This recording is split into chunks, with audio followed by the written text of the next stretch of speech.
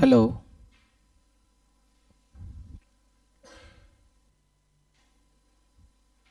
Hello, hello.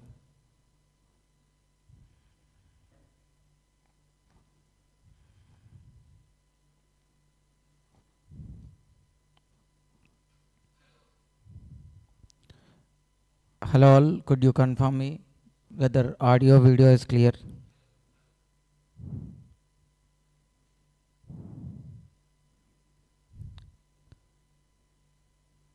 Good evening all.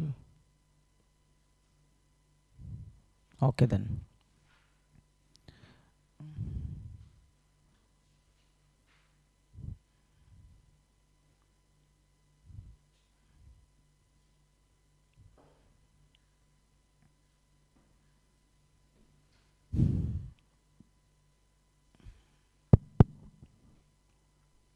So we're gonna start time of supply.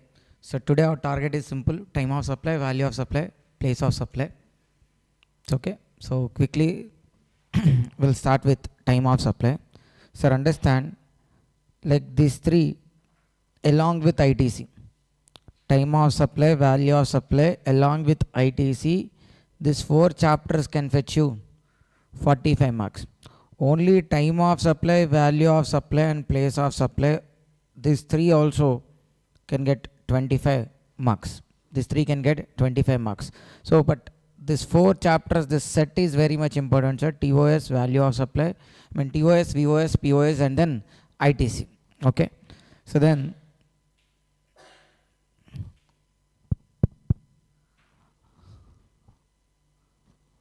it's okay. Good evening all. Good evening Chanchal. Section 1 to section 6, it is about introduction. 7 and 8 supply related, 9 and 10 charge and levy, and section 11 is about exemptions. Okay. Now what are related to place of time of supply? Section 12, section 13, section 14. These 4 sections are related to time of supply. So see here, the goods are ordered on 28th. We're going to understand what's the purpose of time of supply. The goods are ordered on 28th February. Advance payment is made on 10th March. Invoice is raised on 21st March. Goods dispatched on 28th March. Delivered on 4th April. Final payment is made on 7th April. See, all these related to one particular transaction only. Ordered 28th February. Advance payment 10th March, invoice 21st March, dispatch 28th March, delivered 4th April, final payment 7th April. All these events are related to single supply. Okay. But the point is, out of these dates, which date we need to consider as the supply has been made. If at all you think on the order date, then the tax has to be paid. Like the supply will be considered as made on which month? February. Then the tax has to be paid by March 20 itself. Or else, like if you take any of these dates, let's say invoice raised date 21st March, then the supply will be considered as made in March, then the payment has to be made by 20th of April. Then let's say if you take the payment date, final payment date, then the supply is considered as made in April and the payment has to be made by 20th May. So it is crucial to decide out of this many events, which event or on happening of which event will be considering it as supply. That is very much important. So all these events are related to single supply. Time of supply provisions helps us in deciding when the supply is made. Okay. Sir, before understanding time of supply provisions, invoice provisions are crucial. If you understand these invoice provisions, if these are clear to you, then only you can answer or you can understand time of supply provisions much more betterly or much more quickly. See, first one, time limit for issue of invoice with respect to goods. Okay, with respect to supply of goods, within what time the invoice has to be raised. Situation 1, supply involves movement. Sir, most of the not most, in each and every transaction we see supply involves movement.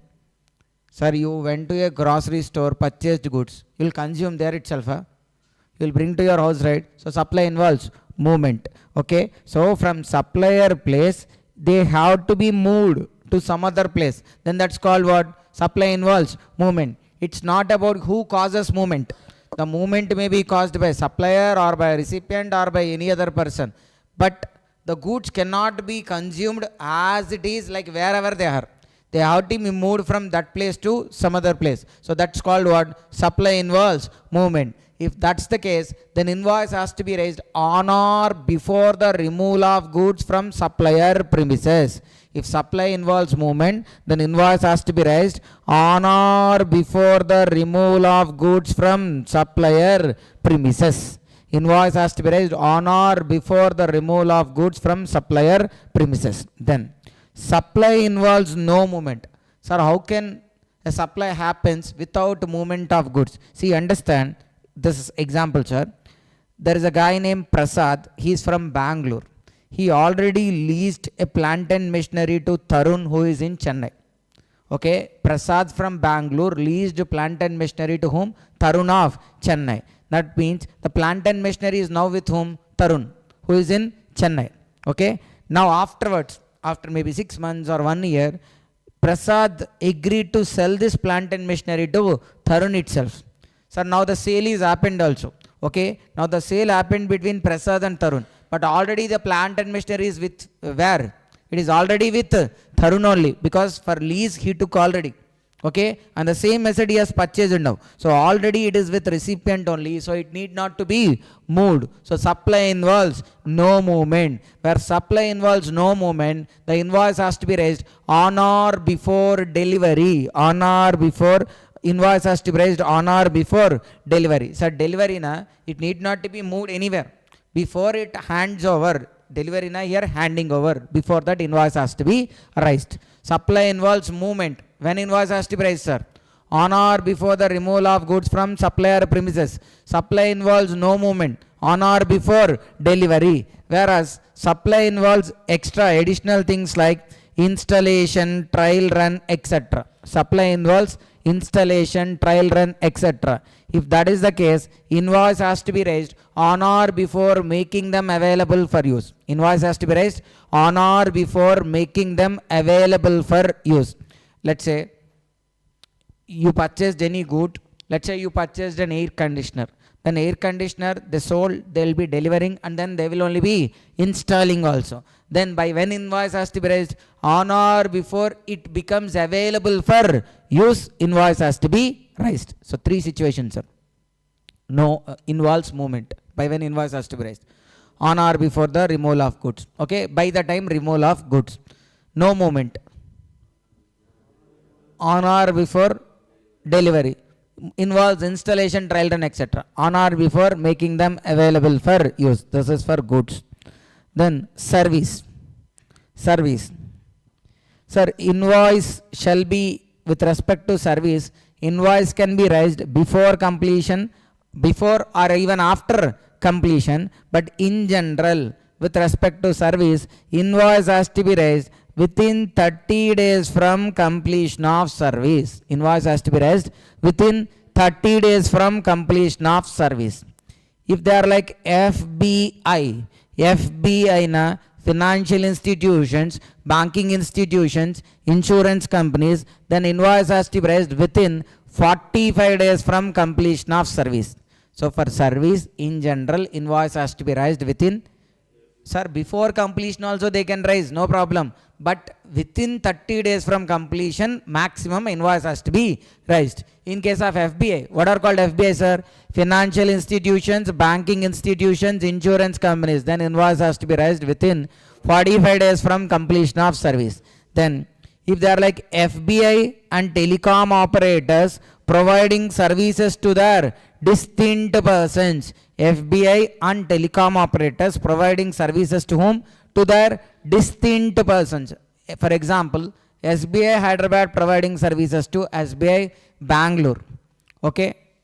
SBI Hyderabad and SBI Bangalore are what, sir? Distinct persons. So when among those distinct persons of FBI or telecom operators only services are there, then it has to be raised by date of recording it in supplier books of accounts or end of the quarter, whichever is earlier.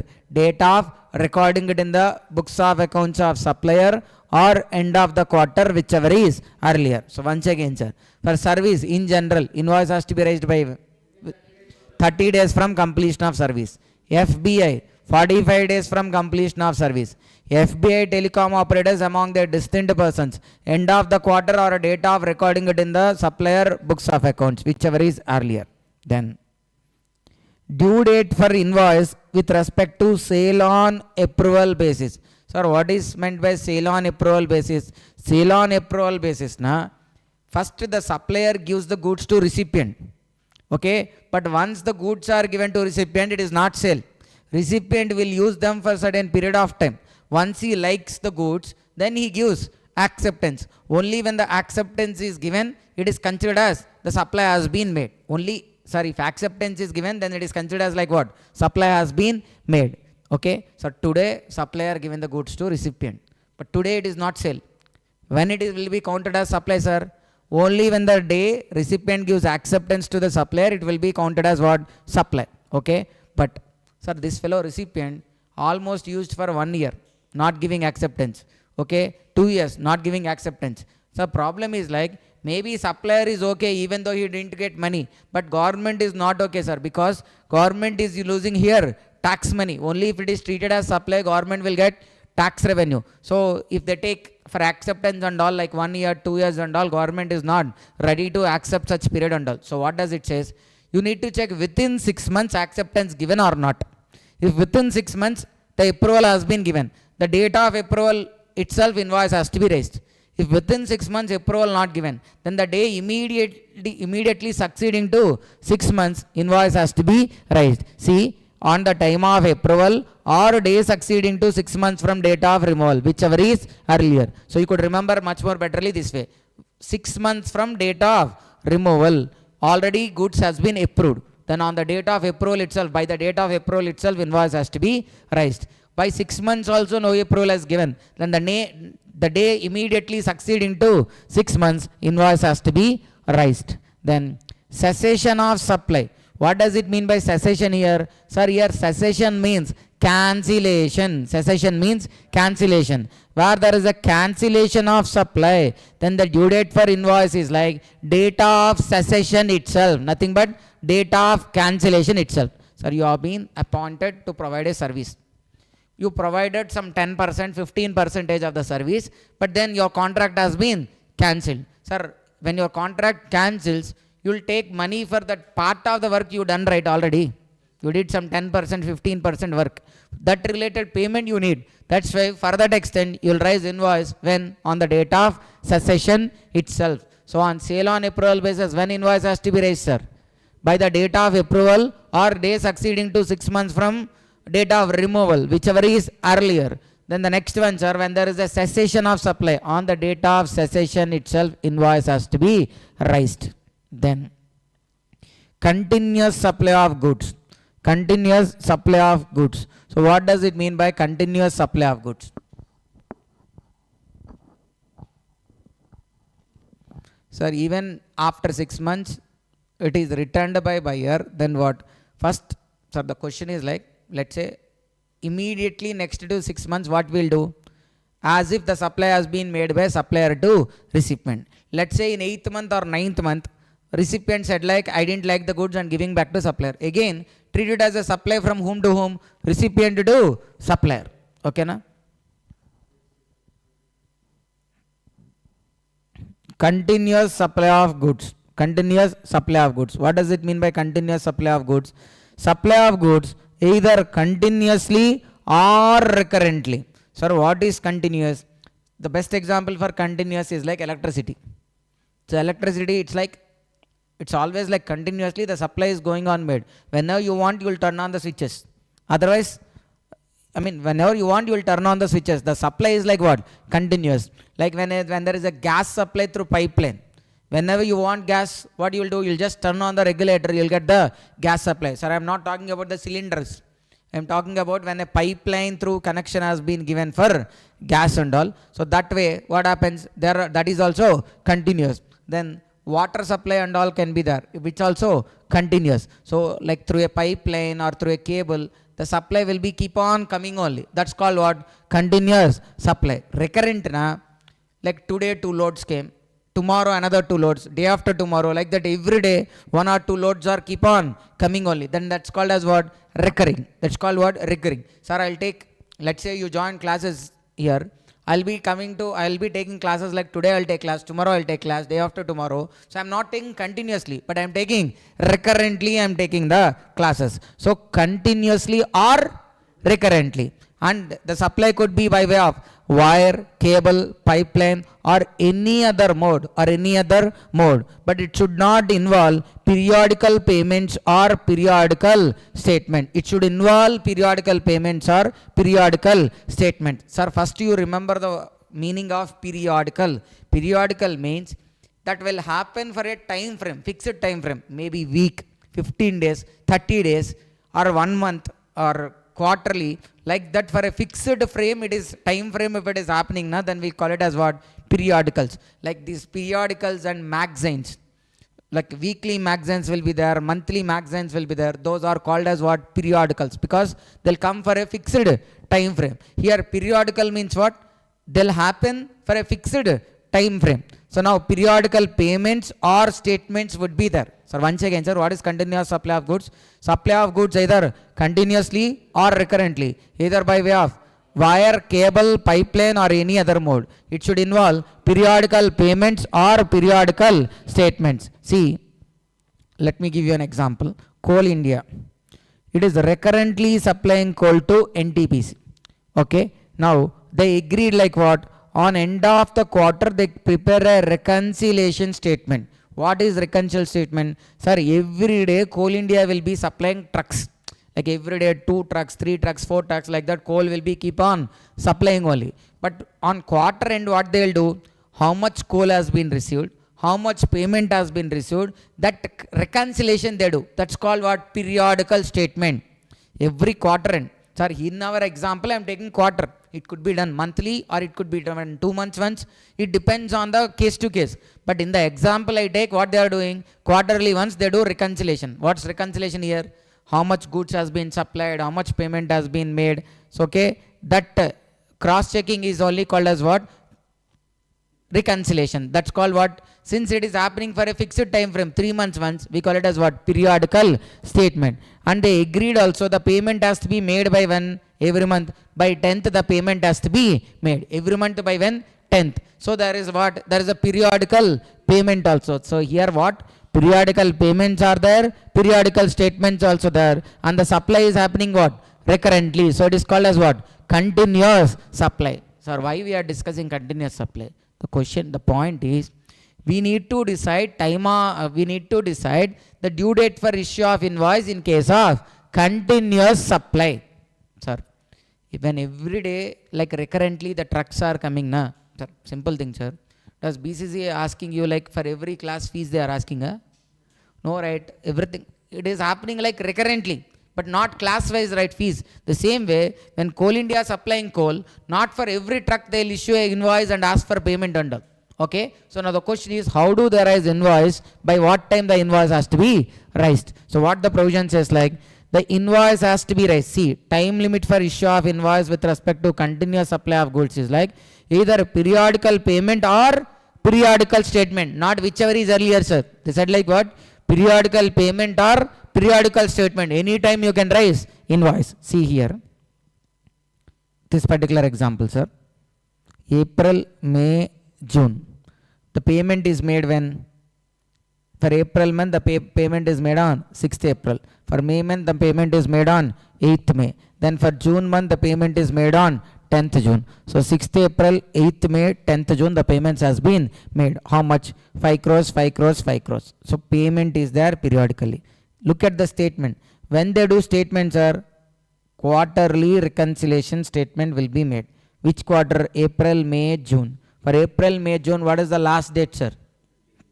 30th June. So payment is on 6th April, statement is on 30th June. What can be taken as time limit for issue of invoice? Anything can be taken. But payment is more regular. Like because every month is happening here, payment. So what could be taken? So due date of invoice is like 6th April, 8th May, 10th June. Like this, the payment has been taken. Okay. Sir, if any case payment is not available, then we'll take what? 30th June as the due date for issue of invoice. If statement is not there, only payments are there, then we'll take whatever we have been followed. So out of these two, which is more clearly evident that we gonna take? Periodical payment or periodical statement? So once again, what is called continuous supply of goods? What is called continuous supply of goods? Supply of goods either continuously or recurrently, either by way of wire, cable, pipeline or any other mode. It should involve periodical payments or periodical statements. What is the time limit for issue of invoice, sir? Periodical payment or statement? Then continuous supply of service. Okay. What we discussed is what? Continuous supply of goods. Now definition wise, there is no much difference, sir. They are supply of goods either continuously or recurrently. Here supply of service either continuously or recurrently, either by what? Pipeline, wire, cable or any other means. Either by what? Pipeline, wire, cable or any other means. Supply of service either continuously or recurrently, either by pipeline, wire, cable or any other means, where the contract is for a minimum period of 3 months. The contract is for what? Minimum period of 3 months. Sir, third line is different. There for goods, third line is what? Periodical payment or periodical statement. Here it is what? Minimum 3 months it should be there. Okay, then that is called as what? Continuous supply of service. What are examples? A landline connection, telephone landline connection, postpaid connection also, then electricity. Usually electricity is like continuous only. Broadband, internet connection, DTH, the dish TV and all. So all these are like what? Examples of continuous supply. Now, what is the time limit for issue of invoice in case of continuous supply? Sir, let's say if you took internet LAN connection, how the billing will happen? Airtel or Jio or any LAN connection you have taken, how the billing will happen, sir? Monthly, they'll keep a fixed date, right? Let's say like every month 30th or something, they'll raise a invoice for you. You need to pay it by next month 5th or 10th, some date. Okay. So what? On a fixed date, they're gonna raise an invoice. That's called due date. That's called due date. So they'll have a time frame when they have to raise a invoice. So when there is a due date ascertainable, then invoice shall be raised on or before such due date. Invoice shall be raised on or before such due date. Then event linked. Event linked means what? Let's say we'll take a construction contract, sir. 5 floors has to be constructed and the amount agreed is also 5 crores. Now, instead of due dates, in the contract what they have specified is like, on completion of every floor 1 crore payment will be released. On completion of first floor 1 crore, second floor another 1 crore, third floor another crore. Like that it is there. So there it is linked to what? Events.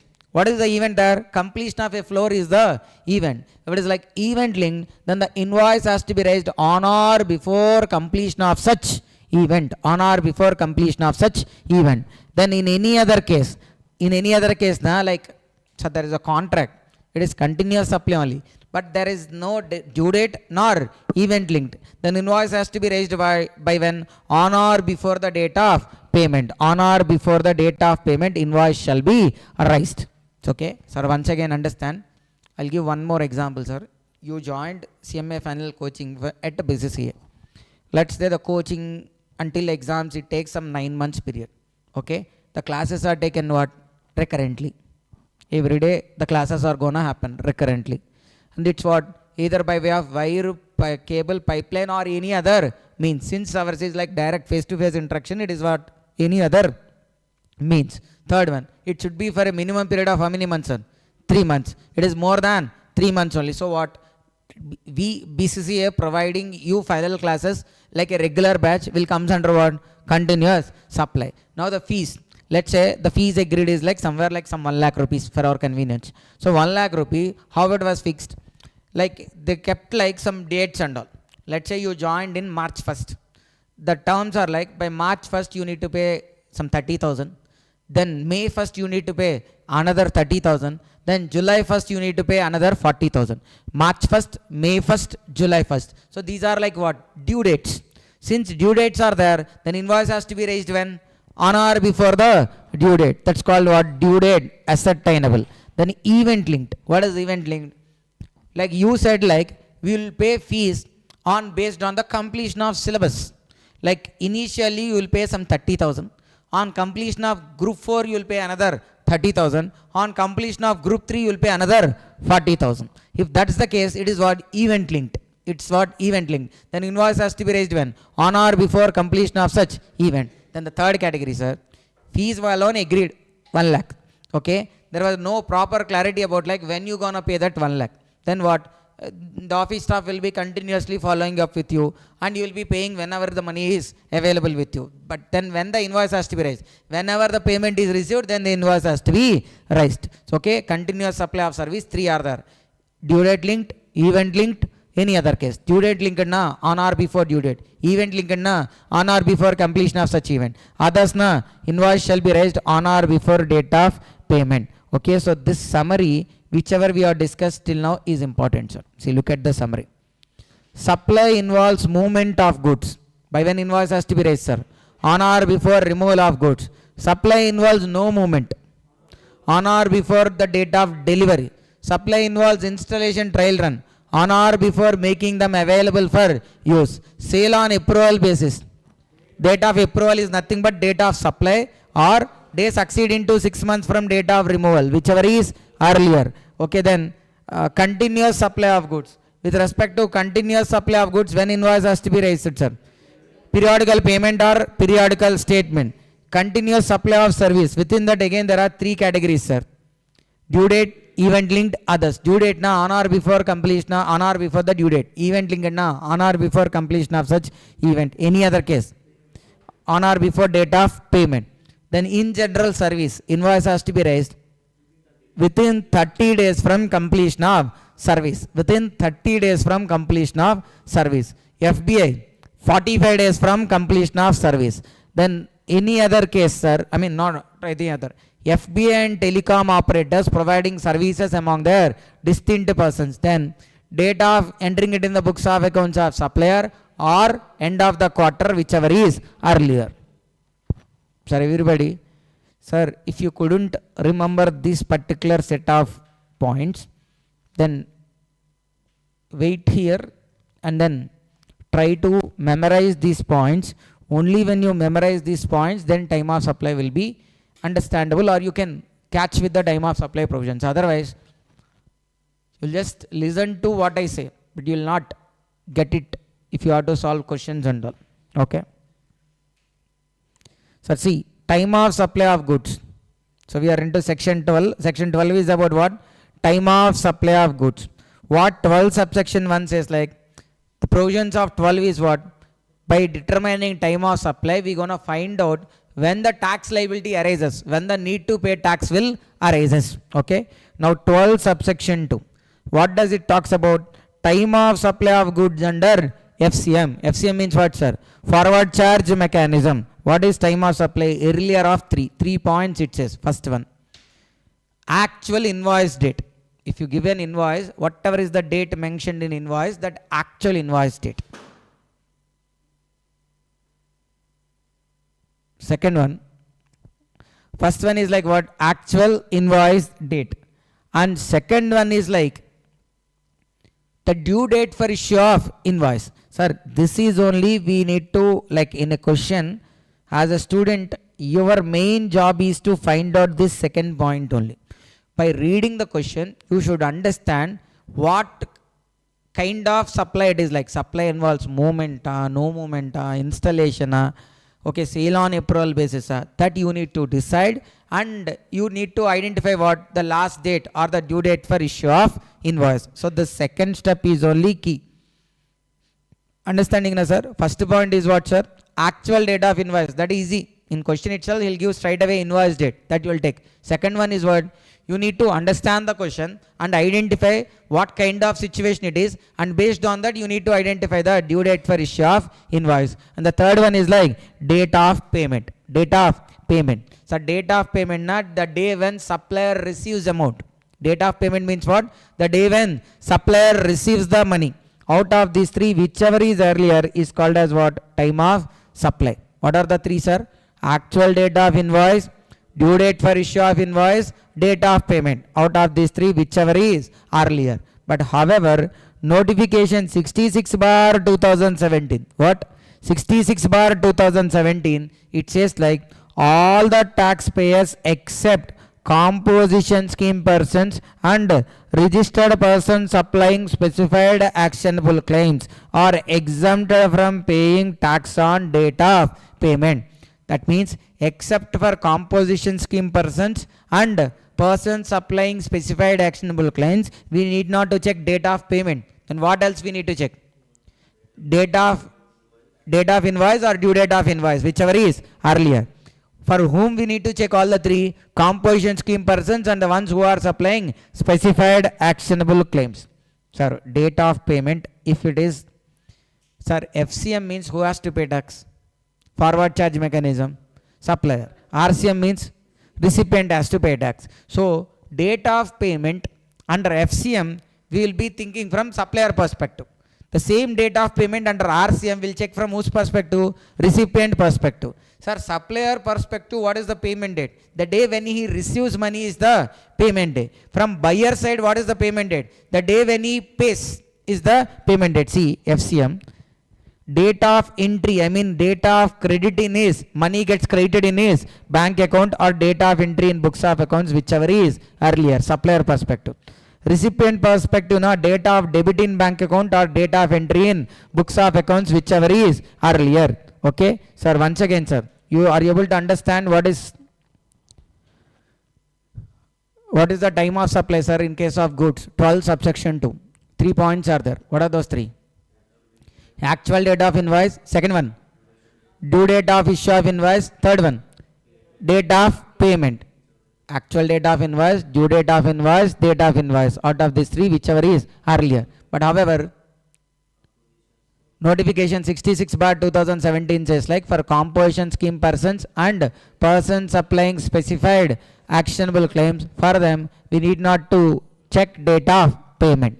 Okay, that's now composition schemes are, see, there is a composition scheme related point.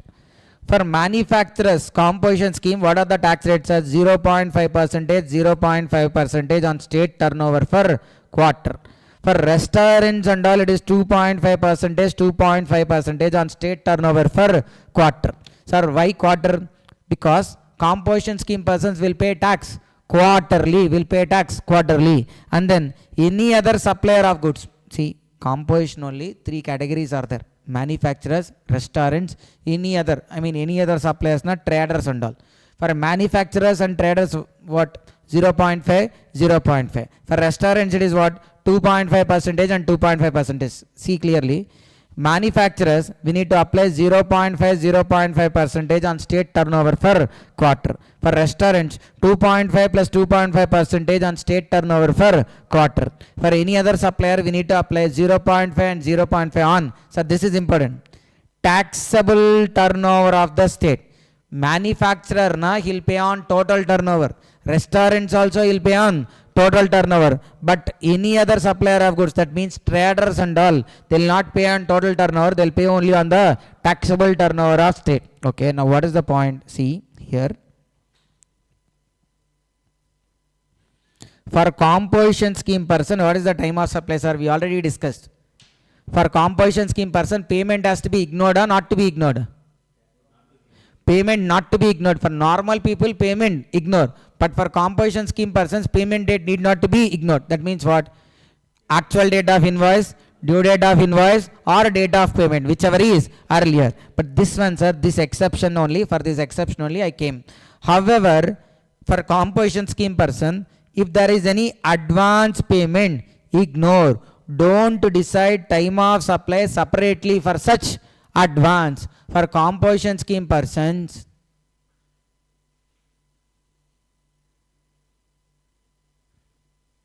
in last video also, Varshita, it is there.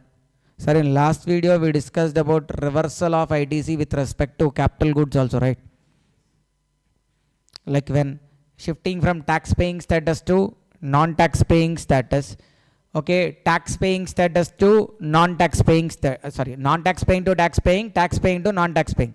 Sir, when shifting from non-tax paying to tax paying, we will avail ITC. When we gonna avail ITC, what we'll do? From the total ITC, we gonna subtract number of quarters used. When we gonna avail ITC, then what? When you are shifting from tax paying status to non-tax paying status, then what? You need to reverse the ITC. How the reversal will happen? Total ITC minus proportionate to number of months used has to be subtracted. Like what? ITC into number of months divided by number of months used divided by 60. That part you gonna subtract. Balance what you have to do? Reverse. So the question is like, when we will take quarters for capital good reversal, when we take months, when, sir, that is like shifting from non-tax paying to tax paying. Non-tax paying to tax paying means what? Unregistered to registered, composition to regular, exempted to taxable. This comes under what? Shifting under non-tax paying to tax paying. Okay, but in those cases, ITC available only when you are, with respect to capital goods, ITC available only when shifting from composition to regular or exempted to taxable. How much? Total ITC on the capital good minus number of quarters used into 5%. If you subtract, balance can be availed. Next one, reversal. Okay, reversal when it happens, sir? When you are shifting from tax paying to non-tax paying. Tax paying to non-tax paying means what? Registered to unregistered, registration being cancelled. Then next one, taxable to exempted or regular to composition scheme. In such case, what happens? You need to reversal the ITC even on capital goods. Now, how much to be reversed? Take the total ITC on capital goods. From there, subtract ITC into number of months used divided by 60. You subtract, you will get the amount to be reversed. Okay. Sir, here what? Time of supply with respect to composition scheme we are.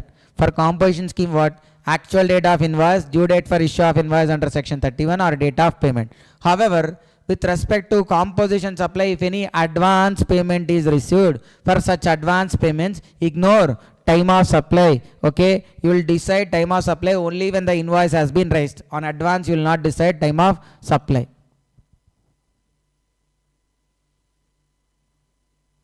Yes, this particular sentence will not be there in the handwritten notes. This alone you need to add. So, okay, take a screenshot of this part and this part. I mean, this alone is enough, sir. For composition, this particular part alone, you're going to write. For composition scheme person, time of supply is what? Actual date of invoice, due date of invoice or date of payment, whichever is earlier. However, if there is any advance payment, ignore. Don't decide time of supply separately for such advance.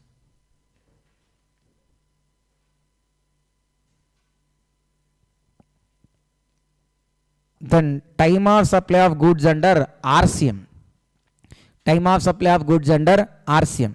Sir, RCM means who has to pay tax?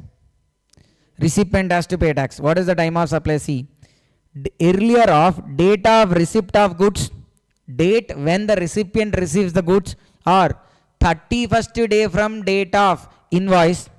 31st day, sir, succeeding day to 30 days, nothing but what it is, 31st day from date of invoice. 31st day from date of invoice. So 3 points are there. First one is what? Date of receipt of goods, 31st day from date of invoice, and date of payment. Sir, date of payment here from whose perspective? Recipient perspective. I mean the day when the money gets debited in his bank account, gets deducted from his bank account, or when he makes a payment entry in his books of accounts. Out of these two, whichever is earlier. So under RCM, what is the time of supply? Date of receipt of goods, date of payment, or 31st day from date of issue of invoice, whichever is earlier. However, if it is not possible to decide time of supply as per above three provisions, then time of supply is date of issue of invoice by recipient. Now you might have a question, sir, why recipient will raise invoice? Sir, in RCM cases and all, if supplier is unregistered, then recipient himself will raise an invoice. So then such case, what is time of supply, sir? The date of issue of invoice by recipient himself. Okay. So with this, what time of supply for services, goods we have completed. Once again, sir, FCM now what is time of supply? Actual date of invoice, due date of invoice, or date of payment, whichever is earlier. But For composition scheme persons and specified actionable claim, applying specified actionable claims, we don't check date of payment. Then for composition scheme persons, what is time of supply? Actual date of invoice, date of due date of invoice, date of payment, whichever is earlier. But however, if there is any advance payment received by composition scheme persons, then such advance you need not to decide time of supply. You will decide only when the supply is made. Okay. Then we discussed about RCM. Under RCM, what is the time of supply for goods, sir? Date of receipt of goods, date of payment, or 31st day from date of issue of invoice. Then time of supply for services. Okay. 13 subsection 2, time of supply of services under FCM. So understand, for services we need to check whether invoice has been raised within section 31 time limits. What are 31 time limits with respect to service? In general, within what time invoice has to be raised? 30 days. FBI, 45 days from completion of service. FBI and telecom operators, date of entry in books of accounts of supplier or end of the quarter, whichever is earlier. And then continuous supply, not due date linked means on or before due date, event linked means on or before completion of such event. Any other case na by date of payment. So by that particular time limits, you need to check whether invoice has been raised or not. If invoice is raised within the time limit, then the time of supply is date of invoice or date of payment, whichever is earlier. If raised within time limit, what is the time of supply, sir? Date of invoice or date of payment. If not, date of completion or date of payment. Sir, what is the first thing to be checked? Invoice raised within time limit. Yes, no. Yes, date of invoice or date of payment, whichever is earlier. No, date of completion or date of payment, whichever is earlier. Okay. If at all A and B both does not apply. I mean, sir, when this A and B does not apply, let's say the books of accounts of the particular registered person might got seized. So they couldn't find out when the invoice is raised or when the payment is made. None of the information is available, not available. Then in such case, what they will take, sir? Date of recording it in the books of accounts of recipient. Or else some fire accident happened or some data has been corrupted, so no information is available. In such case, the time of supply to be taken is what? Data of recording it in the books of accounts of recipient. Okay, so time of supply is what? Earliest of the following. Invoice raised within section 31 time limits, then what? Date of payment or date of invoice, whichever is earlier. Invoice not raised within 31 time limits, then date of payment or date of completion, whichever is earlier. Okay, sir, here one thing, what? In both A and B, which is common? Date of payment is common. That means if payment is earlier, sir, in both the points, which is common? Payment is common. Okay, either in that case also payment is there, this way also payment is there. That means what conclusion we can come? If payment is earlier, then time of supply is what? Date of payment itself. Okay, sir, when payment is earlier, usually we call it as what? Advance payment. When payment is earlier, we call it as what? Advance payment. If there is advance payment or multiple terms of payment in relation to supply of goods and services, then time of supply has to be. Okay, if there, so this point is what? Whenever there is advance payment or multiple terms of payment, this point says like what? For each term of payment, you need to decide time of supply separately. Sir, 10 lakhs is total invoice value, but the 10 lakhs is not paid at a time. 2 lakhs once, 3 lakhs once, another 5 lakhs once, like that in 3 installments it has been paid. Then time of supply for the total 10 lakhs we cannot decide in one go. For each term of payment, we need to decide time of supply separately. Get it? Okay. Then what? Supply is deemed to be made always to the extent of time of supply. Okay. So once time of supply is decided, sir, any advance payment is received, then to the extent of advance payment, the time of supply is what? Date of payment itself. Why date of payment? Sir, for service, if you see, in one case what? Date of invoice or date of payment, whichever is earlier. In other case what? Date of completion or date of payment, whichever is earlier. If at all payment is first, then what is time of supply? date of payment itself. So if advance payment is there, advance payment is nothing but what? The payment itself is first. Then time of supply is what? Nothing but date of payment itself. But understand, sir, when advance payment is made, supply is not at all completed. The service, the goods are not yet provided. But what happened? Time of supply is already arised. So the provision says what? When there is time of supply is decided, even though supply is made, the supply will be considered as deemed to be made to the extent of time of supply. Then see, sir, example, 1st December 2025 advance paid, how much? 5 lakhs. 8th January 2026 service provided. 16th January 2026 invoice raised. 18th January balance amount has been paid. Sir, for service, first thing to be checked is what? Invoice raised within time limit or not? Here check whether raised within time limit or not. So everybody identify and tell. Invoice raised within time limit or not? What is the time limit here? What is the time limit? Sir, if nothing is mentioned, where it will come? General service. What is a general service? Within what time invoice has to be raised? 30 days. Here, when the service is provided, 8th Jan. When the invoice is raised, 16th Jan. Within 30 days or after 30 days? Since invoice is raised within 30 days, what is the time of supply? Date of payment or date of invoice, whichever is earlier. Here, payment is made in one term or multiple terms. Like for 5 lakhs, we need to decide time of supply separately, and for this 10 lakhs, we need to decide time of supply separately. But what is time of supply? Date of invoice or date of payment? Sir, invoice 16th Jan, payment 1st December, which is earlier?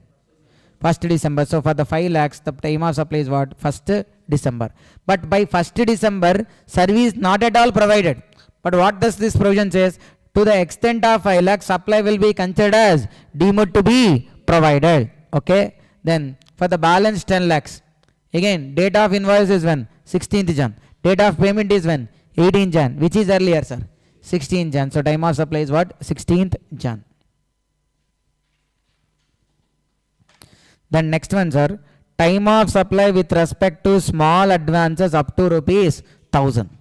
Time of supply with respect to small advances received up to rupees 1000. Sir, like why this point is there, na? Sir, 899 is the service provided. It's okay. You paid like round figure 1000 rupees. How much extra you paid? 101 rupees. Why you paid extra? Because next month also you're gonna get the same kind of service. So since anyhow it's going to be adjusted next month, now what you did? You paid extra 101 also. Okay. Or else 999 rupees is the service. You paid 1000. How much you paid extra? 1 rupee. Sir, the problem is like they need to decide time of supply separately for that invoice value, and the extra advance they received also they need to decide time of supply separately. 998 rupees, sir. Everybody is paying how much? 1000 rupees.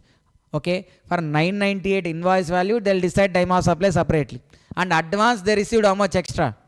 2 rupees. For the 2 rupees also they need to decide time of supply separately for each and every month. So which is like a more time taking and more more complicated for the businesses and all. So this particular provision will try to give relaxation with respect to that small amount of advances. What does it say? What does it say? See, sir. Time of supply with respect to small advances up to rupees 1000. Okay, if supplier received up to rupees 1000 in excess of invoice value, then for such excess amount, time of supply could be either taken as date of payment or date of invoice at the option of supplier. That means usually for advance payment, what is time of supply? Date of payment itself. But this option gives what? Instead of deciding time of supply at the time of payment itself, they can decide the time of supply at the time of raising invoice. Then time of supply for service under RCM. Time of supply for service under RCM. What? Date of payment or 61st day from date of issue of invoice, whichever is earlier. What is that, sir? Date of payment or 61st day from date of issue of invoice, whichever is earlier. For goods, only two. What are the points there for goods? Date of invoice will not be there. Actual date of receipt of goods, date of payment, or 31st day from date of invoice. Date of receipt of goods, date of payment, or 31st day from date of issue of invoice, whichever is earlier. For service, 61st day from date of issue of invoice or date of payment, whichever is earlier. Here 61st day, there 31st day. And then date of payment, there also date of payment. What is missing? There date of receipt of goods also will be there. Here no receipt will be there. Out of these two, whichever is earlier is the time of supply. But here there is a proviso also, sir. What is the proviso? Where supplier is outside India and providing service to a recipient in India. For from outside India to India, if service is being provided. From where to where? From outside India, the service is being provided to where? India. From outside India, if the service is being provided to India, that's called what? Import. Imports are taxable under RCM. Okay. And both these people are what? Associate enterprises. Sir, usually for RCM service, what is time of supply? Service RCM, what is time of supply? Date of payment or 61st day from date of issue of invoice. But here supplier is located where? Outside India. That fellow will not give invoice because outside India, we don't know whether GST, not knowing. There is no GST requirement outside India because GST applies only in India. That's why there may not be invoice date. Okay. That's why what this is, earliest of date of payment. This is common only. Instead of 61st day from invoice, what they are saying? Date of recording it in the books of accounts of recipient. When this applies, sir? Supplier outside India, recipient in India, nothing but there is an import of service and both the parties are what? Associate enterprises. Then the time of supply for that transaction is what? Date of payment or date of recording it in the books of accounts of recipient, whichever is earlier. It's okay. Now we can go and solve questions, sir.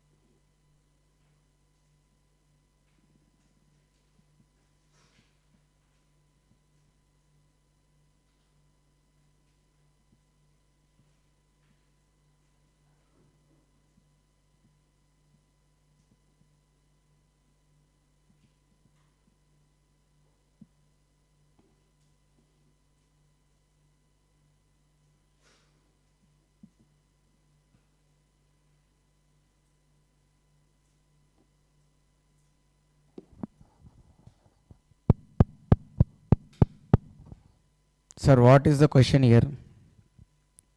X Limited is being a manufacturer, sold goods to Y Limited, wholesaler, and issued invoice for the sale on 1st August 2025. Sir, when the invoice is issued, sir?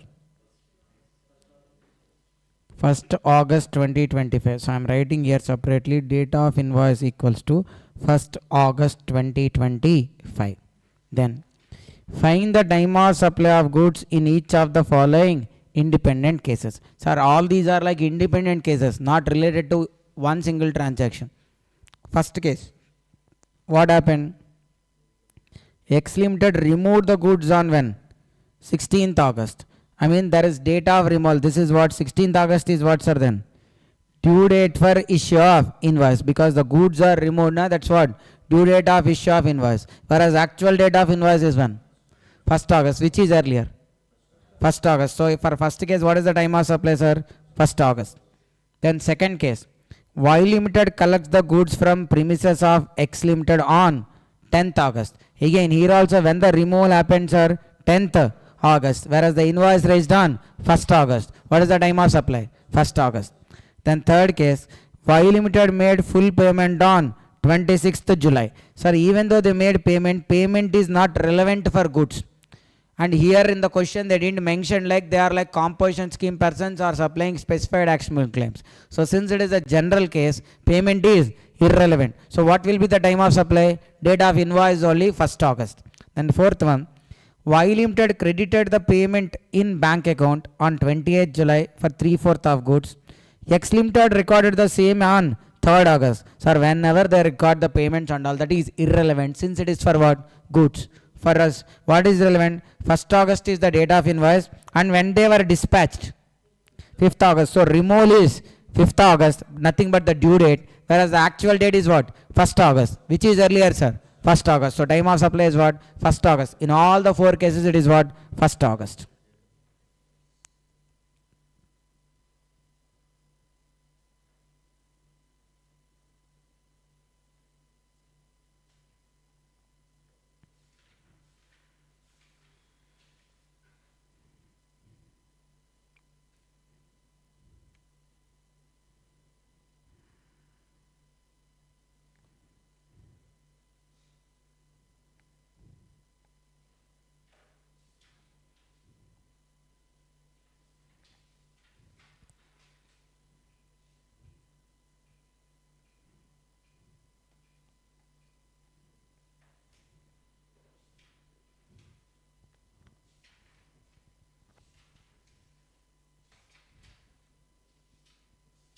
Sir, look at question number 9.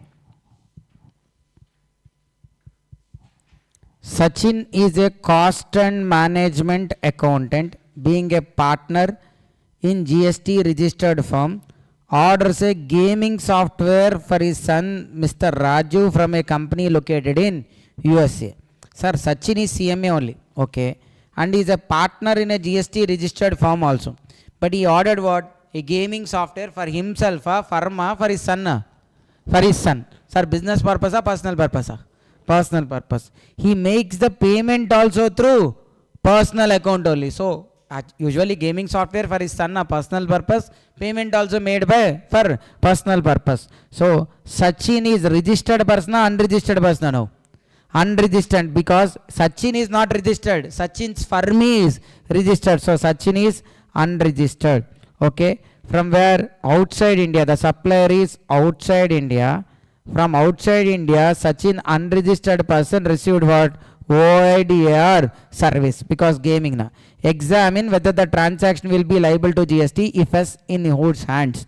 Sir, usually import of services are taxable under RCM, but other than OIDR services. Supply chapters are all this we have discussed only. Once again, import of service, when there is a consideration, it is always what? Supply. But import of service other than OIDR, if it is imported by a charitable entity, government or individual other than for business purpose, it is what? Exempted. Sir, here it is other than for business purpose only, is individual only. But still exemption not applies. Why? Because it is OIDR service. Other than OIDR services only exemption available. So no exemption. Sir, it is taxable under FCM or RCM?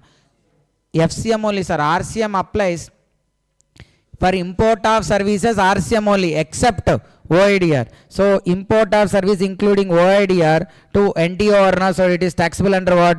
FCM. So, this is taxable under what? FCM, forward charge mechanism. If at all Sachin is a registered person, then it would have been taxed under RCM only.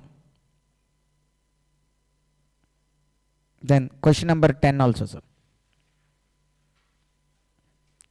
Question number 10.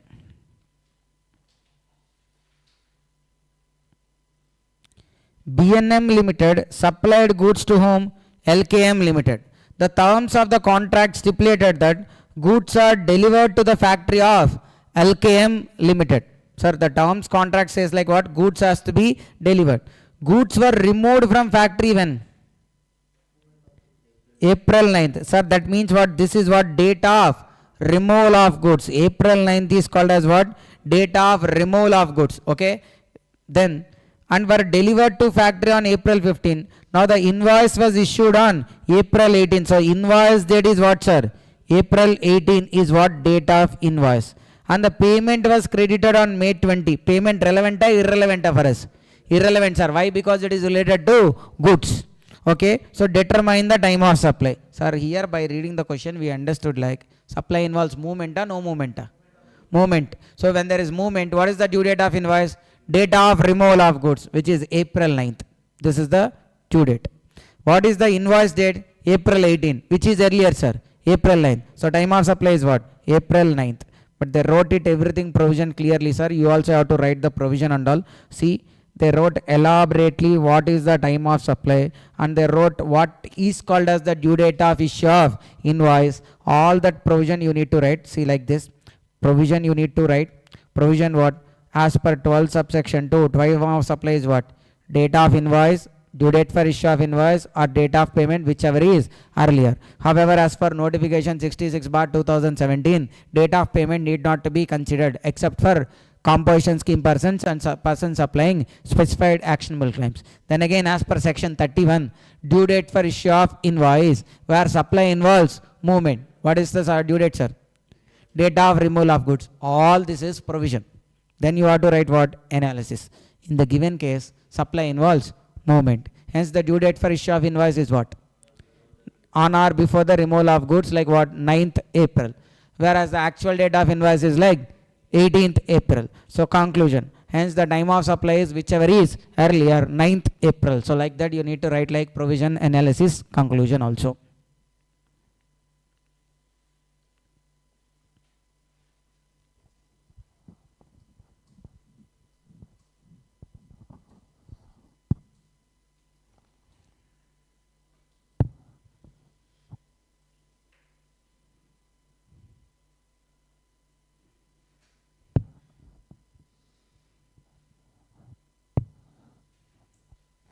So look at this. Write a short note on with reference to time of supply under question number 11. Write a short note with respect to time of supply under RCM for supply of goods. 3 points. What are those?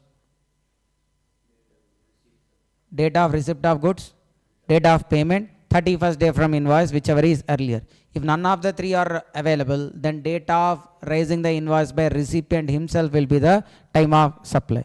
Then for service, date of payment or 61st day from date of invoice. If both any of them is not available, then date of raising the invoice by recipient himself will be taken as time of supply. And there is a proviso also here, sir.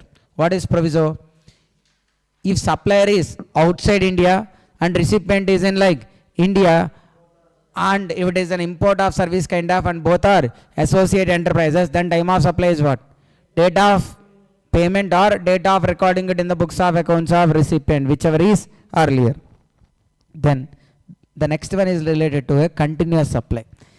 Gas is supplied by a pipeline. So what? Gas supply is what? Continuous. Monthly payments are made by the recipient as per contract. Sir, when there are monthly payments means what is there? Periodical payments are there. Every quarter what they do? Invoice is issued by the supplier and supported by a statement. Statement means what? Periodical statement. The payment made. And the recipient has to pay the differential amount if any. Okay. When the payments are made, sir? August 5th, September 5th, October 6th. For what amounts? 2 lakh, 2 lakh, 2 lakh. On October 3rd, what happened? Statement of account is issued by the supplier with invoice for July to September. So the quarter is what? July, August, September. So what payments are made? Sir, this 3 months quarter related, what payments are there? We have August 5th, September 5th. So with respect to 2 lakhs, by August 5th, sir, see, The statement raised for which months? July, August, September. When? October 3rd. Sir, July month related payment we don't know. But which is there? August month is there by when? Sir, sorry. Sir, here there will be like a different when. See. One thing you will agree, sir, continuous supply of goods due date is what? Either periodical payment or periodical statement. Date of payment is what? August 5th, September 5th, October 6th. And then the differential payment of 56,000 is paid on when? Sir, I mean on reconciliation they found out like what? Still 56,000 difference amount is there payable. That was paid on when? October 17th. So total payments date are what? August 5th, September 5th, October 6th, and then October 17th. The amounts paid are like what? 2 lakh, 2 lakh, 2 lakh, and then 56,000. The due date of invoice is what? Periodical payment. Okay, period date of invoice. August 5th, September 5th. Okay. Due date of invoice, sir. When the invoice has been raised, August.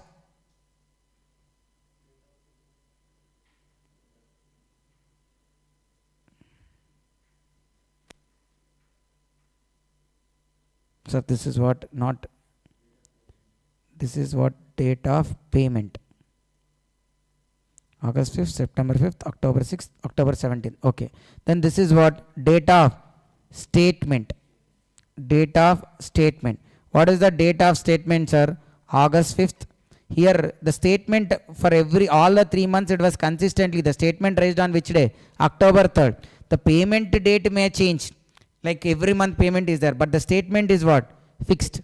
Okay. August 5th, September 5th, October 6th, October 17th. Sir, this 2 lakhs which is paid in August is related to what? August month. September the 2 lakhs paid is related to what? September month. The 2 lakhs which is paid for October month is related to what?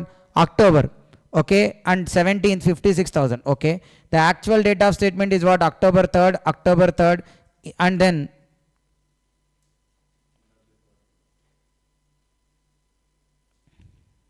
actual date of invoice or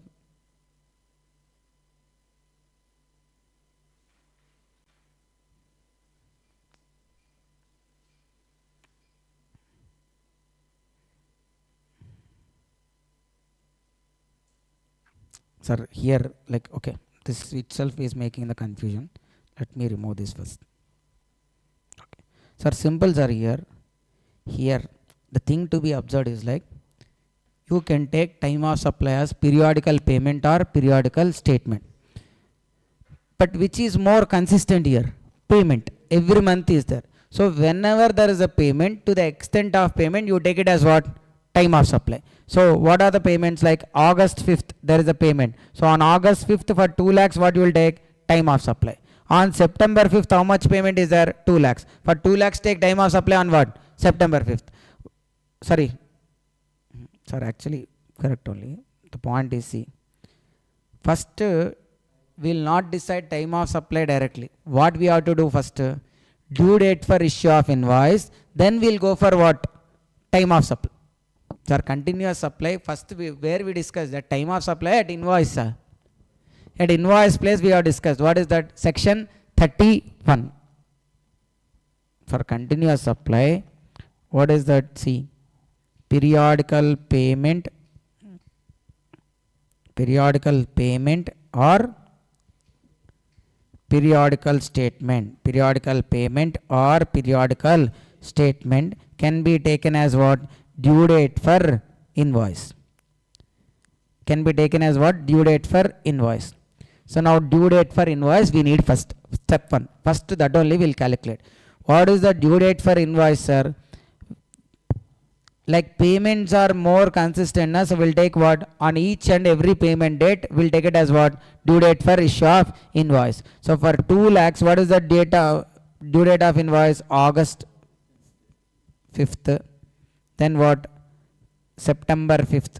For another 2 lakhs, it is what? September 5th. For another 2 lakhs, what will take? October 6th. But there is a statement generated and the statement has found out what? That there is a difference amount of 56,000. For the difference amount alone, we'll take it as what? Time of supply. The due date for issue of invoice. Date of periodical statement. Sir, for this amounts which are being paid at the time of payments itself, the due date is also date of payment. But the amount, difference amount which they found at the time of statement, for the difference amount alone, what we are taking as the due date for issue of invoice? Periodical statement. So for 56,000, what is the due date, sir? October 3rd. This is nothing but what? Date of statement. Rest all what we took? Date of payment, date of payment, date of payment. Now we need to decide what? Sir, what we got, this is what? This is due date or time of supply? No. This is only due date for invoice. But due date for invoice, we need to compare it with what? Actual date of invoice. Due date of invoice or actual date of invoice. Due date of invoice or actual date of invoice, whichever is earlier. So now let me take again, sir. What is the due date of invoice? We wrote already here. August 5th, September 5th, October 6th, and then what? October, no. Here we wrote now October 3rd. This is what? Due date. Now we need what? Invoice date also we need. If we get invoice date, then we'll compare what? Due date and invoice date, whichever is earlier. Now read the question. What they mentioned? Invoice is every quarter, invoice is issued by the supplier supported by a statement. So invoice will not be given monthly, they are giving like what? Quarterly. So when they given invoice, so a statement of account issued by supplier with invoice for the quarter July and September on which day? October 3rd. So invoice date is what? October 3rd. October 3rd. Okay. Sir, here also there should be what? October 3rd. Okay. But what happens now? Understand. Sir, here the October month payment is related to which quarter? October month only. October payment is related to October month. But here the invoice is related to which month, sir? July, August and September. So October month related invoice not yet generated. But whereas October 3rd, there is for 56,000 invoice has been already raised. So what is the time of supply? August 5th, October 3rd? August 5th. For how much? 2 lakhs. September 5th, October 3rd? September 5th. For how much? 2 lakhs. October 6th are not yet generated. So then what? October 6th only. For how much? 2 lakhs. Then October 3rd, October 3rd? October 3rd only. For how much? 56,000. So this is the time of supply. So the real confusion comes where? October 6th. Here what people will think, here also they'll write what? October 3rd here and they'll compare, and for this third one also they'll take time of supply as what? October 3rd. But the point to be understand is like October month payment 2 lakhs is related to which month related supply? October month related supply. But the invoice raised is for what? July, August, September. That means for October month payment related 2 lakhs, invoice not yet generated. Since payment is made, payment is earlier, what we can do? The due date for issue of invoice has been erased. So time of supply is based on due date for issue of invoice. Okay, so this point is key there. Then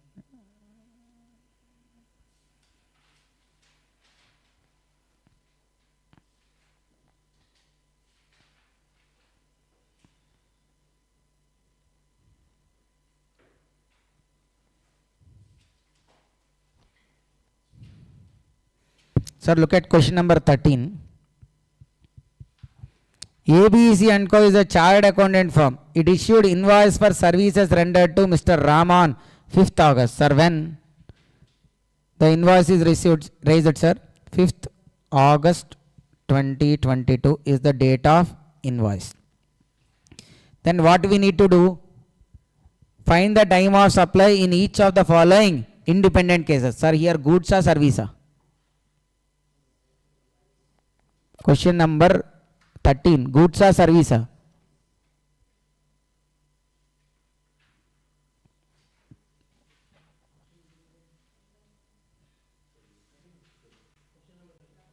Question number, this is 11, huh? Then why there is a difference? Okay. It's okay, I might have deleted some duplicate questions and all. Okay. This might be old one. Question number 11. Okay, in workbook it is what? Question number 11. Previous question correct only a number. Previous year is one, what, how much? Question number? Question number 9. Okay.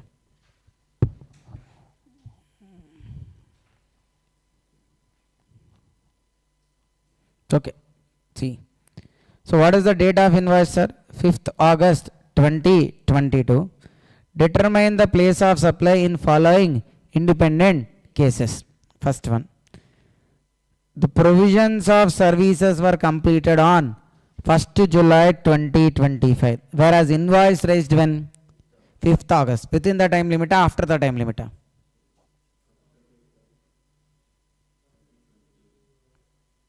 Okay, okay. Sir, both all are like 2025 only. Okay, correct it to 2025 only. 5th August 2025. Not dull. Sir, within 30 days invoice raised. What is the time limit in general for invoice raising? Sir, for services in general, invoice has to be raised within how many days? 30 days. Is it raised within 30 days? 1st July is the service completion date. Invoice raised on 5th August. Within 30 days or after 30 days, sir? After 30 days. Then what is the time of supply? Date of completion or date of payment? Payment not there, so we'll take what? Date of completion only, which is 1st July 2025. Then second example, sir. Second one. Service completed when? 15th July. So now tell whether invoice raised within 30 days or after 30 days, sir? Within 30 days. Then what is the time of supply? Date of payment or date of invoice? So since there is no date of payment, we'll take what? Date of invoice, which is what? 5th August 2025. Then Ram made the payment when? 3rd July. Whereas service was remaining to be completed. That means, sir, before completion of service only invoice raised. That means raised within 30 days only. What is the time of supply? Date of invoice or date of payment, whichever is earlier. Which is earlier, sir? Invoice earlier or payment earlier? Payment earlier. So what is the time of supply? Time of supply equals to 3rd July 2025. Then last one, sir. Ram made the payment when? 15th August 2025. Whereas services were yet to complete. I mean before completion of service only invoice raised. That means what? Within 30 days only it has been raised. What is time of supply? Date of invoice or date of payment, whichever is earlier. Sir, whereas invoice raised on 5th August, payment is on 15th August. Which is earlier? 5th August 2025 is only earlier.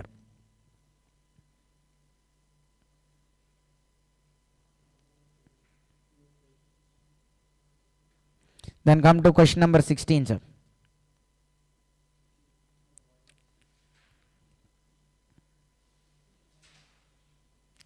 Question number 16.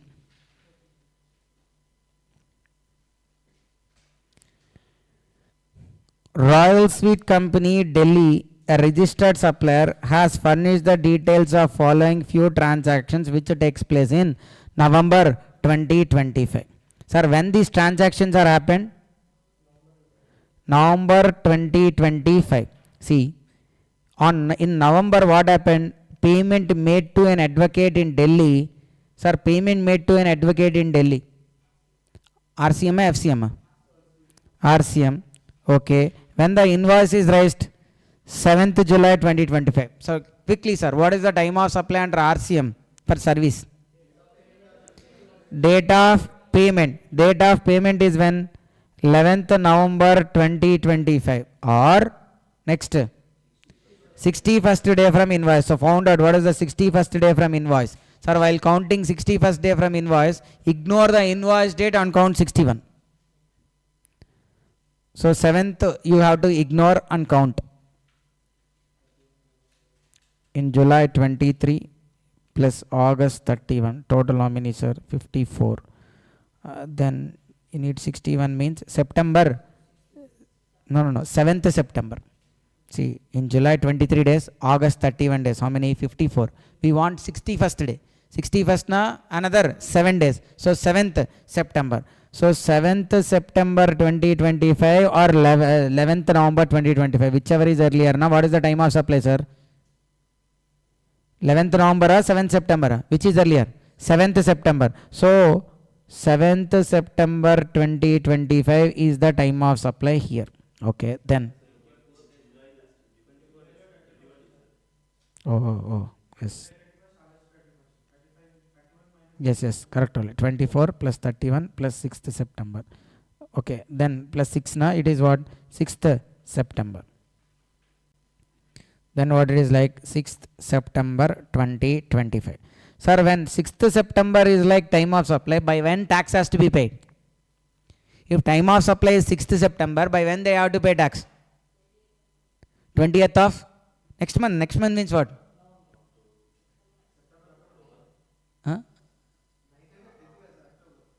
అదేనన్నా నేను అడుగుతున్నాను. So అప్పుడు 4 ఆన్సర్లు వచ్చినాయి ఇక్కడ. ఒకరు November అన్నారు, ఒకరు October అన్నారు, ఒకరు సెప్టెంబర్ అన్నారు. ఓకే, సెప్టెంబర్ తర్వాత అక్టోబర్ అని నాకు తెలుసు, మీకు తెలుసా లేదా అనేదే ఇక్కడ. Okay, so tell what the point. Sir, if 6th September 2025 is the time of supply, by when the tax has to be paid? 20th of, tell the month also. 20th of October. So you cannot write in exam 20th of next month, right? You have to be clear, na? So 20th of October 2025. But when they paid, see, you are required to compute it as maybe along with the time of supply. Assume what? GST paid to the government department only on when? 20th December. But by when they should have paid? 20th October. So there is a delay, sir. How many days delay? In October 11 days delay, November 30 days delay, and December another 20. So total 61 days delay. Since there is a delay of 61 days, for all these 61 days what happens? Interest also accrues. How much? Sir, the supply is for 1,25,000. On that, sir, understand here, this supplier is also Delhi, advocate also Delhi. What? CGST and SGST. But I am not doing separately, sir. 1,25,000 into 18% into 61 by 365. How much is the interest? 3,760. 376.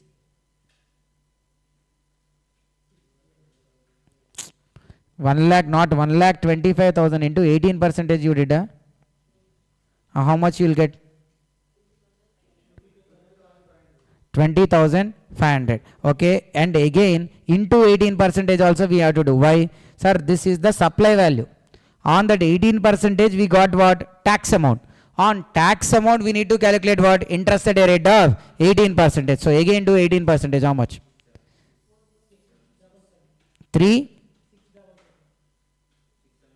677. Okay, total interest payable is 677.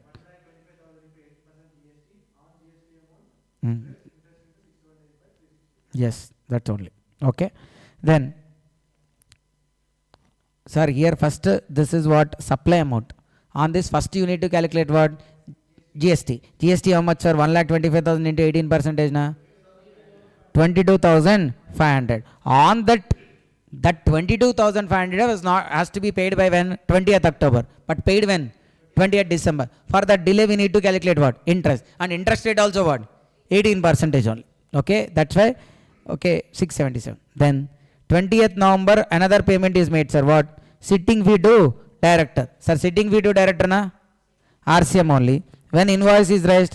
15th October. From 15th October how many days we need to count? 61 days. 61 days na?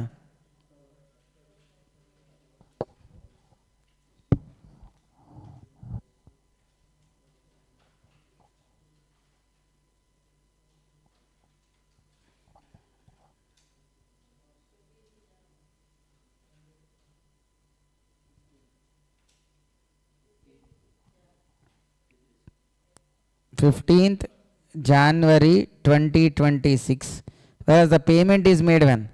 20th November 2025. Which is earlier? 15th Jan 2026, 20th November 2025. Which is earlier? 20th November 2025 is earlier. So time of supply is what? 20th November 2025. By when the tax has to be paid, sir? 20th November means November time of supply. That means by when? December 20. They also paid by December 20 only. So for second transaction there is no interest and all. Only for first transaction only there will be interest.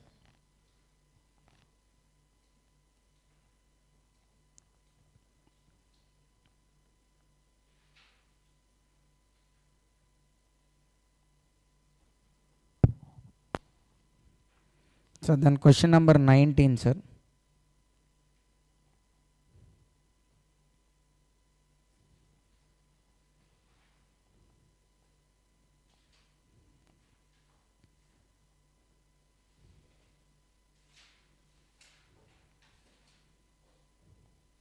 Sir, first correct the question, sir. The year numbers are different. Okay, for you what? Question number 17 only, right? Question number 17, sir, the December 2022 exam question. What you have to do now? From 3rd January, I mean from 5th point, make the year numbers as like 26.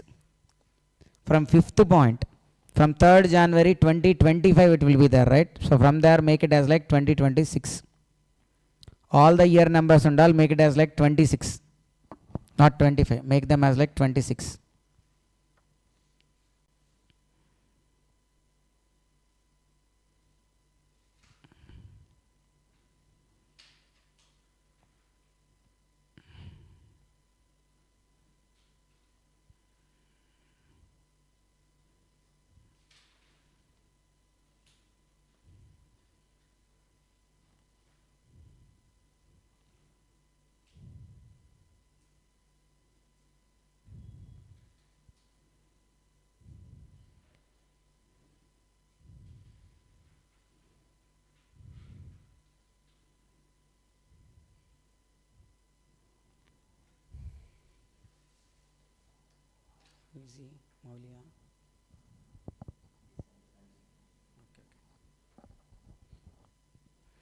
Sir, this is what? See, Lucky Private Limited is a registered supplier manufacturing product A and product B. Understand? While A is taxable under forward charge, B is taxable under reverse charge. Okay. Now tell. A is under what, sir? FCM. B is under what? RCM. Sir, now I am writing the first provision, sir. Sir, for FCM, what points we need to check? I mean, what is time of supply? Date of invoice or due date for issue of invoice. This alone. Unless they are like composition scheme person and all, we need not to check. We have what? Date of invoice or due date of invoice, whichever is earlier. So now for product A, what we need to identify out of this big table, for product A related, we need to identify date of invoice and due date of invoice. First we will do that. Half of the problem gets completed. Okay. You need not to worry about why this many dates and all has been given. For us, we need only how many? 2. To decide for product A under FCM, we need only 2 dates. One is date of invoice. Next one is what? Due date of issue of invoice. What is due date? That we have to understand whether they involves movement or no movement based on that. Okay. First one. Payment. Sir, payment not even relevant for us. Because we are under what? We want only date of invoice, due date of invoice. So first point payment, second point payment related, third payment, fourth payment. So first 4 not even related. Then fifth one, sir, if you see. Sorry, fifth one if you see what? Product A manufactured and removed. So when it is being removed, now what? Supply involves movement. When the supply involves movement, what is the due date for issue of invoice? On or before the date of removal. So this itself is what? Due date of invoice, which is how much? 3rd January 2026. Next, what else we want? Due date for issue of invoice. We already found out due date for issue of invoice only. We want what? Date of invoice. Sir, here receipt, product, these only there. Then here if you see 9th and 10th points, they talk about invoice. When they issued? Invoice for 3 lakhs for supply of A has been issued on when? 2nd January 2026. So invoice on 2nd January 2026. Whereas due date is of invoice on 3rd January 2026. What is time of supply? 2nd January 2026. This is done right. Now we'll go to B. B is under what? RCM. For RCM what we need, sir? Sir, okay, date of payment also.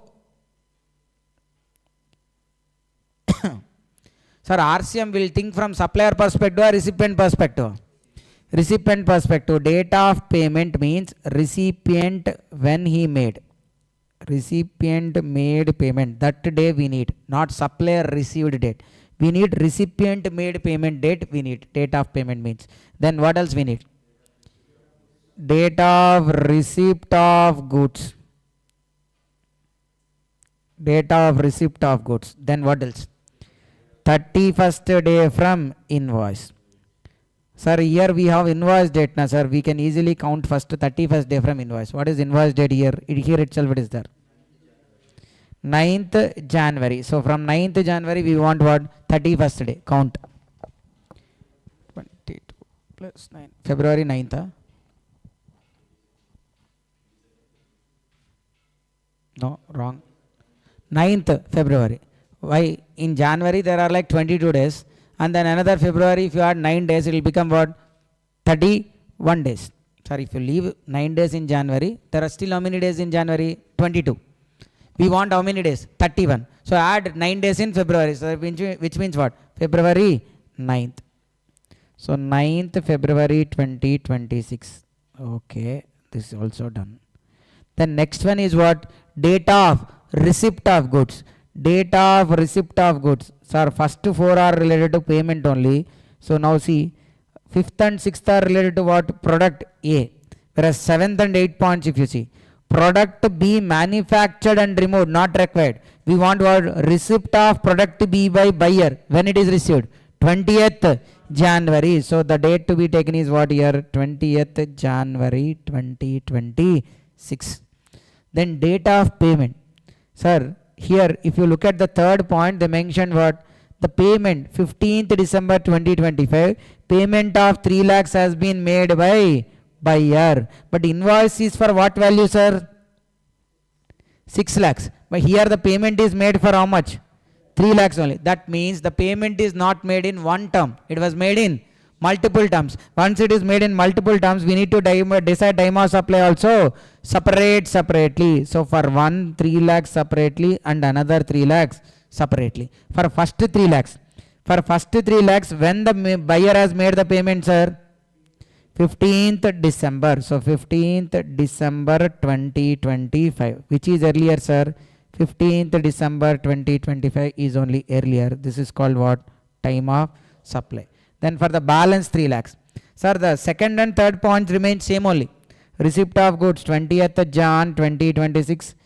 31st day from invoice 9th February 2026 only. But when the balance 3 lakhs is paid, see, it was paid when? 5th February. So you will take what here? 5th February. So which is earlier, sir? 5th February, 20th January, 9th February. So 20th January is earlier date of receipt of goods. That's what? Time of supply. Okay. But the problem is like, sir, this question you cannot, once you read the question and if you think of which has to be done, if you just focus on what you need alone, then you will get the answer here easily. Okay. We don't want, for A related, sir, you could see there are like total 11, 12 points are given with respect to A. But we need only just 2 points. Those 2 points only if you identify, it will be easy for us. Okay. Then coming back to the theory, sir. A question can't have.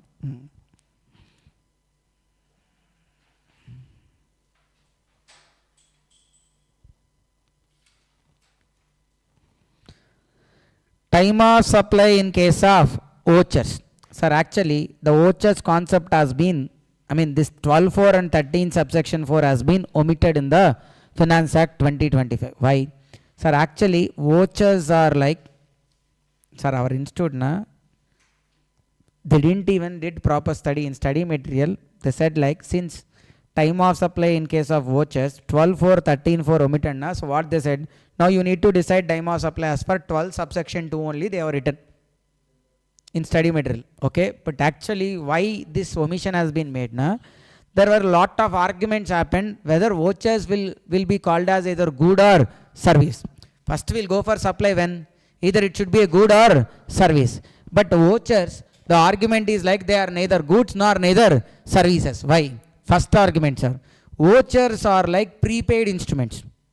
Sir, you purchased an Amazon voucher. Amazon gift vouchers and all are there. Okay, you want to gift someone. Okay, but you don't know what they like. So then what you can do, sir? You can purchase a gift voucher and can give it to them. You can purchase a gift voucher and give it to them. Then they can redeem whatever they want.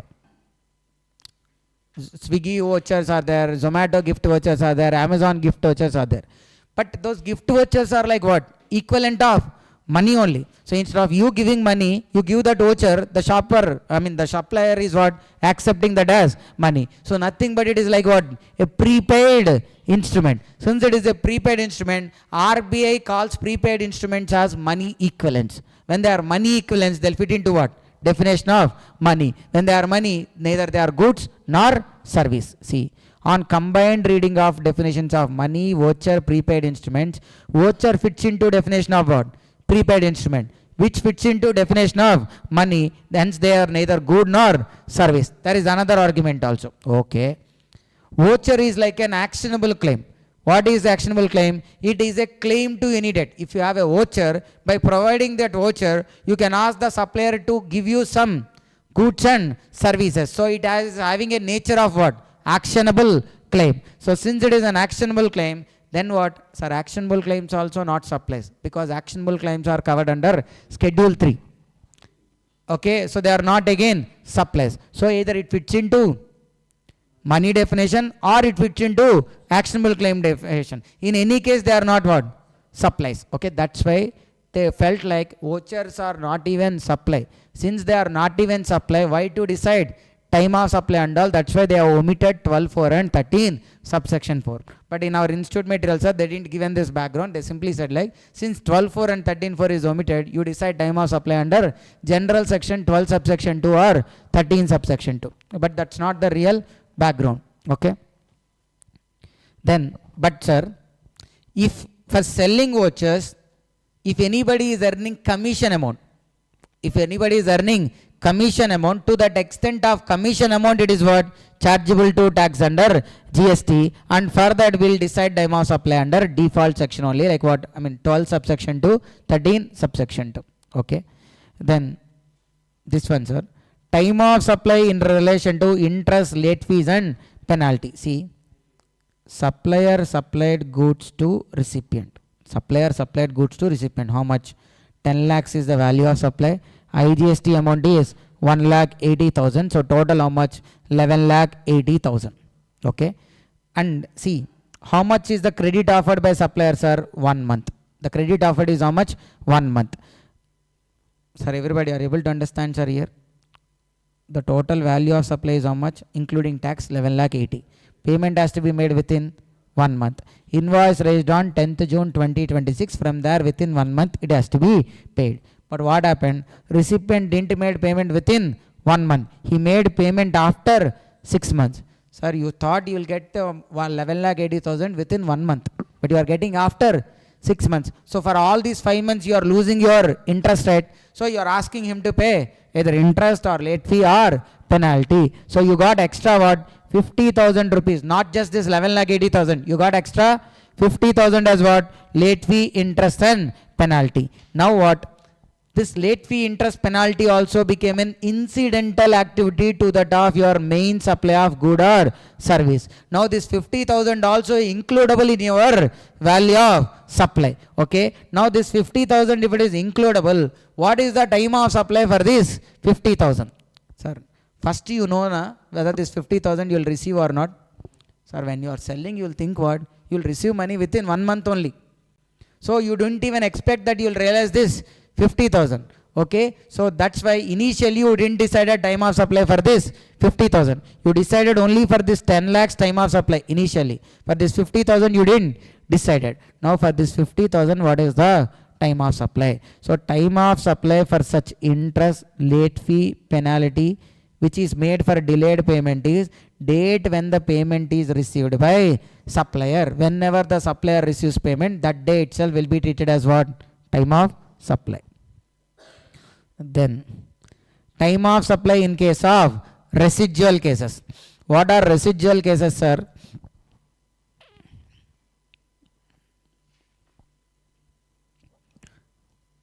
Sir, your case has been taken for assessment. In the process of assessment, the officer, GST officer found out that 2 years back, like in a particular, sir, for you assessment has been initiated. Now two situations. Either you are already registered or you are an unregistered person. It's okay, sir, understand this one simply. For Mr. A, assessment has been initiated. Now two scenarios are there. A is already registered. A is what? Unregistered person. Sir, for why unregistered person assessment is there? Sir, this fellow has liability to register, but this fellow is what? Not registering and not paying taxes. For him also what? Best judgment assessment has been initiated. Whereas in another case what? He is actually registered. Now what GST officer is saying, like 2 years back in September month, he has actually 30 lakhs supplies. 2 years back in September month, how much supplies he is having? 30 lakhs. But he reported in the returns only 20 lakhs only. Now how much he has suppressed? 10 lakhs suppressed. Now 10 lakhs assessing officer wants to add. He wants to calculate the tax liability on it. Now for the 10 lakhs which now the assessing officer or the GST officer has to add, what is the time of supply? If already A is registered. Sir, since A is registered, 2 years back also what? He has the necessity to file the return, right? Which month one? That is like, let's say that is related to September 2024. He originally reported how much? 20 lakhs. But to be reported is how much? 30 lakhs. So September month return has to be filed by when? 20th October 2024. So for that extra 10 lakhs, what is the time of supply? 20th October 2024. See, look at here. In case periodical return has to be filed. That means what? Person is registered person and it is known for which period the supply is made. For which period, sir? September 2024. So the time of supply is due date for filing the return of such month. Nothing but 20th October 2024. In any other case, nothing but this fellow is an unregistered person. In such case, what is the time of supply for the 10 lakhs? Whenever he pays tax, that day is the time of supply. Okay, time of supply is date on which he pays the tax. Then, sir, the last one under time of supply, section 14, time of supply when there is a change in tax rates. Time of supply when there is a change in tax rate. See,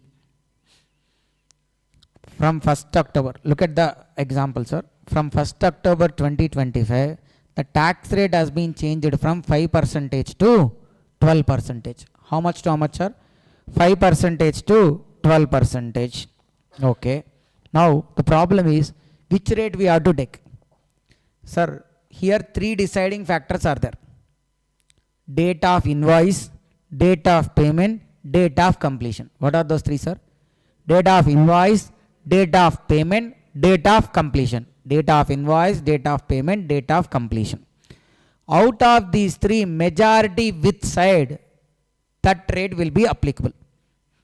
I mean, 1st October rate change happened now. Invoice date is before 1st October. Whereas payment date is after 1st October, completion date is also after 1st October. Majority which sides are before or after? After. So which rate applicable? New rate. If majority are before, then what? Old rate is only applicable. Which 3 we need to check, sir? Invoice, completion, payment. Date of invoice, date of completion, date of payment. Out of these 3, if majority are before rate change, which rate applicable? Old rate. Majority are after rate change, new rate is applicable. See, time of supply to decide which tax rate applicable? 3 factors. Date of payment, date of invoice, date of completion. Out of these 3, Any 2 falls before rate change. Which rate applicable? Old rate. Any 2 falls after rate change. New rate is applicable. Now, what is time of supply? Okay, our main target is what? To decide time of supply. Sir, here. Which two decides? Sir, we are saying like what? Majority on which side? That would be that rate is applicable. Now, which two decided the rate? That two, out of those two, one should become the time of supply. Sir, here, understand. Date of payment, date of invoice, date of completion. Assume payment as Bahubali, invoice as Ballaladeva, whereas completion as Kattappa. Okay. Bahubali, Ballaladeva, Kattappa. So now, out of these three, whichever the side Kattappa is there, actually that side won. The only time where Prabhas lost his venture, that time Kattappa was on Ballaldeva's side. That's why who won? Balladeva won. So here also same thing, sir. There are like three. Three are like great fighters only. Three are having almost equal strength only. Of course, Prabhas na hero na, so they'll show a little extra hype and all they'll do. But almost like all the three are like what? Having equal strength only. So now whichever the two on one side, that side is only one. But here understand, sir, completion is like what? Kattappa. So what? Kattappa can never become king. So either Balaldeva has to become king or Bahubali has to become king. Kattappa is also a great warrior. He also has all the abilities, but still he cannot become king. Same way, completion can never become time of supply. What could be the time of supply? Either invoice should be a time of supply or payment should be the time of supply. Sir, understand now. After rate change, sir, before rate change, invoice is there. Before rate change, invoice is there. After rate change, payment and completion are there. After rate change, payment and completion are there. That means which rate applicable? New rate is only applicable. Which two decided? Payment and completion. But completion can never become time of supply. So what will be the time of supply? Date of payment will become the time of supply. Now once again, one more thing, sir. Payment is before rate change. Okay. Invoice and completion are after rate change. Invoice and completion are after rate change. Which rate applicable? New rate. Which two decided? Invoice, completion. But completion can never become time of supply. So what is time of supply? Invoice is the time of supply. Okay, then the last one, sir. Completion is before rate change. But whereas invoice and payment are after rate change. Which new rate is only applicable. Invoice or payment. You looked at the Bahubali part 1 climax, sir. What Shivagami says, like, whoever goes and kills the Kalakeya and drinks him first, that they will become the king. Same way here also, sir. Whichever is earlier, that will become time of supply. Invoice or payment, whichever is earlier. Okay, invoice or payment, whichever is earlier. See, date of completion can't be time of supply. So the deciding factors are like, if at all, the deciding factors for old rate or new rate are like date of payment and completion, then time of supply is what? Date of payment. Date of invoice and date of completion, then time of supply is what? Date of invoice. Date of payment and date of invoice, then time of supply is what? Whichever is earlier. Okay. Then here, sir, there is one more simple point. What is this? Sir, here many suppliers to get, sir, let's say, assume the tax rate has been increased from 5% to 18%, the tax rate has been increased. Now everybody thinks what? 5%, the customer will ask what? Sir, do something and give it at 5% GST rate only, extra 13%, why I have to pay? I will not even get ITC, something he is saying, and asking supplier to make sure that 5% is only applicable. But sir, invoice will have a serial number. So he cannot change invoice numbers and all. He cannot raise a backdated invoice. So date of invoice cannot be changed. Completion can be changed because it is completely within his hands only. He can say completion before rate change only happened and all. So completion is something which can be changed. Now invoice can't be changed. Now, but to take old rate, two things should be in favor, sir. He has only one thing in favor as of now. Completion, he can change the date and he can make a old dated one also. Now the next thing he want to change is like payment. Sir, actually what we are taking as date of payment, Entry in books of accounts or bank entry, whichever is earlier. Book entry, bank entry. Out of these two, which can be changed? Book entry can be changed. Bank entry we cannot change, sir. Book entry we can change. So what people are doing, they are in book entry, they are recognizing as like a, they are recording like a, let's say, sir, even though transaction happened on October 7th, October 8th, they may pass it in the books like it was happened in September 20, September 22nd only to get the old rate advantage. So to control such kind of practices, what does it means? They are asking you to check whether payment reflected in bank account within 4 days from rate change, yes or no. Within how many days, sir? 4 days from rate change. 4 days from rate change. 4 working days, sir, that also. Within 4 working days from rate change, you check whether the payment has been reflected in bank books or not. Not his books of accounts. In the bank records, it is reflected or not. If yes, payment in bank also it is reflecting within 4 days. Then they believe it's a genuine transaction only, and you can take date of payment as book entry or bank entry, whichever is earlier. If within 4 working days from rate change, if it is not reflecting in bank account, they will not believe it as a genuine transaction, and they say like only bank entry date has to be considered as date of payment. Okay, where the payment is created in bank account within 4 working days from rate change, yes, then payment is book entry or bank entry, whichever is earlier. No, they'll take only bank entry as the date of payment. Okay, then this particular example will help you in deciding time of supply, sir, but simple only, not to be discussed also. Then rest all are about questions we solved only. So we already solved all these questions also.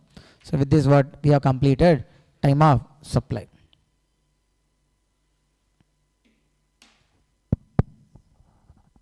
We'll take break, huh? Okay, so we'll take 6-8, sir. We'll start again at 6:20. We'll start with value of supply.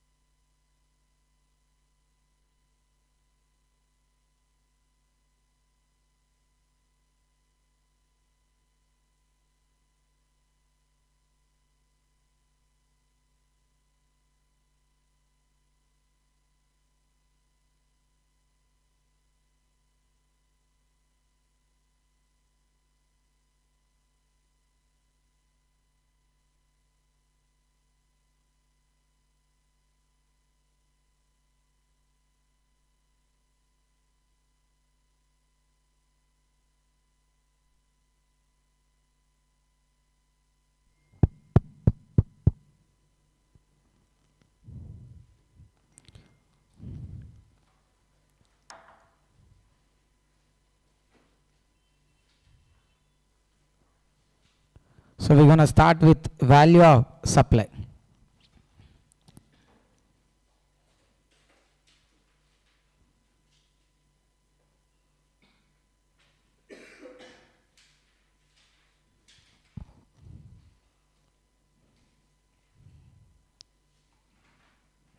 Value of supply. So what is value of supply, sir, here? So what is the purpose of value of supply? Sir, time of supply need or necessity is what? It helps us in deciding when the supply will be, when the liability to pay tax will arise on a supply. Whereas value of supply role is like what? On what amount we need to calculate the tax. On what amount we need to calculate the tax. So 15, under section 15 subsection 1 says like what? Transaction value itself can be taken as value of supply. What is transaction value? Between two parties, at what price or what price it is being transacted between them, that itself is called as what? Transaction value. Transaction value can be taken as value of supply provided two conditions has to be satisfied. What are those two? Price must be the sole consideration, except that money paid or money payable, nothing else is there. Only that money is the consideration. Second one, both are like unrelated persons. Then we can take the amount transacted between them as the value of supply. Okay. So let's say with a fruit vendor, a guy purchased a dozen fruits at 500, whereas another guy purchased at 300 per dozen. Sir, we cannot question like why 300, why 500 and all. Okay, this is also transaction value, this is also transaction value. Between these two, 500 is the value of supply, between these two, 300 is the value of supply. When can we question that? Only if price is not the sole consideration. In this case, other than this 300, if anything else is consideration, or else if these two people are related persons, then only we can question this 300. Otherwise, we have to accept this 300 as what? Value of supply only, because they both are unrelated except price, nothing else is consideration. Then transaction value itself is value of supply. Transaction value can be taken as value of supply. Conditions are what? Price must be sole consideration, supplier and recipient must be unrelated. Then inclusions and exclusions to value of supply. All the taxes, duties, cess, fees or charges levied other than GST and TCS under Income Tax Act has to be included, except GST and next one TCS under Income Tax Act. Except these two, all the other taxes, duties, cess, fees has to be includable in the value of supply. See, tobacco related. Sir, on tobacco, even after introduction of GST also, still excise duty is continuing. On tobacco there will be both excise duty and GST. Let's say here, tobacco 1 lakh, excise duty 12%, 12,000. So total how much, sir? 1 lakh 12,000. On that IGST levied at a rate of 28%, which is how much? 31,360. See, so what happened here? All the duties and taxes has to be included. That's why they included excise duty on the total value 1,12,000 only. They have levied GST. Then here CAF value is how much? 1 lakh. BCD is like, sir, another example, sir, customs related. The import value, assessable value is how much? 1 lakh. On that customs duty, social welfare surcharge levied 1,11,000. Now again look at this point. All the duties, taxes, cess and fees levied has to be included except what?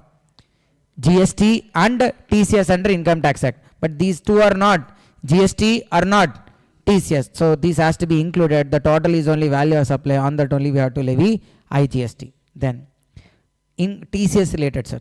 So okay, to explain you the TCS point, this one particular point related to TCS also has been explained here. Motor vehicle of value greater than or equal to 10 lakhs is sold. Then the seller has to collect TCS at a rate of 1%. If the motor vehicle of value more than 10 lakhs is sold, then the seller has to collect what? TCS at a rate of 1%. See, Manoj purchased a car for how much? 35 lakhs. The car price is how much? 35 lakhs. On the TCS at a 1%, how much? 35,000. But GST, sir, the question is whether we have to levy on 35 lakhs or 35 lakh 35,000. 35 lakhs only. Why? Because GST and TCS shall not be includable in value of supply. All the other duties and taxes can be included. So if this 35 not included, IGST levied on what? 35 lakhs into 18%. If at all compensation cess is leviable, that also has to be levied on the same value on which GST is levied. So what is the first point, sir? All the duties, taxes and cess fees levied has to be included except GST and TCS. Then next point, any amount that supplier is liable to pay but which has been paid by recipient. Any amount that supplier is liable to pay but which has been paid by recipient includable in value of supply. Okay, see, supplier is from Hyderabad and he supplied goods to recipient for what? 15 lakhs. This 50 lakhs is including delivery cost. Okay. Now supplier arranged a transporter and for this transporter freight is how much? 75. So now tell, who has to pay this freight? Recipient. Okay, now look at this once again and tell.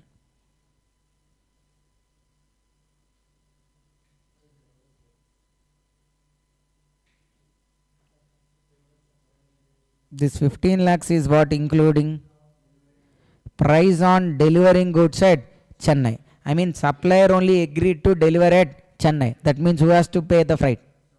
Supplier has to pay the freight. But what happened? Recipient only paid the freight. Actually should have been paid by whom? Supplier. But paid by whom? Recipient. So that is what? Obligation of supplier met by recipient. If any obligation of supplier is met by recipient, then that also to be includable in value of supply. Sir, let's say one student came to BCCA to pay fees. Okay, like a student came to pay fees to BCCA. Some 1 lakh rupees he has to pay. He came to pay the fee. The same time, sir, like a Xerox shop guy also came. Like various books and Xerox is there. His pending bill is also there, 1 lakh. Now to this 1 lakh Xerox shop, who has to pay? BCA has to pay. Whereas student has to pay whom? BCA. Now here the BCA, like that admin staff said, like asked the student to pay directly to Xerox shop. So he paid directly to whom? Xerox shop. Did he pay to BCA? Na? No. So then what BCA afterwards, like the admin people or the accounting people are saying, since the 1 lakh is not received to BCA, will not include it in the value of supply or taxable value. But still it is what? Even though it was not paid to BCCA, but it was paid on behalf of BCCA only. So there is like what? Obligation of supplier met by recipient. That part also includable in value of supply. So two inclusions we discussed. What are the first one?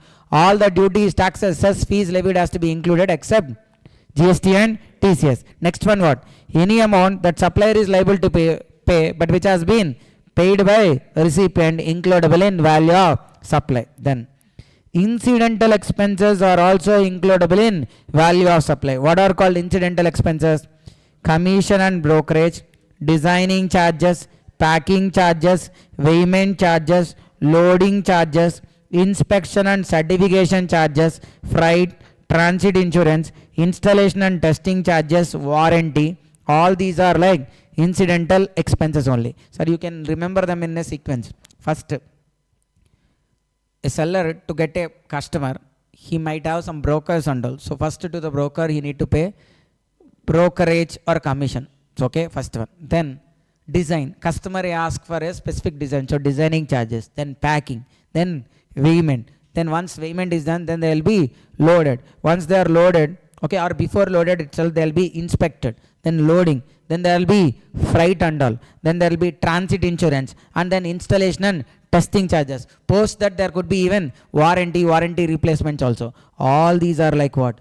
Incidental expenses. So since these are incidental to that of principal supply and supplied as a bundle, hence these are like what? Composite supplies. All these are also taxable at the main supply only. So all these we need to add it to what? Value of supply. Okay, all the incidental expenses to be added. Then fourth one. Sir, in time of supply, in the before break we discussed what? Where any interest or late fee for delayed payment is there. Interest or late fee for delayed payment. See, supplier supplied goods worth 10 lakhs to recipient. Goods how much? 10 lakhs. GST is at what rate? 18% and credit offered at credit 1 month. So okay, and making payment after 6 months with 50,000. So in the previous session, what we discussed, like for this, what is the time of supply? Date of payment, on when the day when the supplier receives the payment is the time of supply. Okay, here what we are saying, this 50,000, sir, actually he has to pay by when? 1 month from 10th August. But he paid afterward 6 months. For all this period, supplier is losing the interest time value of money, right? That's why he is asking recipient to pay extra interest to late fee penalty. But understand, whether this interest is a separate transaction, no. Because he supplied goods and services, and for that the payment got delayed. So incidentally he is getting even what? Interest to late fee or penalty. So this interest late fee penalty is an incidental supply to the top main supply of goods and services. Hence this interest late fee also taxable as that of main supply only. Are you able to understand, sir? But the point to be remembered is like, the total 50,000 is not taxable. Usually when they collect interest late fee penalty, this 50,000 is inclusive of GST. So we need to add what? Net of GST. That means how much? 50,000 into 100 by 118. Okay, if you add, then we'll get the value of supply. See, note also. Interest late fee given in the question usually be including GST. So we should add net of GST amount. Okay. Then subsidy. Then the last points are under 15 subsection 2, subsidies. Subsidies, if they are given by central and state government, they can be reduced. If they are given by others, then such subsidy shall not be reduced. Sir, understand? From the total good value, if subsidy amount is given by central and state governments, then we should what? Reduce. Other than by central and state governments, then we should not reduce. But if they already adjusted, subsidy given by other than central and state governments, shall it be reduced or not to be reduced? Subsidies given by central and state government shall be reduced. Given by other than central and state governments, not to be reduced. But they already reduced. What to do? We need to do what? Add back.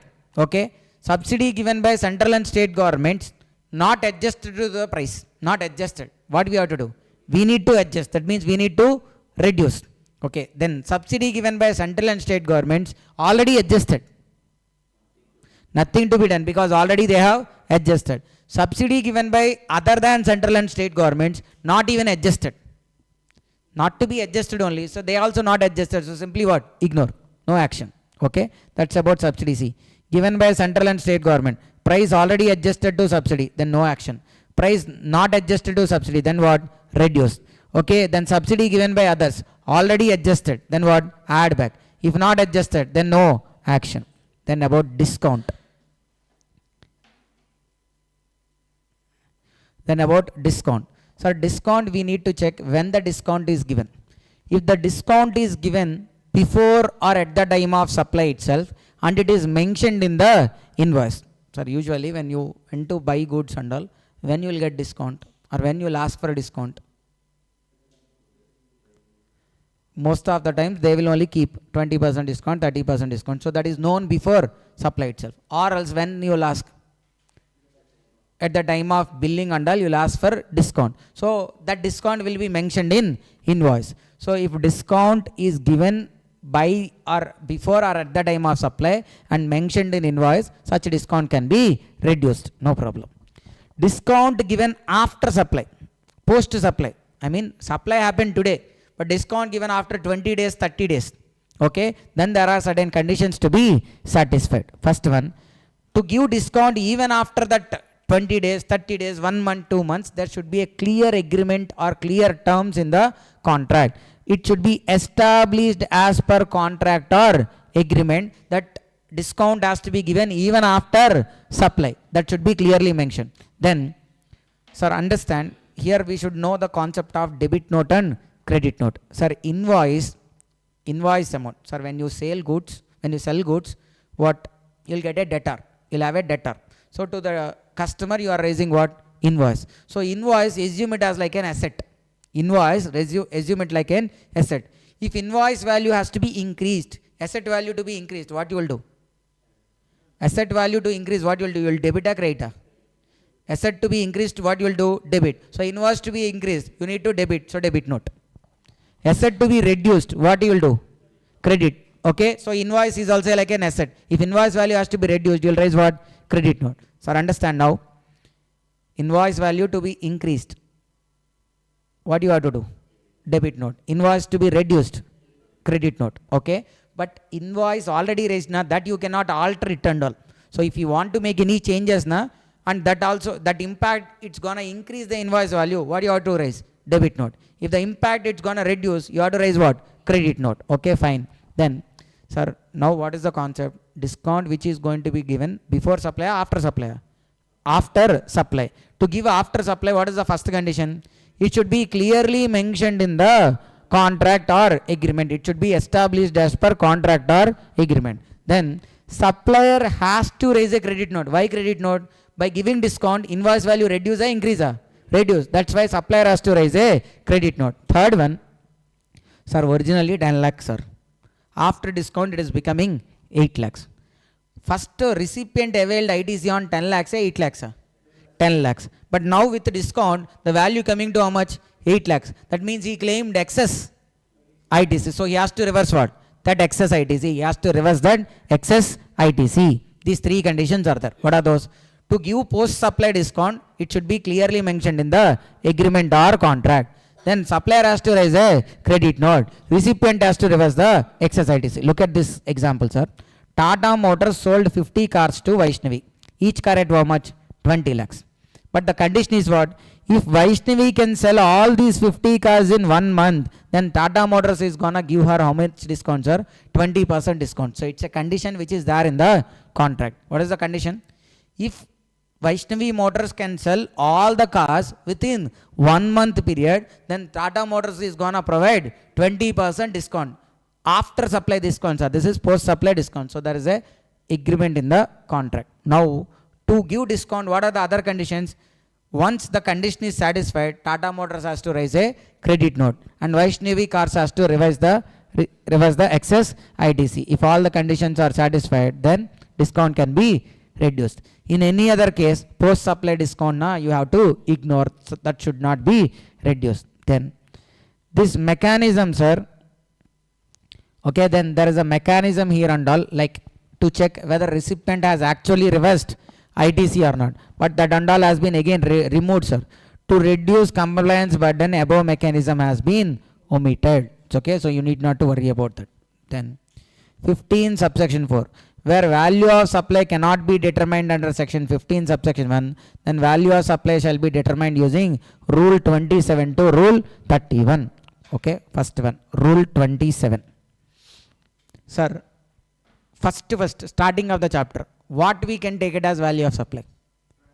Transaction value can be taken as value of supply. For that, what are the conditions?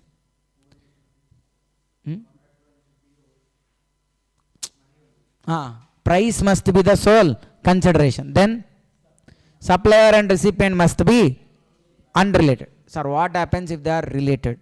Or what happens if there is other than money something extra consideration is also there? Then what happens? Are you able to understand, sir? Then what happens? 15 subsection 1 cannot decide value of supply. Then we'll come to 15 subsection 4. 15 subsection 4 said like what? Go to rule 27 to rule 31. Okay. So now understand, sir, very clearly. You cannot take transaction value as value of supply because of two reasons. One reason is price is not the sole consideration.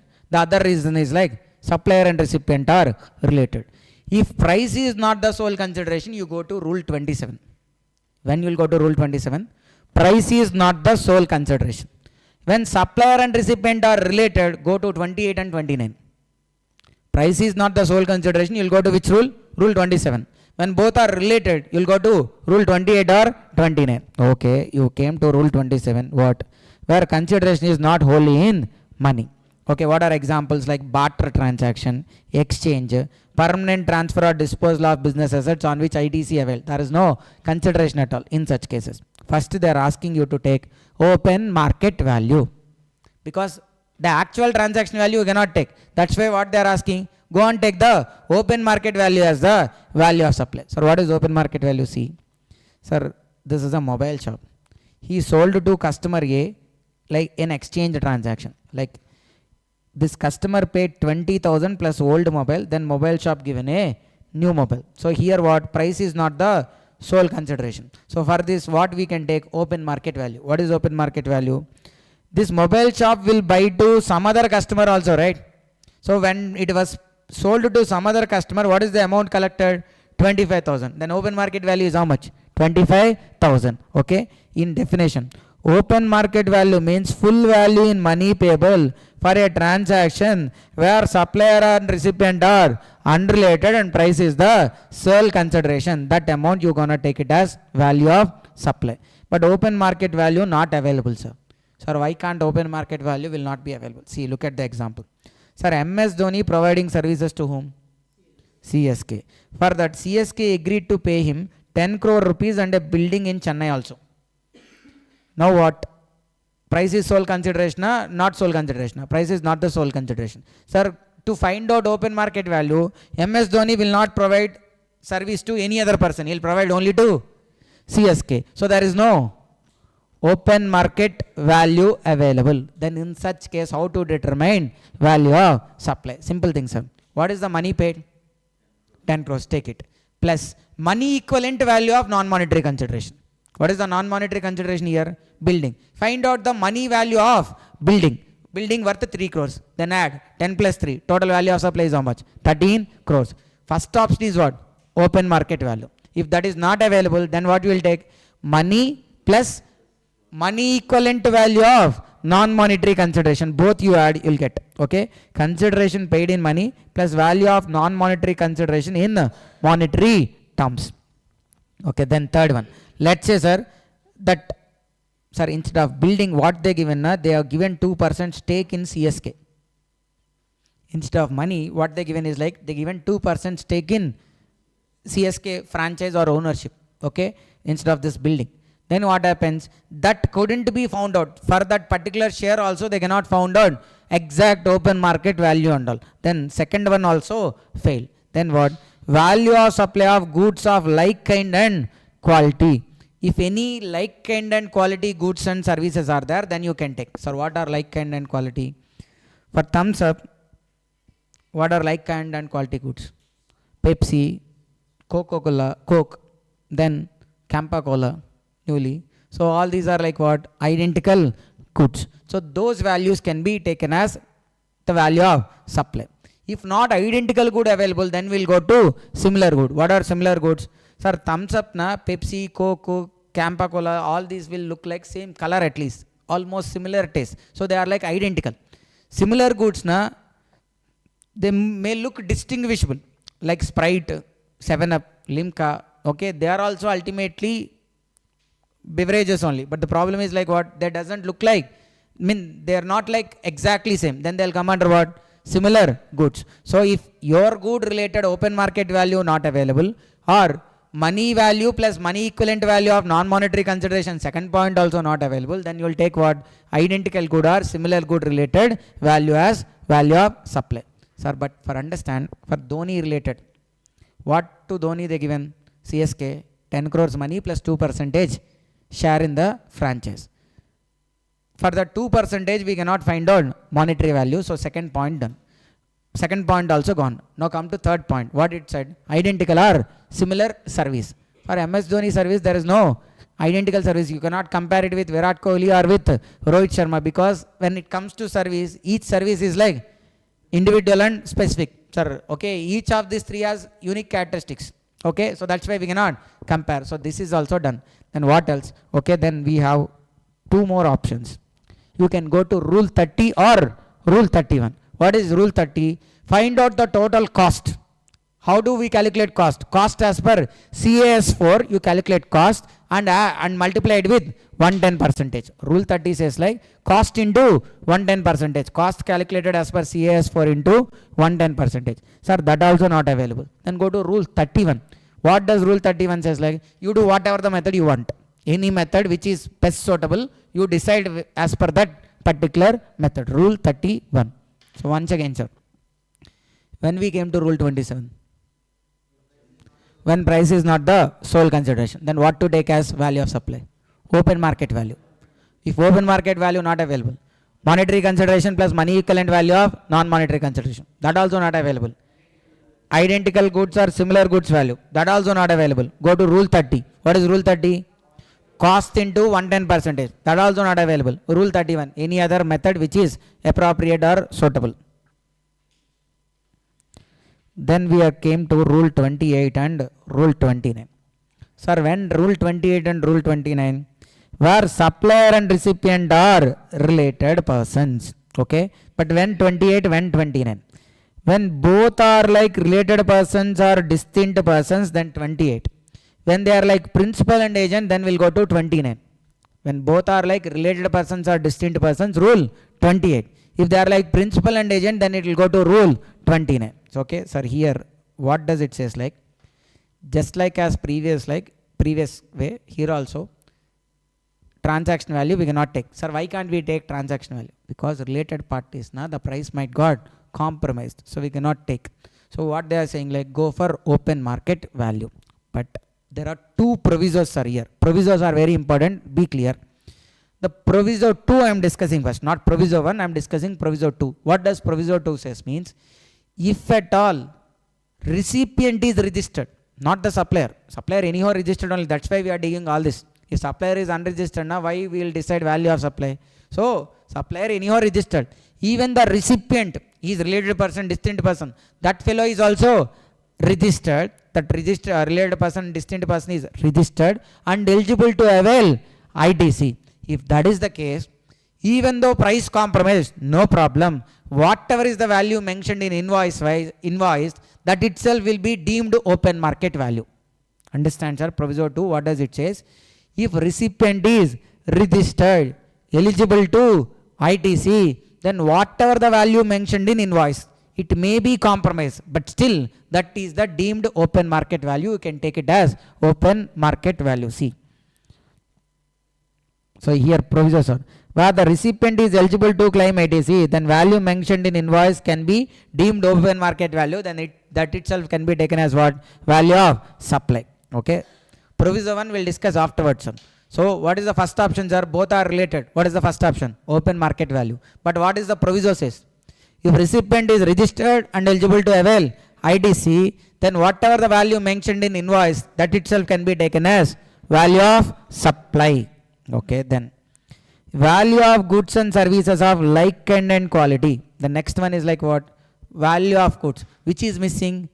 Monetary value plus money equivalent value of non-monetary. Because here the problem is not, price is not sole consideration. Here the problem is what? Both are related parties. That's why that second point is not there. Straight away they came to third one. What is third one here? Like kind and quality goods. Sir, that also not available. Then what? Rule 30, rule 31. What is rule 30? Cost into 110% or 31 means best judgment method. Okay, this is like one option kind of. What is one option? This option, this route, you will take open market value. But if recipient is registered, eligible to avail ITC, whatever is the invoice value, that itself can be taken as what? Open market value. Second one, identical or similar goods value. Otherwise, you will go to rule 30 or rule 31. Then option 2 is what? See. Head office send goods to branch office. Covered under rule 28 or not? Why? Distinct person. So this is covered under rule 28. Now what the branch office is doing? Branch office selling the goods as such. I mean, in the way how it received from head office, same way it is selling to a recipient. Branch office selling goods as such to a recipient. As such to a recipient. Then in such case, what the provision says means, this branch office to unrelated customer sale price is there, na, multiplied with 90%. That could be taken as value of supply between HO and branch office. So we want value of supply between whom? Distinct persons. But this recipient is making what? Further supply to an unrelated customer. Take that further supply sale price multiplied with 90%. That could be taken as the value of supply between these related persons or distinct persons. Okay, this is the option 2. Then rule 29. When supplier and recipient are what? Principal and agent. Here also first option take what?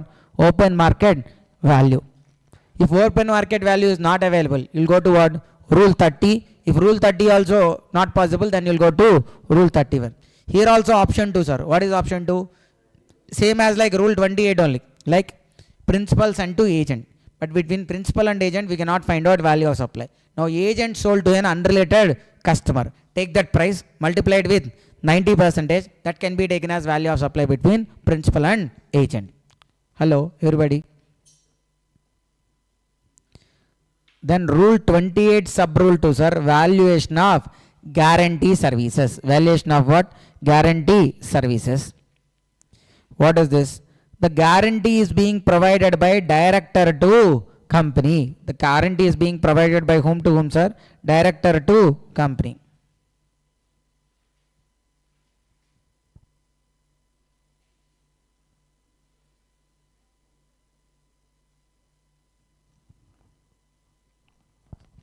Valuation of guarantee services.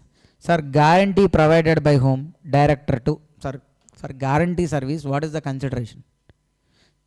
The guarantor will take guarantee commission. So why he has to act as a guarantor? Guarantor, you are acting as a guarantor means what? You are taking risk.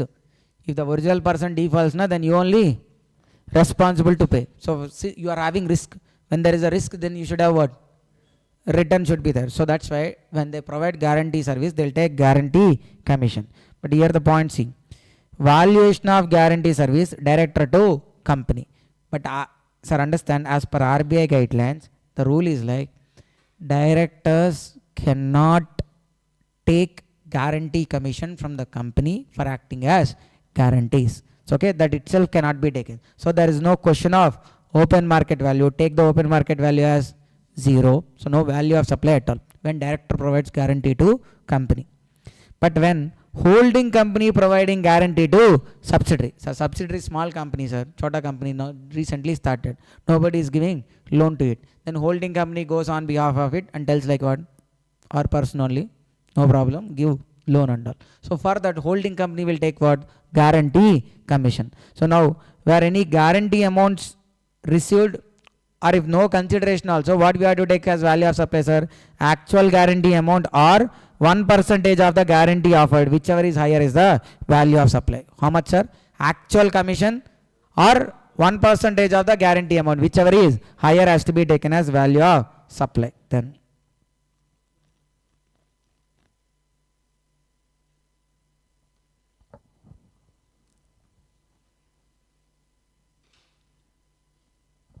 so it's a clarification on value of supply of import service by a registered person where recipient is eligible to avail full ITCC. Supplier outside India, he provided a service to recipient. Then this is what? Import of service. And both these are what? Associate enterprises. So under RCM, who will pay tax? Recipient only will pay tax. Tax has to be paid by recipient under RCM. Supplier is not required to register. Okay. Here supplier is not required to register. Why? He is located outside India. So invoice will be raised by whom? Recipient himself only. So whatever the value declared on invoice by recipient, that could be taken as what? Value of supply. If invoice is not raised by recipient, then value of such supply is like nil only. Open market value will be taken as nil. Then sir, rule 30, rule 31 we already discussed. Understand here. Supply of goods has to follow sequentially. That means what? First we should check rule 30, then only we should come to rule 31. But if you are valuing for service determining cost is not easy. That's why when you are valuing for service, instead of rule 30, you can straight away go to what? Rule 31 also. But for goods, first you go to rule 30. If rule 30 is not possible, then only come to rule 31. Okay. So we can solve some questions, sir. Then we'll go to the other part.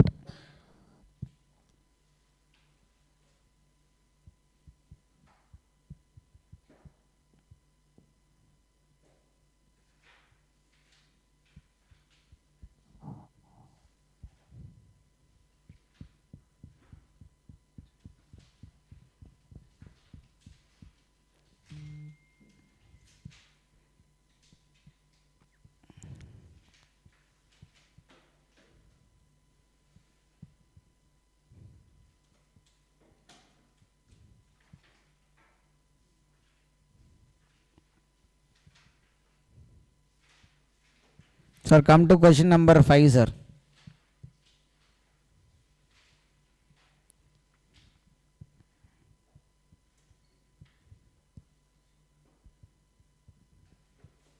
Question number 5. Shankar Texmaco Private Limited. Same number, huh?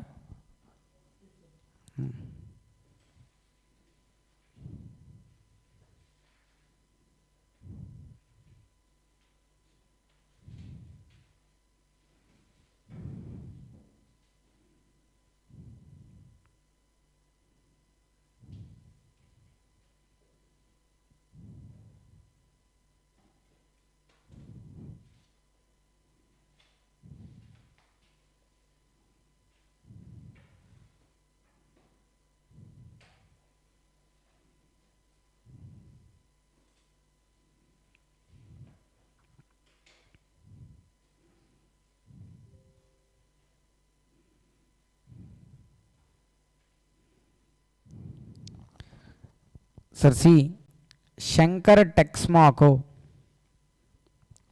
having its registered office at Salem. Shankar Texmaco Private Limited, he had his registered office where? Salem, Tamil Nadu. He is a manufacturer of dyeing machinery. It manufactures and installs the machinery at places opted by the buyer. For each machine manufactured and installed by it, STPL gets a subsidy of how much? 3 lakhs. It gets a subsidy of 3 lakhs. Okay. Purni Dyers Private Limited, having their registered office in Coimbatore, Tamil Nadu, have ordered a machine to be erected at their place, Palghat, Kerala. Base price of the machine is how much? 25 lakhs. And there is a separate handling charge of 50. Sir, handling charge is what? Incidental expenses we need to add. Then see, PDL have opted to take an additional warranty of 20,000 for an extended service period of 1 year. So what we have to do, sir? This 20,000 add. And the installation cost of 80,000 add. Then STPL offers a cash discount of 2% where the payment is made within a month. If the payment is not so made, it not only recovers the discount earlier offered but also charges interest at a rate of 18% for the period of delay. Okay. So look at here. What is the base price of the machine? Tell. Okay. Then what else we need to add? Tell. Handling charges we need to add. How much? 50,000. Then what else? Warranty we need to add. How much? 20,000. Then installation how much? We need to add 80,000. Then anything else? Subsidy. In the first point they said like what? It gets a subsidy of 3 lakhs. Since they didn't specify it as government, obviously we'll think it as like what? From other than government. So that point what we have to do, sir? We need to add subsidy given by other than. Sir, you might have that question like what? Sir, it's not clear now, sir, that subsidy given is like other than government, and it was already adjusted or not adjusted. That clarity is not there actually. Okay, but still, okay, based on these assumptions and all, based on the questions pattern we have seen from the institute, what we are thinking like this is already adjusted into the price. Okay, so the what we have to do, subsidy since already adjusted, already reduced, and it is given by other than government, what we have to do, sir? Add back. So if you add back, what is the value of supply? How much? 29 lakh 50,000. But then, sir, they are offered a discount also. What is the discount offered? 2% on what? Base price. How much? 25 lakhs into 2%. 25 lakhs into 2%, 50,000. If you subtract, what is the value of supply, sir? 29 lakhs is the value of supply. On this GST leviable at what rate? No, 6% and 6%. Okay, then look at the question, sir. If the payment is not so made, it not only recovers the discount earlier offered, but also charges the interest at 18% for the period of delay. Okay. Now machine was supplied when, sir? 21st November. Invoice also issued on the same day, 21st November. Now they are asking what? Ascertain the transaction value of the machine sold and the GST payable by STPL. You are further informed that MTL made the actual payment only on 10th January. So it made within, sir, within what time it has to make the payment, sir? Within a month. So it doesn't made the payment within a month, because from 21st November na month means what? By 21st December it has to make the payment. Is it made the payment or not made the payment? Not made the payment. Now what happens? The discount given will be recovered. Sir, understand? In November month the value of supply is how much? 29 lakhs only. Because in November month we are expecting what?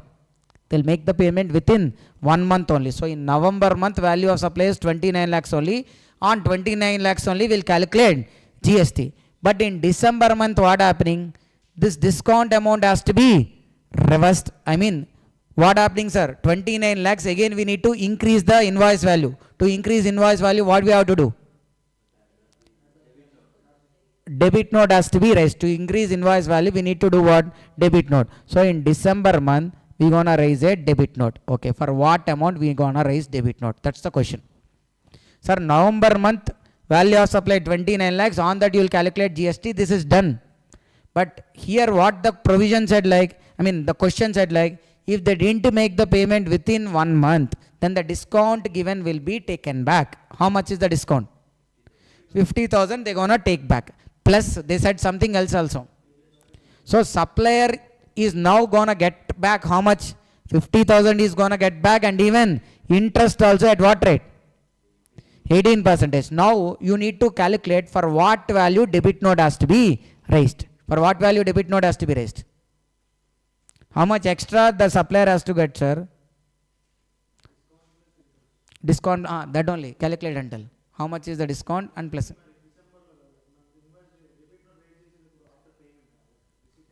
Okay, debit note you gonna raise it like when? In January. Because the payment is made when?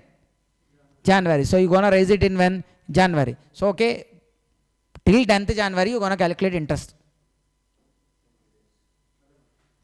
When, for what period you need to calculate interest as per your thing, assumption tell?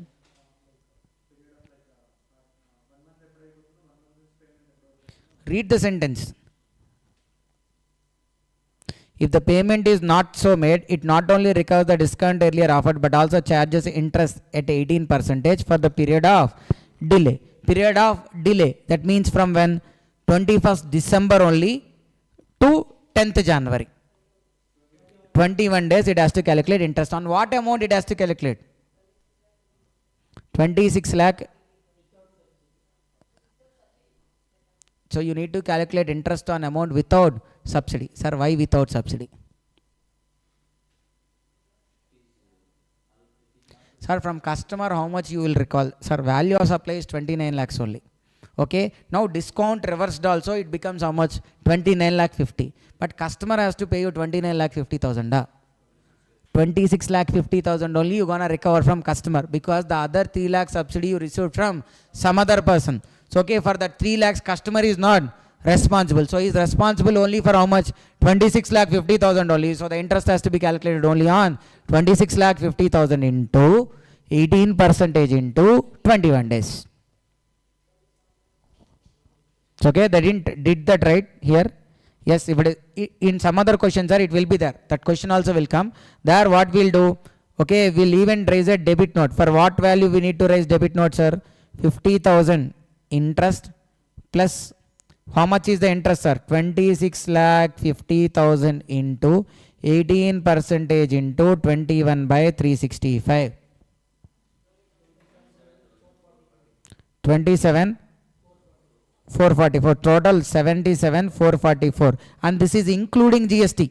Why? Because extra he will not pay GST. So what we have to do? Into 100 divided by 112. Why? Because in the question tax rate is 12%. How much? Not 24, including the discount value also. Total 77 444 into 100 by 112.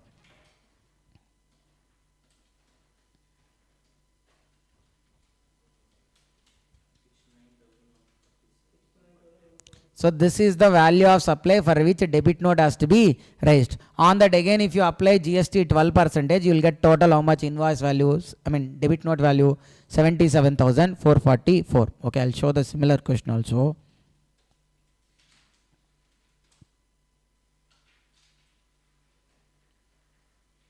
Sir, actually this question number 8 we solved in supply chapter itself. You can look at question number 8. We solved already in supply chapter. What is that one? Truck will be sent for repairs. Along with truck, machine also sent, spare parts also sent, where we link it to deemed supply concept and all. Okay, question number 8 important only, but we already solved in supply chapter itself. Then first solve question number 7 also, sir, then we'll go to other ones. What is question number 7, sir? Following are the particulars relating to one of the machines sold by TDR Limited registered at Mumbai of Rajasthan in the month of April 2023 at a contract price of 6 lakhs. What is here? See, the outward freight charges, the contract was to deliver the machine at value. Sir, what is the machine value? 6 lakhs. Okay, we'll take with 6 lakhs. Following additional amounts also has been charged. What? Freight. Freight, what we have to do, sir? Add 40,000. GST amount will not add. Then TDR Limited offers trade discount at 3% on the price of 6 lakhs, which was already recorded in the invoice. So what? You need to subtract discount. So what? 6 lakhs into 3% now how much? 18,000 we need to subtract. Then TDR Limited normally gives interest-free credit of how many days? 20 days. After that, it charges interest at a rate of 1.5% per month on a contract price. However, here the recipient paid after how many days, sir? 25 days, and supplier waived off the interest also. Sir, when charged interest will add. Here what? Waived off. So we need not to add. Then TDR Limited received 50,000 as subsidy from where? Non-government organization. Subsidy is not linked to the price of the machine and also not considered in the 6 lakhs. Sir, if considered, we'll add back. Not considered, now simply what? Ignore. Okay, so what is the value of supply? 6,40,000 minus 18,000. Value of supply is how much? 6,22,000.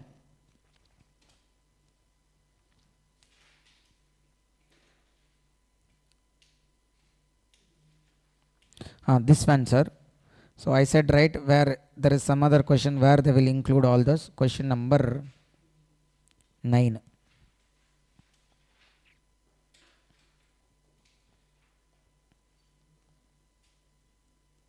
Sir, quickly, sir, question number 9, try to figure out the value of supply.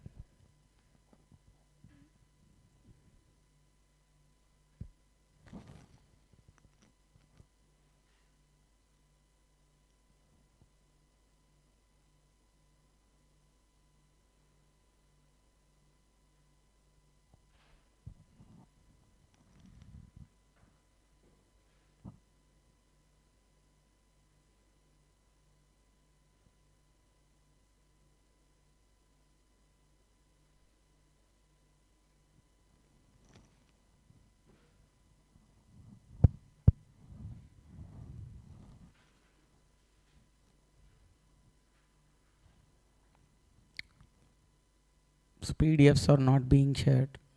You need to buy books.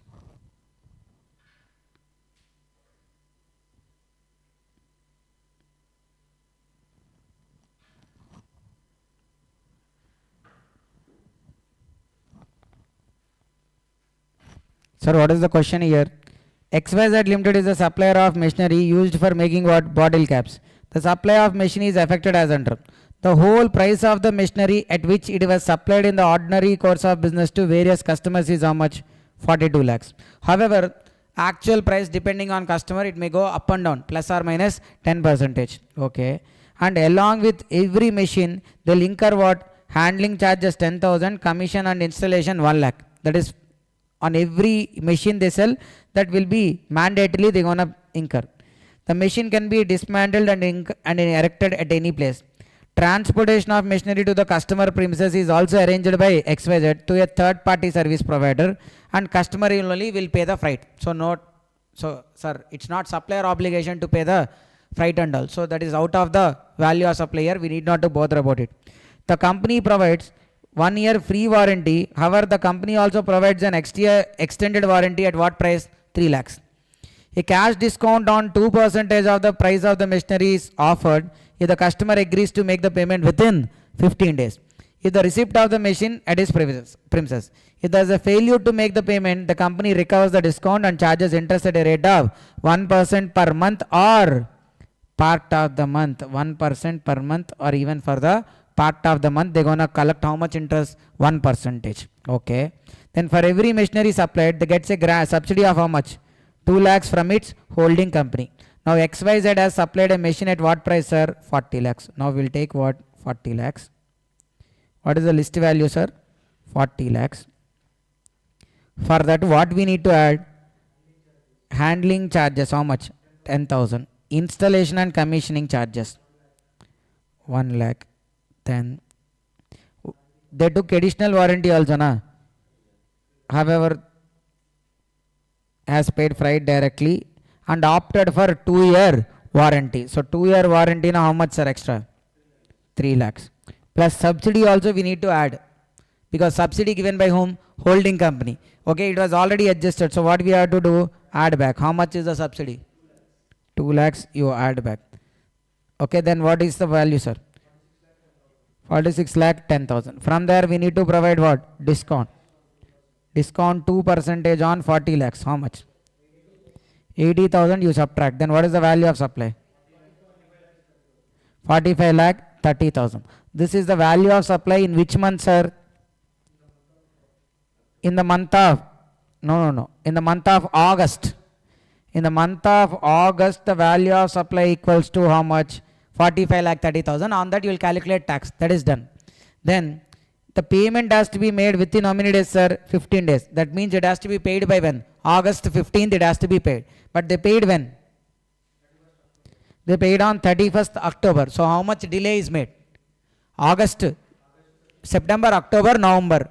Okay. Sorry, no. August, September, October. 3 months delay is there. So debit note has to be raised in October. October debit note for what value, sir? First discount. How much is the discount to be reversed, sir? 80,000 plus interest. Interest rate they will be saying in the question. It's not like 18%. 1% per month. Okay. Sir, for delay in payment of GST, that 18%, which is as per the statute. Here the delay is not because of GST. Supplier charging interest because he is getting delayedly money and all. So, okay, that's not 18%. Okay. So here what? Interest 3%. Why 3%, sir? 3 months na 3%. On what? What is the amount to be recovered, sir, here? Huh? 43 lakh 10,000. Huh? Sir, this amount, sir, from there you subtract subsidy. How much? 44 lakh 10,000. Because actually you should get how much? 46 lakh 10,000. Because discount also reverse, right? So you should recover 46 lakh, value of supply 46 lakh 10,000 before discount. From there, subsidy will not be paid by customer. That's why you ignore subsidy amount. How much? 44 lakh 10,000. So 3% into 44 lakh 10,000. How much? 1 lakh 30 30 32,300. So this is what total 2 lakh 12,300, right? This is including GST. What is the GST rate given in the question, sir? Machine reserve 12%. So you need to do what? Into 100 by 112. So what is the value of supply here? 2,12,300 into 100 by 112. Why 100 by 112, sir? Because this amount is including GST. So we need to do net of GST. How much? 80,000 554. So okay. So 2,12,000. Okay, see they mentioned here including tax value. From there 22,746 if they subtract tax value. Total IGST is how much? On 45 lakh 30, 5 lakh 43,600. On this value how much, sir? I mean the difference between these two is how much? 746. How much they got? 746. And here on this also if you levy tax, here also you'll get GST, then you will get the total GST payable. Okay, then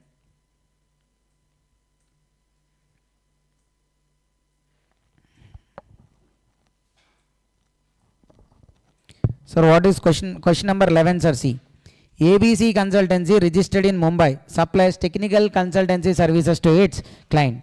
It has been providing technical services to XY Limited Mumbai since past 2 years. The consideration is for it what? Sorry, the consideration will be settled agreement wise. Sir, till here it is a different sentence. Then what happened? XY paid 45 lakhs to ABC on 10th January. For what? Because ABC agreed to not provide similar technical services to any other business entity in India for a period of 8 years. So this sentence, sir, is it a supply or not? Why? Like for restraining to do an act, an amount has been paid. That is also supply. But ABC is of the view that what? 45 lakhs is not chargeable to GST. Their view is wrong. But here the total amount paid is only 45. So you have to calculate, sir. 45 lakhs is what? Including GST. So you need to make what? 45 lakhs into 100 by 118. You'll get net of GST. That's the value of supply. Then you'll calculate tax. Done.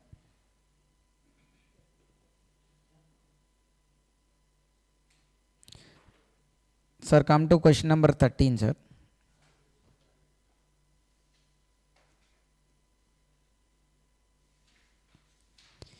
X Limited owned a factory in Chennai and one depot in Cochin. So then what's our distinct person, sir? Depot in Chennai, factory in Chennai, depot in Cochin. So they are what? Like distinct person. So factory from their depot. Okay, and they are like separate registrations also. The goods manufactured in Chennai factory will be transferred to Cochin and where they will be sold as it is. Sir, these two are distinct persons. Which rule will come? Rule 28, sir. 27 when? Price is not the sole consideration. Here rule 28. Sir, since they are going to sold as it is, we'll go to what? That option 2. What does it says? So we need to find out the depot sale value to unrelated customer. Okay. When the goods are transferred from factory to depot, sir, 8th February. On the same day, you need to take what is the sale price from depot to unrelated customer. On this day, what is the sale price, sir? 220. So you should do what between factory and depot?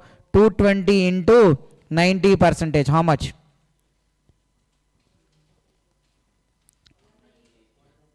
198 into 1000. So it is how much? 1,98,000. That would be taken as what? Value of supply. On that GST, if you apply, you'll get the GST amount. Okay, then.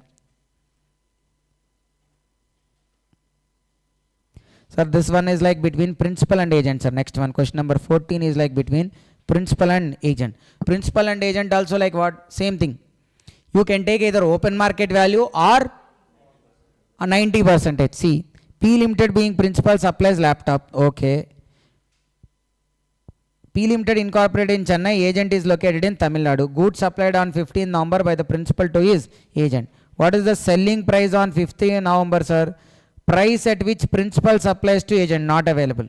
Price at which supplies to customer not being a related person, 22,000. So what? This is the resale price of agent. What we have to do? 22,000 into 90%. How much? 19,800. But look at the next point, sir. Whereas goods procured by agent from another independent supplier supplying laptops of like kind and quality are like what? 20,000. This is like what? Open market value. So 20,000 or 90,800. Which is better? 19,800 is only better. So they can take value of supply as 19,800. Sir, why 19,800 better? 19,800 low GST. I mean lesser tax will come. That's why 19,800 is better.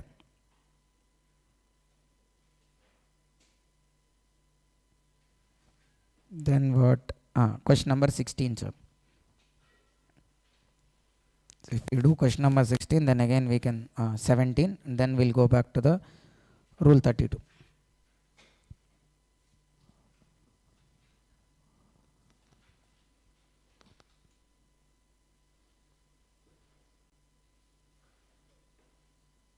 Not required, Divya. Then Sandhya, why we didn't calculate? Because you need to take on the day when you received from the factory. On the same day, whatever is the resale price, that value only you have to take. That's the rule. That's why we didn't took the actual sale. I mean, sir, because the price will be keep on fluctuating, right? So you cannot wait till the actual sale date. On the day when it is received from factory, that day depot sale price only has to be taken. Sir, her doubt is simple, sir. Here, like in question number 13, 220 is there, 250 is there. Okay, when the depot received from factory 8th February, the price is what? 220. When the actual sale is made happen when? 18th February. On that date is what? 250. So our doubt is like, why not we took 250? Because we cannot take. Okay, because sir, 8th February you received. On 8th February only you want value of supply between whom? Head office and the branch office. So that day values only we have to compare. Sir, ardhamavutundi head office ki ee roju vachindi, branch as a depot ki when which day depot received? 8th February. So we want value of supply on which day? 8th February only. That's why we took what? 8th February date only. I hope you understood. Now come back, sir. So what is this? Kamal & Co manufactures customized products at its unit situated in Rajasthan. The cost of production for Kamal & Co for 1,000 products is how much? 20 lakhs. How much, sir? 20 lakhs. These products require further processing before sale.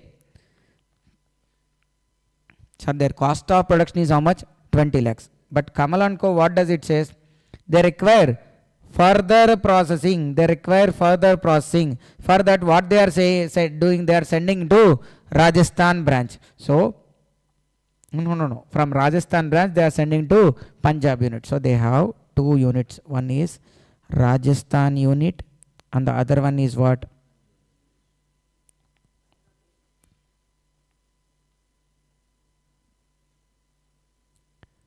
Punjab unit. Okay, they sent. Sir, now my question is, does Punjab unit will sell as it is, or it has to do further processing? Further processing it has to done. Then one option gone already. That resale price into 90%, that option is not there. Now what we have to take? Open market value, but there is a proviso there. If at all this Punjab unit is a registered person and it can avail ITC, whatever the invoice value, that itself can be taken as open market value. Okay. Punjab unit, apart from processing its own products, it processes similar products of other persons also who supply the products of same kind and quality, and therefore thereafter sells these processed products to wholesalers. There are no other factories in the neighboring area which are engaged in the same business as that of its Punjab units. Okay, so there are no open market value also, but what is given? Same kind and quality are supplied each time by another manufacturer located in Punjab. So this is what? Like kind and quality. How much is the value of like kind and quality? 90 lakhs. Sir, we have only one thing available, sir. We don't have open market value. We don't have an invoice value also, and it is not clear whether recipient is registered, eligible to ITC or not and all. So open market value itself is not available. What is the next option? Like kind and quality. They given like kind and quality. How much? 19 lakhs. So the between these two, what is the value of supply to be taken? 19 lakhs. They'll write down the whole provision, sir. The total provision they'll write, and last they'll tell like value of supply as 19 lakhs. Then question number 17. 17 is related to what, sir? Rule 30. So rule 30, what does it says? Cost plus 10 or cost into 110 percentage. Okay. So cost has to be calculated as per what? CS4. Okay. So now first one, what direct material cost? What is mentioned here, sir? Inclusive of GST. What we have to do? Excluding GST. So 944 into 100 by 118.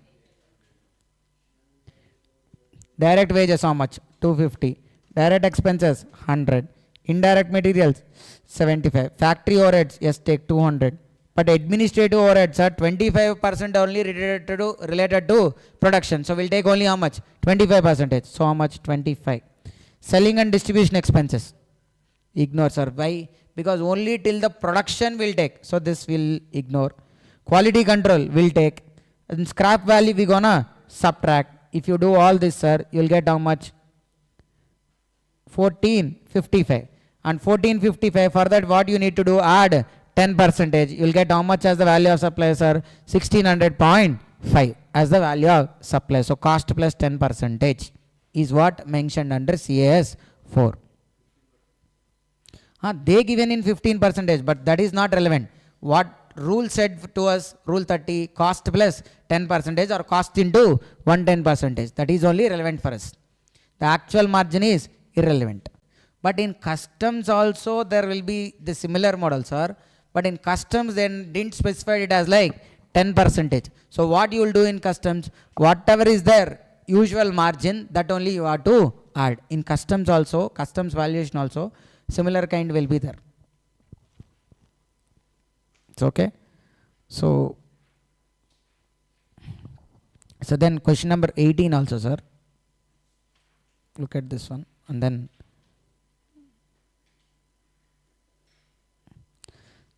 sir, Asha supplies raw material to a job worker Karina.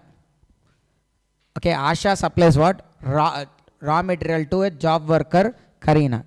After completing the job work, finished product 5,000 packets are returned to Asha, putting the resale price of 20 on each packet. The product in the packet is covered under MRP. Determine the transaction value in the hands of Karina. Sir, Karina is whom? Job worker. So we need to determine value of supply for whom? Job worker. Sir, if any material supplied for job work, sir, simple things, sir. Job work is what? You given your bike to a mechanic. That's like kind of what? A job work and all. Sir, he'll be levying tax on the total bike value. Huh? He'll be levying on what? Only on his service charges only he'll levy GST. Same kind of here also. The cost of material supplied, ignore. Job worker charges, yes, we need to consider, sir, because that's his charges, 10,000. Plus transportation charges for sending the material to job worker, sir, that will not include, but from returning we have to include. For sending to job worker will not include, but sending from job worker place to principal place, that part we need to add. So 4,500 we need to add. So 10,000 plus 4,500, it will come how much? 14,500. But here, sir, in question, Karina offered 2,000 discount for full payment. So 2,000 discount, if you subtract, the value of supply is how much? 12,500. Okay. So now come back, sir, to the theory.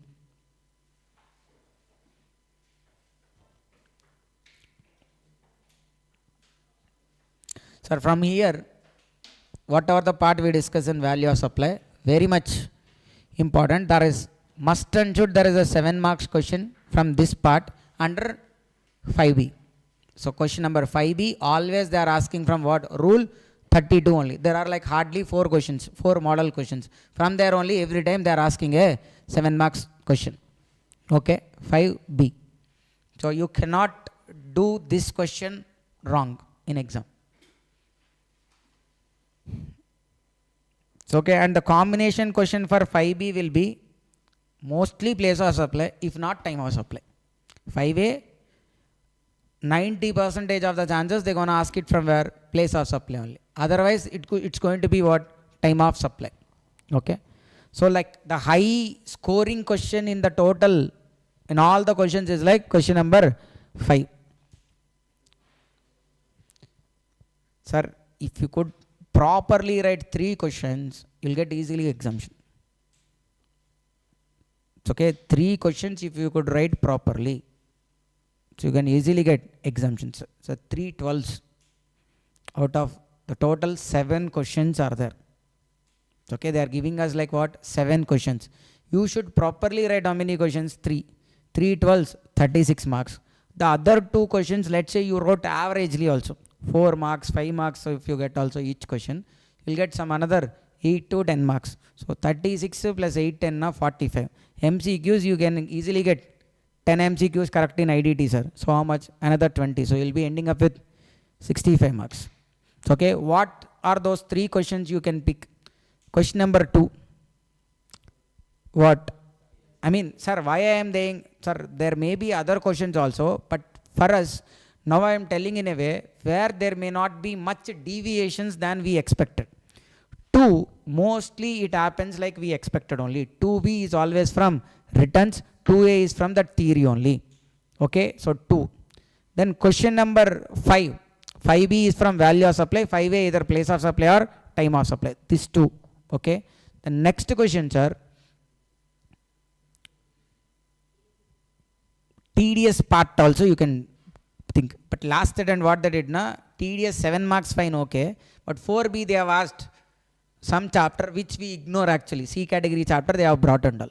So but FTP they will not change. But the most problem is with FTP is what? Many students are FTP they are not targeting, sir. But understand, if at all paper is little tricky, FTP is only gonna save you. It's okay. And one more thing, sir. Tomorrow there won't be live session. So I'm gonna upload recorded session only. So by tomorrow 1 o'clock or 2 o'clock you'll get the customs and FTP both together as one session only. You're gonna get it in the YouTube. So rule 31A is like value of supply in case of lottery, betting, gambling and horse racing. Okay, value of supply in case of betting, lottery and horse racing. First one.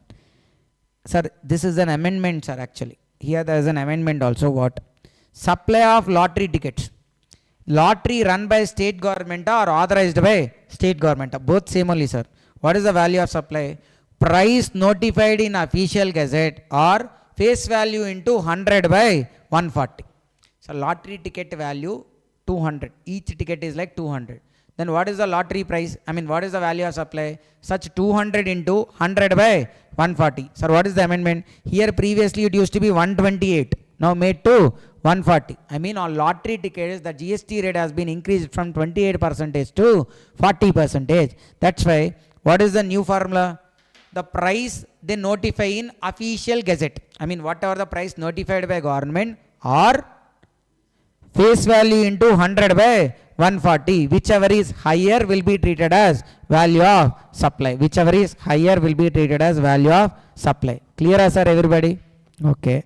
Then, in case of online money gaming, like this Dream 11 and all will be there, online money gaming and all. For that, whatever is the amount deposited to play a game, okay, that amount deposited is called as value of supply, not his winnings. The amount he deposit to participate in a game is called as value of supply. Then value of supply in case of casinos.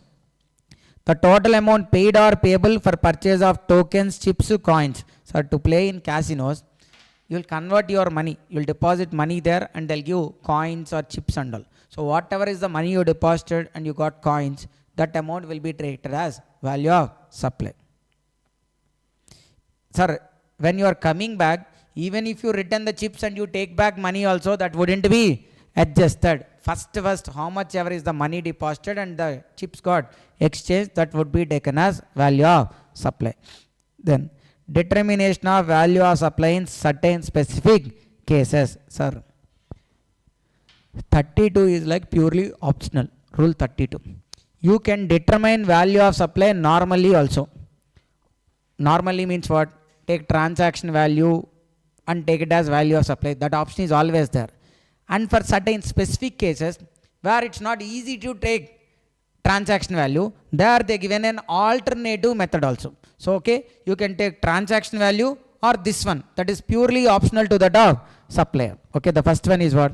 So there are high chances of asking this particular related in the exam, because this foreign exchange related was asked in June 2024 and even in June 2025. There is high chances of asking even it in June 2026, especially this related. And the same question asked in June 24 and June 25 also. Okay. What? Sir, this provision is about determining value of supply when there is a change in, so understand the supply is what? Foreign currency is being exchanged. For that he is getting commission. What is the value of supply with that exchange commission? Okay. So see, first we are gonna, here two sub rules are there, sir. This is rule 32 sub rule 2 clause A. This is rule 32 sub rule 2 clause B. This method 1 is what? Rule 32 sub rule 2 clause A. Method 2 is what? Rule 32 sub rule 2 clause B. See, understand. Method 1, case 1. What is value of supply? See, before going to value of supply, the situation is, one of the currency being exchanged is Indian currency. That means you are having rupees. Rupees you are converting into dollars. Rupees you are converting into what? Dollars. Then one of the currency being exchanged is what? Indian currency. Then what is the value of supply, sir? Sir, understand. They are asking again. Sir, assume you have $1 lakh. You want to convert it into rupees. Okay. Now the question is like, RBI reference rate available or not available? Sir, two options. First one, under what category we are there? One of the currency being exchanged is Indian currency. Dollar converted into rupee. One side it should be what? Indian currency. Okay, one of the currency being exchanged is Indian currency. Now what we need to check? RBI reference rate available, not available. Let's say RBI reference rate available. RBI reference rate available. Then what you have to take? Take the actual rate at which the purchased or sold. From there, you found out the difference between actual, RBI reference rate and the actual rate at which they have transacted. Find out the difference and such difference into number of units of foreign currency. Sir, you need not to include all your SFM knowledge here. Like buying rate, selling rate, all those and all you need not to think. Whatever is the rate at which they purchased or sold, take that rate and compare it with the RBI reference rate. Take that difference. Such difference into number of units of foreign currency exchange has to be treated as what? Value of supply. What is the answer? If RBI reference rate is available, what we have to do? The difference between the rate at which it was actually exchanged and the RBI reference rate. Find out the difference. Multiply it with what? Number of units of foreign currency exchange. If RBI reference rate is not available, then with actual rate only you convert. That Indian amount you will get, right? That Indian currency rate, whatever the Indian currency involved into 1% you do. That's called value of supply. So look at this example. $1 lakh converted using 85.5 and RBI reference rate is what? 86.3. Then what is value of supply? 86.3. What is the difference? 0.8 into 1 lakh. 80,000 is the value of supply. Same question, sir, if RBI reference rate is not available. 1 lakh into 85.5 into 1%. How much? 85,500. Sir, if RBI reference rate available now, difference between these two into $1 lakh. RBI reference rate not available, then 1 lakh into 85.5 into 1%. That's called as what? Value of supply. Okay, this is done. The next one, none of the currencies being exchanged is Indian currency. That means what? You are directly converting dollar to pound or pound to dollar. Okay, no Indian rupee involved at all. So then what they are saying? Both foreign currencies only, right? Both convert into Indian currency using RBI reference rate, and both of them multiply them with 1%. Whichever is lower is called as value of supply. Simple, sir. Two foreign currencies are there. Both convert into Indian currency using what? RBI reference rate. Multiply both of them with 1%. Whichever is lower is called as value of supply. See, $1 lakh converted into 98,000 pounds. So dollar 85 is the exchange rate. So dollar 1 lakh into 85 into 1%, 85,000 pounds. 98,000 pounds into 87.5 into 1%, 85,750. Which is lower? 85,000. That is the value of supply. This is what method 1. The next one, sir, slab rate method. Slab rates. Sir, this slab rate method is nothing but what? Rule 32 sub rule 2 clause B. Sir, this only asked in exam. Many people, okay, even though the question is asked on rule 32 sub rule 2 clause B, they'll do it in the first way and they think they got 7 out of 7. Okay, so it's what? Okay, rule 32 sub rule 2 clause B. So it's what? Slab rates method based on gross value of Indian currency exchanged. See, if the Indian currency exchanged is like within 1 lakh, or up to 1 lakh, that amount into 1% or 250, whichever is higher. Let's say 30,000 only exchanged. 30,000 into 1% how much? 300 or 250, which is higher? 300. Only 20,000 exchanged. 200 or 250, which is higher? 250 is the value of supply. Exactly 1 lakh. 1 lakh into 1% or 250, whichever is higher. How much? 1000 is the value of supply. Exactly 1 lakh. Now, how much is the value of supply? 1000 is the value of supply. Now, if the amount is 1 lakh to 10 lakh, let's say 5 lakhs or 6 lakhs, something like that. Then what? In excess of 1 lakh, how much ever is there? Multiplied with 0.5% plus add 1000. Sir, why 1000? On first 1 lakh, it is 1000. So, on above 1 lakh, you will add 0.5% and add 1000. So now calculate for 6 lakhs. 2,500 plus 1000. Total how much? 3,500. 10 lakhs. 5,500. Why? Because first 1 lakh 1000. 9 lakhs into 0.5 now 4,500. Total how much? 5,500. Now the third slab, excess of 10 lakh. Excess of 10 lakh what? On that excess amount 0.1% plus 5,500 or 60,000, whichever is lower. Sir, the last one little careful, sir.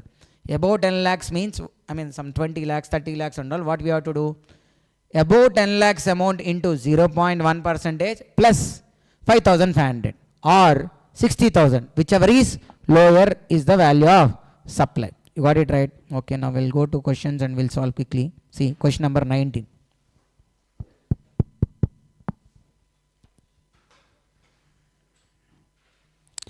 Sir, Srinidhi exported some goods to LG Incorporation of USA. It received how much?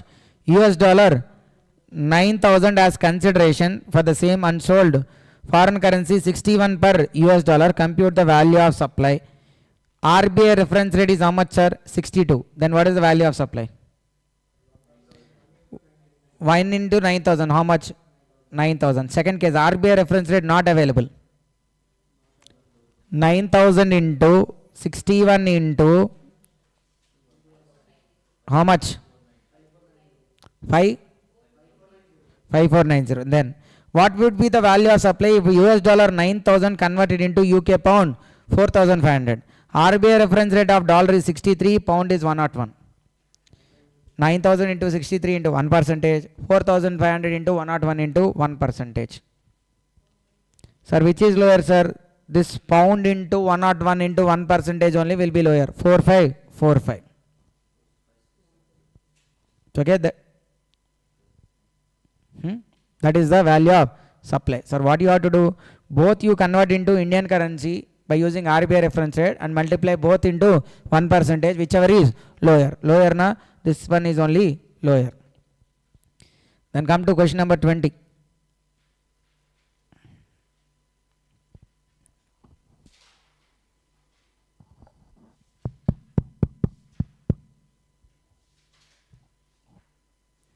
Money Express Limited, Jaipur is an authorized money changer registered under FEMA.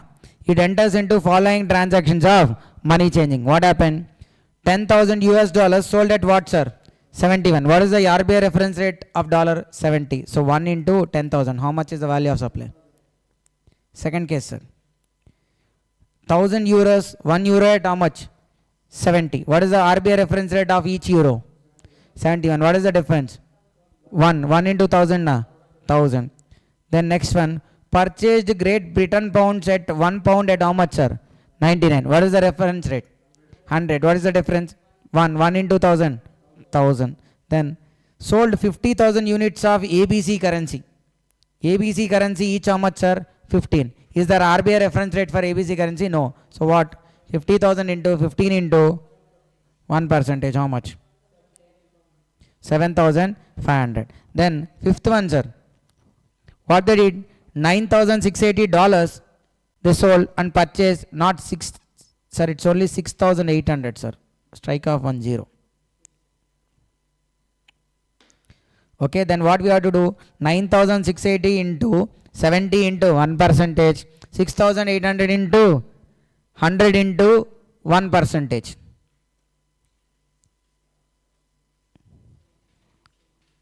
So which is lower, sir? 6,776. Okay. Now come to question number 21. So read the question and tell, sir, quickly what is the value of supply.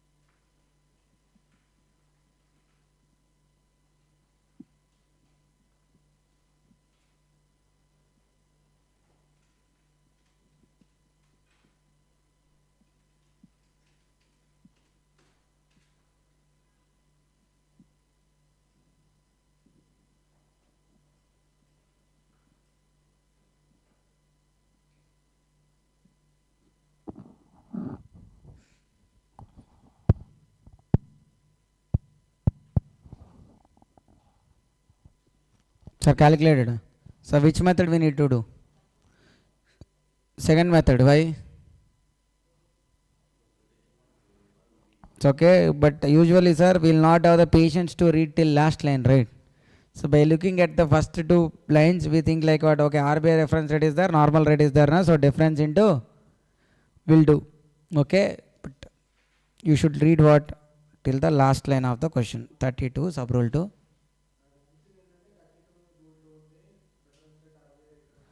అదే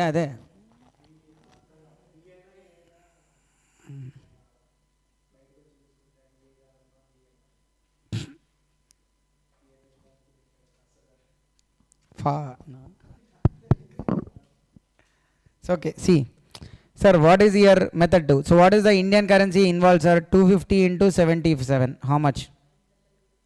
9,250.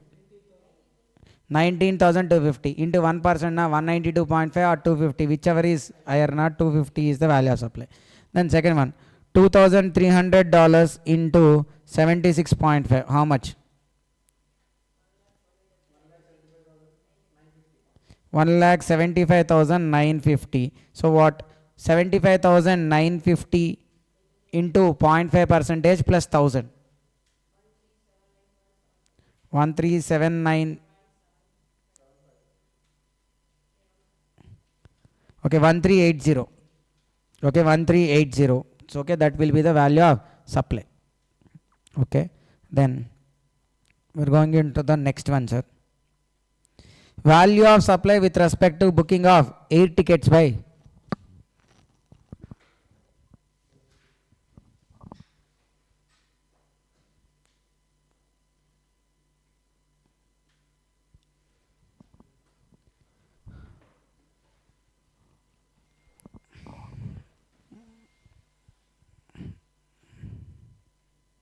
so value of supply of booking 8 tickets by 8 travel agent. So what? Domestic traveler, international traveler. Sir, if it is domestic travel, base fare into 5%. International travel na base fare into 10% could be taken as what? Value of supply. Sir, but remember, they can always have two options. Either they can follow this option or the actual commission they'll get can be taken as value of supply. It is their option. Then, in case of life insurance business, sir, actually, this rule becomes redundant now. Why? Life insurance is currently exempted. Okay? But still, this rule was not suspended or rule was not omitted as of now. So we'll be discussing, sir, because there's like, they can ask a question, right? So that's why we're not going to take chance here. So what? First with policy with dual benefits. Sir, understand, most of the insurance policies are like with dual benefits only.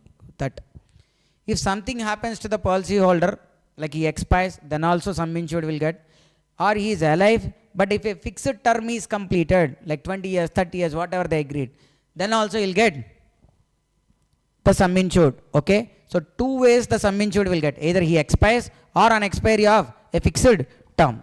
So policy is for what? Dual benefits. And so not that one. There are so many policies with dual benefits. Here, when it comes under first category, the risk, I mean, how much, sir, out of the premium, how much ever is the part they are allocating for investment, if it is communicated to the policy holder, then it comes under the first category. Sir, you are paying yearly 50,000 as premium. The insurance company, whenever you pay premium, clearly saying like, sir, out of this 50,000, 10,000 is for risk coverage. 40,000 we are investing on behalf of you. Like that, if they're gonna give you clarity about how much is gonna be invested, how much is gonna be for risk coverage, then the value of supply is only what? Total premium charged minus amount allocated for investment. I mean, risk related premium is only chargeable. Risk related premium. That's why what? From the total gross premium, they are subtracting amount allocated for investment. Then single premium annuity. Single premium annuity. Single premium annuity na, you will not pay every year premium. You will pay only once. Sir, even single premium annuity also, if the amount going to be allocated for investment is clearly known, then what you will do? Total premium minus amount allocated for investment, balance is only value of supply. But the amount allocated for investment is not known. And it is a single premium annuity. Then what is the value of supply? 10% of the gross premium, where amount allocated for investment is not intimated. Sir, if it is intimated, then total premium minus amount allocated for investment. Then other case now what? Sir, there is like, you pay yearly premium only. Policy covers both risk plus saving also. But amount allocated for investment is not communicated to the policy holder. Then what is the value of supply?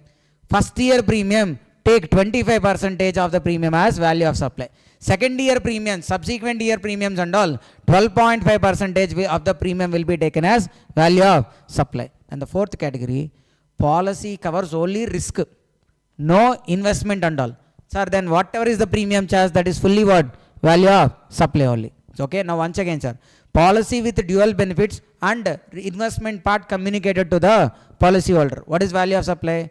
Total premium minus amount allocated for investment. Not communicated to the policy holder, but it is a single premium investment. 10% of the premium charge. Not communicated to the policy holder, but is like a normal yearly premium kind of only. First year premium 25%, subsequent year premiums 12.5%. Policy covers only risk. Then what? Total entire premium will be the value of supply. Okay, now we'll solve questions on it, sir. Question number 22.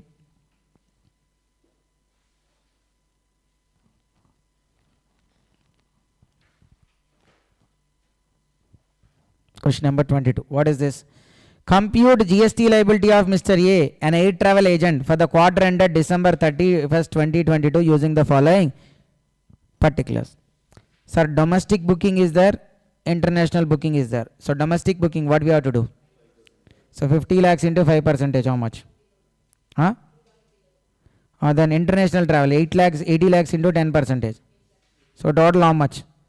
10.5 lakhs. This is one option. But they are asking what? In the above case, would the GST liability be reduced if we opt for Rule 32 sub Rule 3?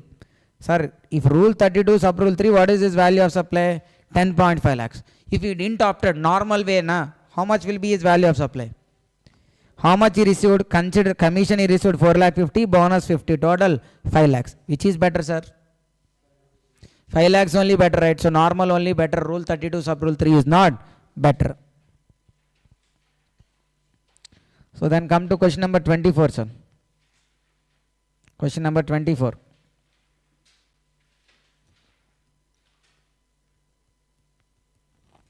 Question number 24.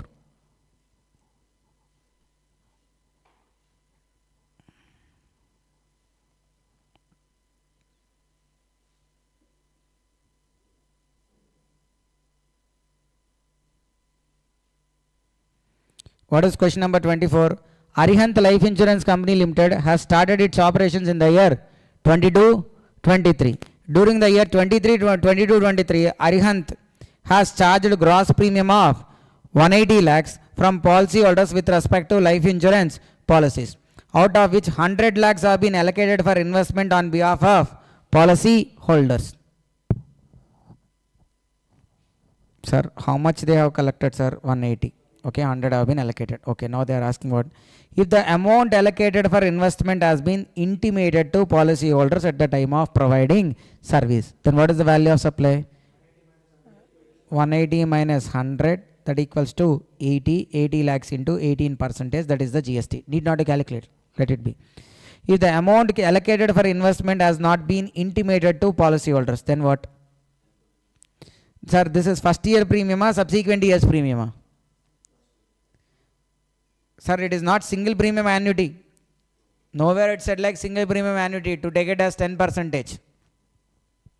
So how much you will take? 10 per 20. How do you decide whether it is first year premium or subsequent years premium?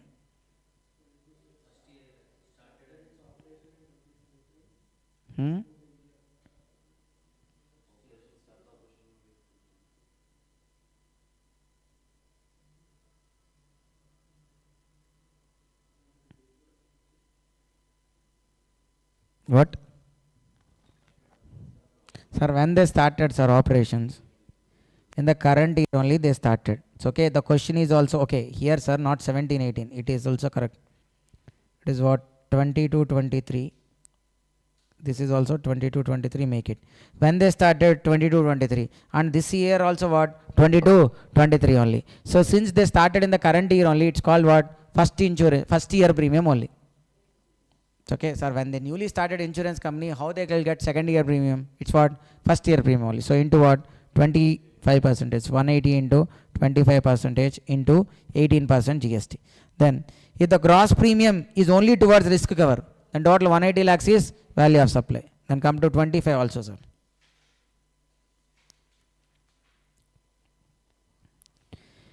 DSL Insurance Company of India provides you the following information. What? General policies. Total premium collected is how much? 14,000. Out of which first year is how much? 6,000. So then what to do, sir? First year 6,000 into what? 25%. Balance how much, sir? 8,000 into 12.5%. Then only risk related 475, total 475. Then variable insurance, premium collected 9,000, out of which 80% is allocated for investment, and which has been given separate breakup in the premium receipts. That means what? Communicated to the policyholder. Then what is the value of supply? 9,000 into 20%. How much? 1,800 is the value of supply. Okay, so that itself on the tax rate, if you calculate, you will get the tax amount. Then come back, sir. Determination of value of supply with respect to used goods. Sir, used goods. Used goods means what? A dealer who deal in like used cars, used vehicles and all. He'll buy used vehicles and sell them. Sir, we see like mostly for cars and bikes only, we'll see this. There are like separate car dealers also who will sell used cars. For them, there is an option here. Sir, they can follow normal transaction value and all, but they can follow this Rule 32 sub Rule 5 also. This is called what? Margin scheme. But understand, once they follow this margin scheme, they are not eligible to avail ITC. Under margin scheme, ITC is not available. So what is the value of supply here?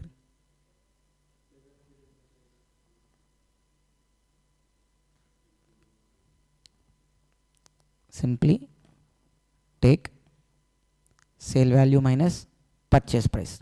Sale price minus purchase price. If that difference, sir, nothing else you adjust. Don't bring your accounting brain and all and bring and subtract the other expenses and all. Just take sale price from there, purchase price, subtract, you'll get the difference.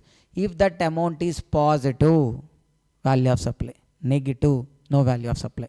Sale price minus purchase price. If the difference amount is positive, value of supply. Negative, ignore. Okay. But here, one important point. If he follows this scheme, will he get ITC or not? So the purchase price will be including GST. So you cannot take like purchase price net of GST. You should take what? Purchase price including GST. Sir, what is the usual accounting entry? If at all you are able to get ITC, then expense account debit, ITC account debit to cash.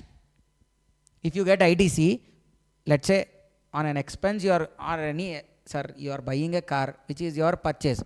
So then what? Purchases account debit to ITC account debit to cash or bank. That's the usual entry if ITC is available. If no ITC available, then what? That element also becomes cost. So purchase account will becomes the total of purchase value plus GST. So purchase cost you should remember. Then the next one, sir. Purchase value of goods repossessed from a default borrower. Sir, what is this? Sir, a bank has given a loan to someone to buy a car or to a truck, something. Bank has given loan, but that fellow is not paying the installments and all. Now what bank will do? Bank will say like enjoy the truck and all. What it will say? It will take the repossession of the truck. Okay, it got the trucks. Not one truck, right? Bank will give to lakhs of people like that loans, and they will be recovering like thousands of vehicles every month. What they will do with all those vehicles? They'll sell. So what they are selling? Used vehicles or new vehicles? So again for them also what applicable? Margin scheme. Okay, but selling price minus purchase price. Sir, they're gonna sell them in an auction, so they'll get what? Selling price. But the problem is, did they had a purchase price? Banks did they purchase the vehicle? What they did? Since the borrower is not repaying the loan, they have taken back the possession. So they don't had purchase price. So there's a problem in that case deciding the purchase price. Now here they suggest what should be the purchase price. What is the purchase price means? Sir, simply understand. The defaulting borrower is there, na? Take his purchase price. Let's say he purchased a truck for 40 lakhs. Take that 40 lakhs. From there, subtract. When this bank has taken back possession to when the bank has been sold.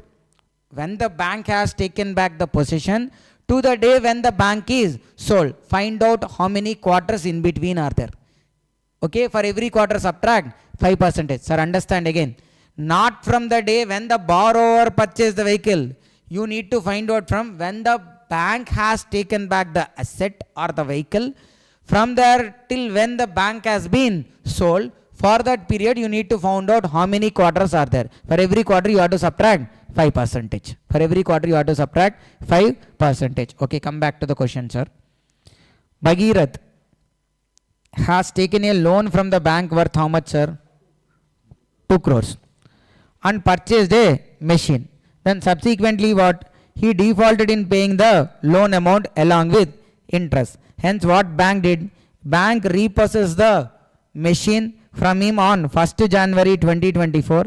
The banker sells the said goods on 26th April 2024. Compute the value of taxable supply of goods in the hands of banker in the following two independent cases. Sir. First case. What is the sale value, sir? 1 crore 90 lakhs. We had sale price. What we need? Purchase price. But here bank purchased, repossessed. Okay, what is that defaulting borrower's purchase price? 2 crores. Okay, so we'll take 2 crores. From there we need to subtract 5% for each quarter. From which period to which period? Sir, when the bank has repossession taken back 1st January and when it is sold 26th April, how many quarters are there? 2 quarters. So from there 2 into 5% now how much? 10%. How much? 1 crore 80 lakhs. If you subtract this, what is this? 10 lakhs positive amount only na. So this is the value of supply. Second case. What is the selling price? 1 crore 70 lakhs. And the purchase price remains same only, 1 crore 80 lakhs. In this case what? Negative. In this case negative 10 lakhs. So what? Is there value of supply? No, nothing is there. Because negative na we will ignore. Here 10 lakhs, here nil. Then this one, sir. Question number 27. Photo Flash Limited is a registered person in GST in Mumbai. He is what? He is a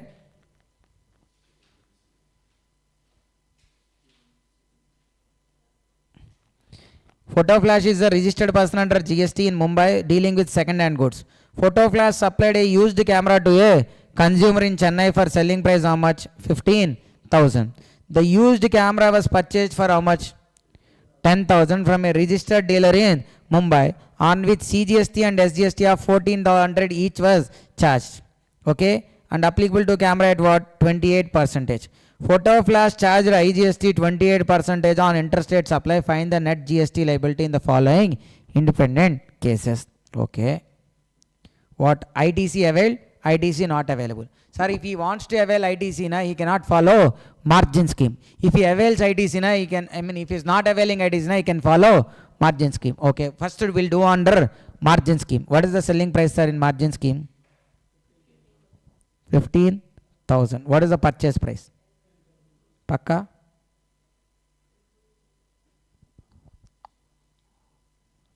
Sir, the purchase price is not 10,000, sir. Purchase price is 12,800.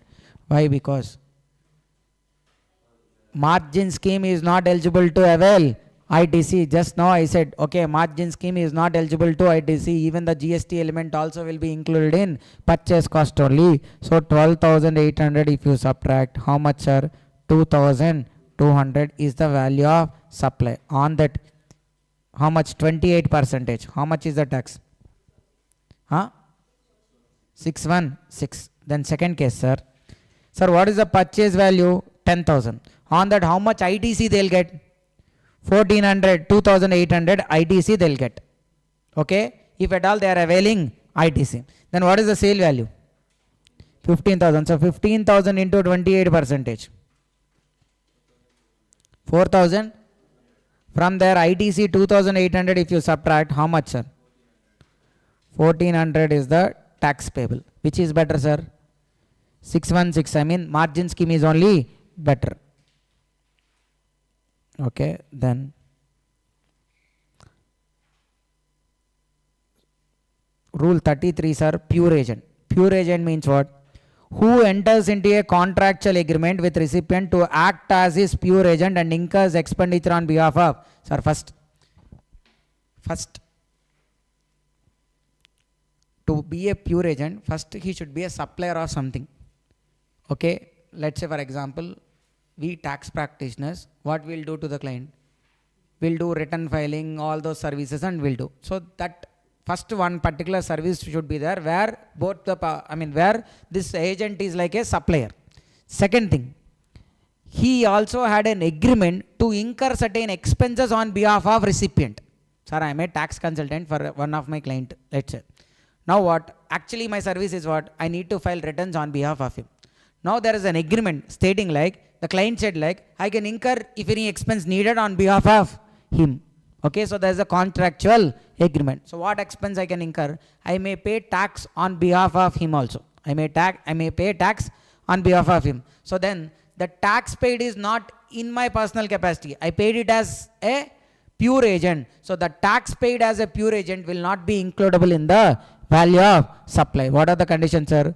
Who enters into a contractual agreement with recipient to act as his pure agent and incurs expenditure on behalf of recipient in the course of supply of goods, services or business. Okay, then if I am incurring anything as a pure agent, in that I will not look for any commissions, margins and all. Whatever the cost I incurred, that only I will recover from my recipient.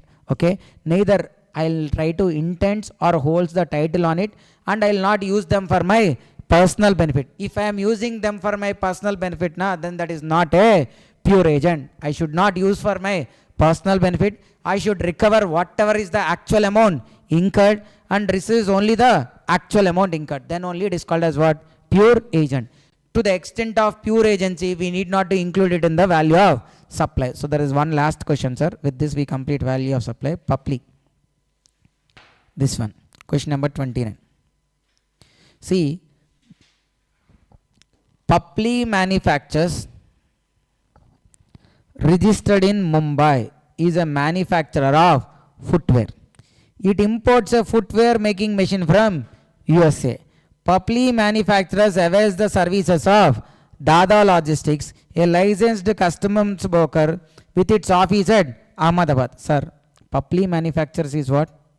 Is a manufacturer of footwear. Okay. What it has? It is availing services of whom? Dada Logistics, a licensed customs broker. And in meeting all the legal formalities of the said machine clearing. Then Papli also what it did? It has authorized the Dada Logistics incur on behalf of it the expenses in relation to clearance of the machine from port and bringing the same to warehouse in there Mumbai. So now what? Dada Logistics is not just a transporter. He is even what? He is even got an authorization to incur expenses on behalf of Papli. So now see, look at this one. Dada Logistics Gujarat. He is a supplier of service. What? He is gonna meet legal formalities for the behalf of Papli. And he got an authorization also to incur expenditure on behalf of Papli. So he is a supplier of service, and plus he is even acting as a pure agent. So whatever he incurred as a pure agent, that need not to be includable in the value of supply. Whereas for his service charge and all, anything he collected, that is includable in the value of supply. See, first he collected what? Agency charges. Sir, agency charges is for what? For he acting as an agent, he collected, for he like acting as a customs broker and all, he got how much? 5 lakhs. That is pure value, not pure agent, sir. That's for his service provided only. Then unloading. Sir, if the machine is unloaded, for whose benefit it is? Papli benefit only, right? Sir, whose machine it is? Sir, you are not there, sir. You asked me to bring some of your luggage from your place. Okay, for that luggage, if some 500 extra charges are there, who has to bear all that? You only have to bear, or I have to bear? I just what I am helping you. Okay, so I have to bear, you only have to bear. Sir, in railway station, sir, I cannot carry all of them. So I asked a porter to bring them. So for him unloading, loading charges, some 200 happened. Who has to bear? Me only, right? So I am just a pure agent. For you, I am just taking care only. If anything I incurred now, what you have to do? You have to reimburse me, right? Same way, unloading is for whose benefit? Papli's benefit. So Papli is reimbursing because already Dada Logistics incurred this 50,000 on behalf of whom? Papli. So Papli is reimbursing. So this is like what? Pure agent. Then transportation. For whose benefits are transportation? Papli. So this is also what? Pure agent. And again another transportation. That also for whom? Papli. For whom customs duty paid? Public, pure agent. Dock dues, port charges, all these are incurred for what? Public benefit only. All these are pure agent. But from here, hotel expenses. Sorry, in hotel, public came and stayed. No, the Dada Logistics, he went and stayed. Okay, so that is for whose benefit? Personal benefit of this Dada Logistics only. So this is not pure agent. Traveling expenses, who travel? Dada Logistics only. So this is not for the benefit of Papli. This is for the personal benefit of whom? Dada Logistics. So this is not pure agent. And telephone expenses, again, who used the telephone? Dada Logistics. So these three are not pure agent. These are what? Includable in value of supply. So how much, sir? 97 plus 5 lakhs. Total value of supply is how much? 5 lakh 97,000. So with this we have completed value of supply also. So okay, you can take 10 minutes break, sir. Then we'll start again at 8:30, place of supply.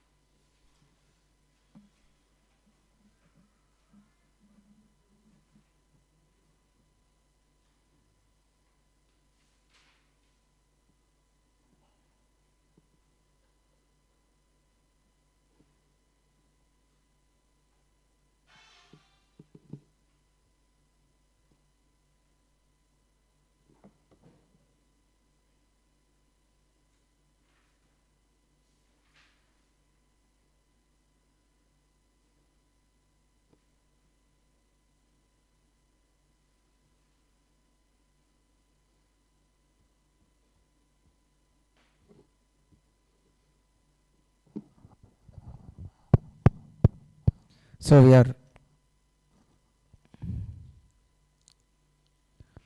are into the next topic, place of supply.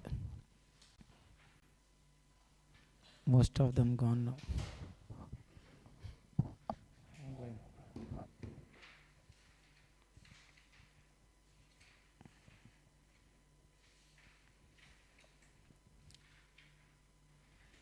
Place of supply. So what is the purpose of place of supply, sir?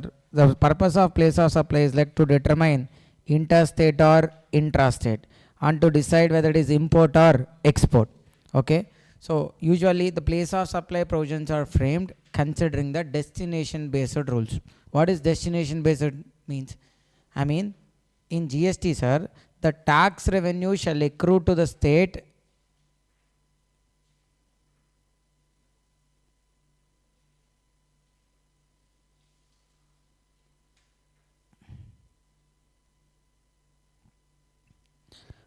in GST, the tax revenue will be shared with whom? Origin state or destination state? Destination state.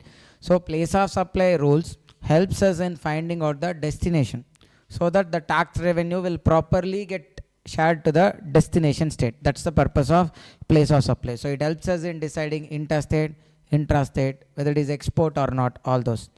Okay. In charge chapters are already we discussed once what is called interstate supply definition. Once again I am repeating, where location of supplier and place of supply are in two different states or one state and one union territory. LOS and POS are in two different states or one state and one union territory, then interstate. Imports are always interstate. And then where location of supplier is in India and place of supply is outside India. What's your location of supplier is in India, place of supply outside India. And then the supplies are made to SEZ or supplies are made by SEZ or any other supply which is not intra. Okay, then also it is called as what? Interstate. So total 5. LOS, POS are in the different states or one state and one union territory. If it is like in import, if LOS is in India and POS is like outside India, supplies made to SEZ or supplies made by SEZ or any other supply which is not intra, then can be called as interstate. Then export of goods means what? Taking goods from India to outside, to a place outside India. But important, sir, see what is export of service.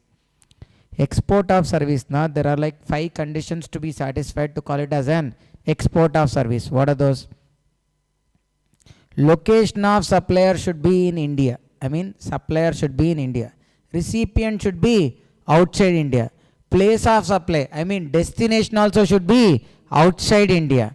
Consideration shall be realized in convertible foreign exchange. And supplier and recipient are not mere establishments. They are not like my own branches only. There should be a different, altogether different person.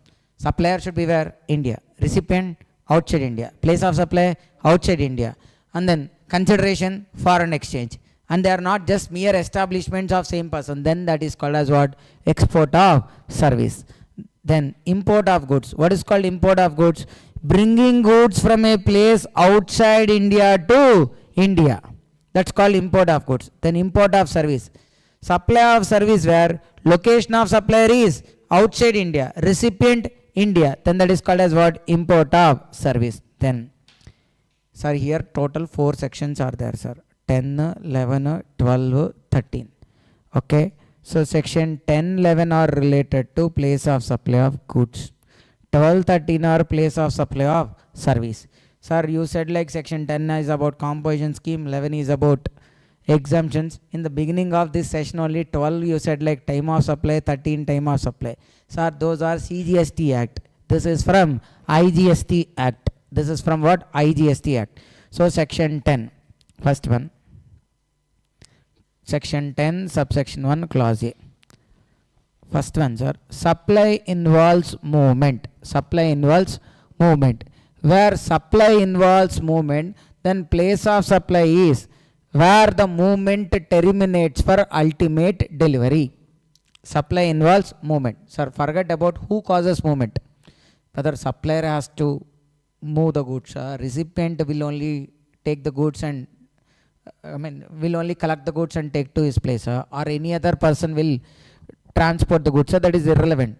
The only point relevant is what? Supply involves movement or not. Then what is place of supply? Sir, we want destination. What is destination?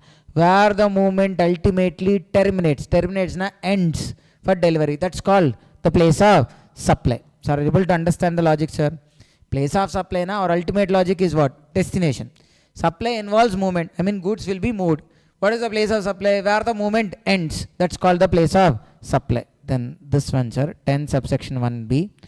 Place of supply in case of bill to ship to model. Bill to ship to model. See, there is a recipient who is there in Bangalore.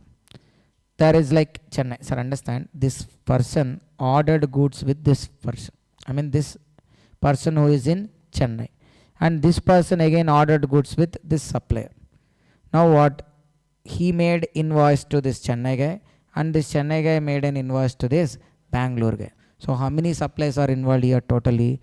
2 suppliers are involved. What are those? One is between this supplier and third party, and the other one is like between third party and this recipient. Okay. Now what this 10 subsection 1 clause B says, like place of supply in case of bill to ship to model. 2 suppliers. What are those? One is like supplier and third party. This what? Sir, whether this third party actually receives the goods? No. But if you remember, even in ITC chapter also this provision came.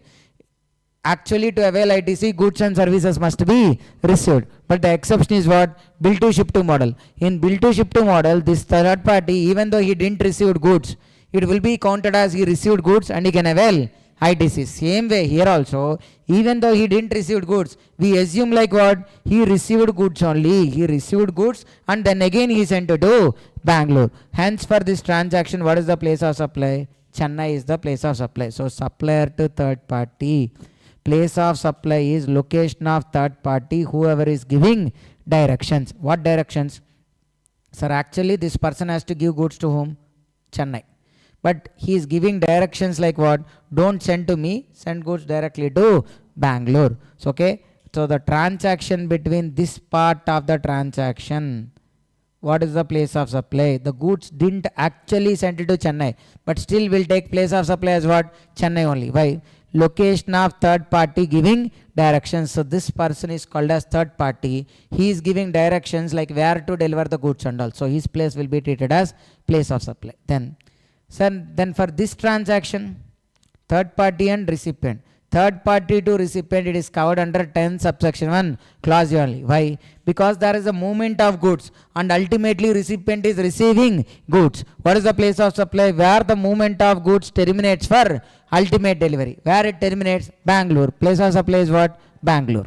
Understood na sir? Here in goods only this part is complicated. Rest all is like simple only. Okay. Here what? Bill to ship to model. Okay, in bill to ship to model there will be 2 suppliers. One is between supplier and third party. Then the next one is like third party and recipient. Between supplier and third party, what is the place of supply? Location of third party only. Between third party and recipient, it is covered under 10 subsection 1 clause A only. Place of supply is like where the movement terminates for ultimate delivery. Then supply involves no movement. So what is the example for supply involves no movement? If you remember time of supply, I said an example. Already they given a lease. It's okay. So now I took an asset on lease. Already that machine is with me only. Now I only purchased the asset. Now what? It need not be moved anywhere. It was there already with me only and I am only becoming the owner. So supply involves no movement. What is the place of supply?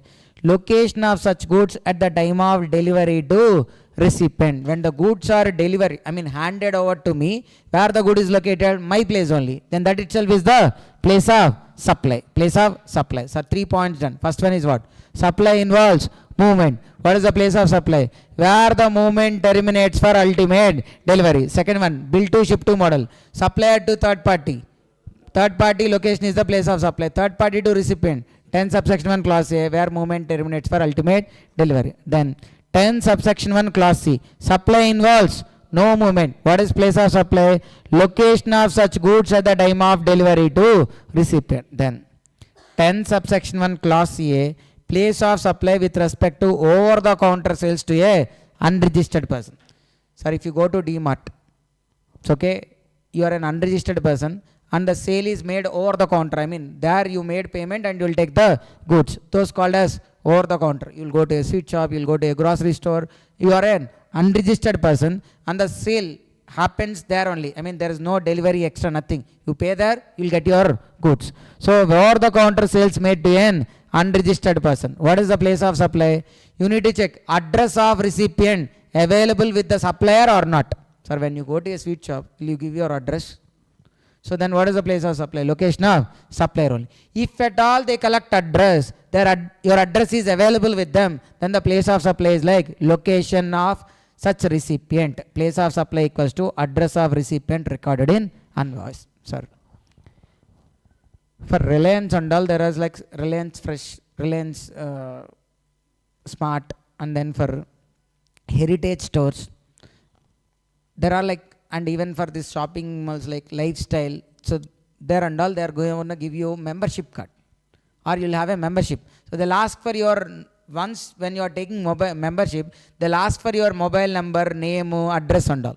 Then every time when you tell your name, sir, even in MedPlus also, this kind of where your address will be collected. First time they'll collect address. From next time onwards, once you tell your number, that only will get automatically. So where they also over the counter sales only, but there your address is available. Then place of supply is what?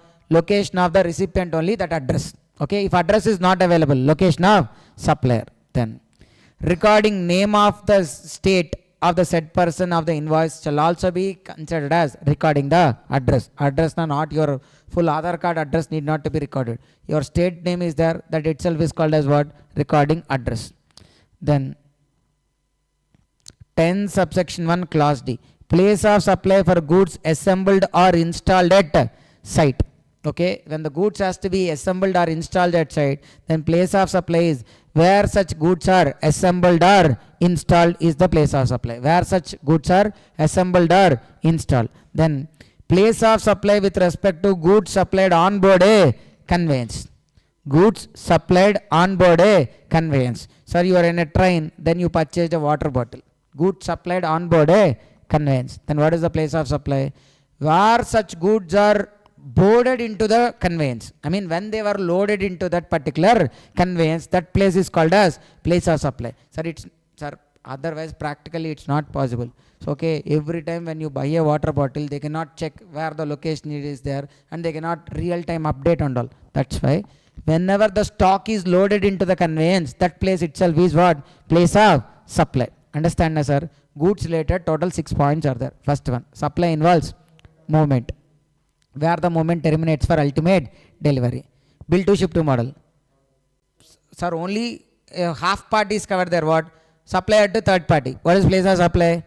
Location of such third party. Then supply involves no movement, where the goods are there at the time of delivery. Over the counter sales. Address of recipient available, not available. If available, location of recipient, not available, location of supplier.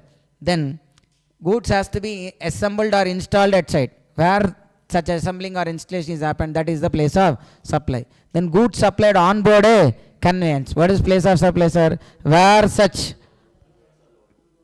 okay, where such goods are onboarded. Then import and export.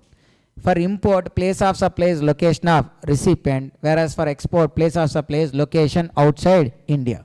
For import, location of recipient. For export, place of supply is location outside India.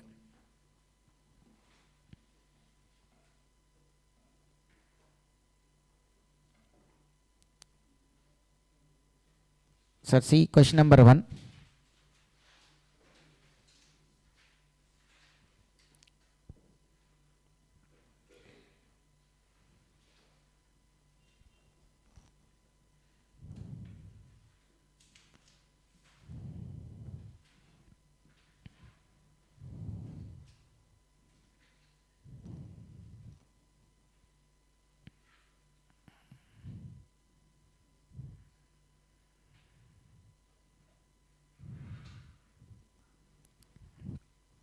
Sir, what is the question? Maruti Traders is a dealer in furniture located in Maharashtra. Receives an order from Bhagavan Traders. Sir, Maruti Traders is a dealer in furniture. Where is located? Maharashtra. Then receives an order from where? Bhagavan Traders. Also located in Maharashtra. Okay. The order is for supply of 250 tables with an instruction to ship the tables to whom? Bhakta Hardware. So Bhagavan is here and Bhagavan is from where? Maharashtra. And whereas it has to be shipped to whom? Bhakta. Who is Bhakta is where? Tamil Nadu. So, sir, actually Bhagavan ordered with Maruti Traders and Maruti Traders will invoice whom? Bhagavan. But the shipment will be there directly to whom? Bhakta. So, what is the place of supply, sir? Here, bill to ship to model between whom? Maruti Traders and Bhagavan. So, which section will come? 10 subsection 1 clause B. What is the place of supply? Even though the goods are not received by Bhagavan. Sorry. We'll assume like what? The goods has been actually sent to Bhagavan. I mean, even though not received by Bhagavan, we'll assume like they were sent to Bhagavan. So, place of supply is what? In first case, Maharashtra.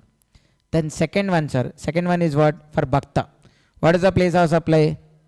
Tamil Nadu. Because 10 subsection 1 clause say where the movement terminates for ultimate delivery. Place of supply is what? Tamil Nadu. So, okay, between Maruti Traders and Bhagavan Traders, Maharashtra. What is place of supply, sir? Is the buyer. Accordingly, listed Bhagavan as per the instruction ships. So, second part of the transaction. So, where? Here, who is third person? Bhagavan Traders is the third person. Therefore, the place of supply will be the principal place of business of the third person. Are you able to understand, sir? Okay. Sir, that bill to ship to model related only 2-3 questions will be there. Okay, you could solve even question number 3 also important, but I am not covering now. Same thing, bill to ship to model only. For goods related, the important one is like only bill to ship to model. Then we are into section 12 and 13.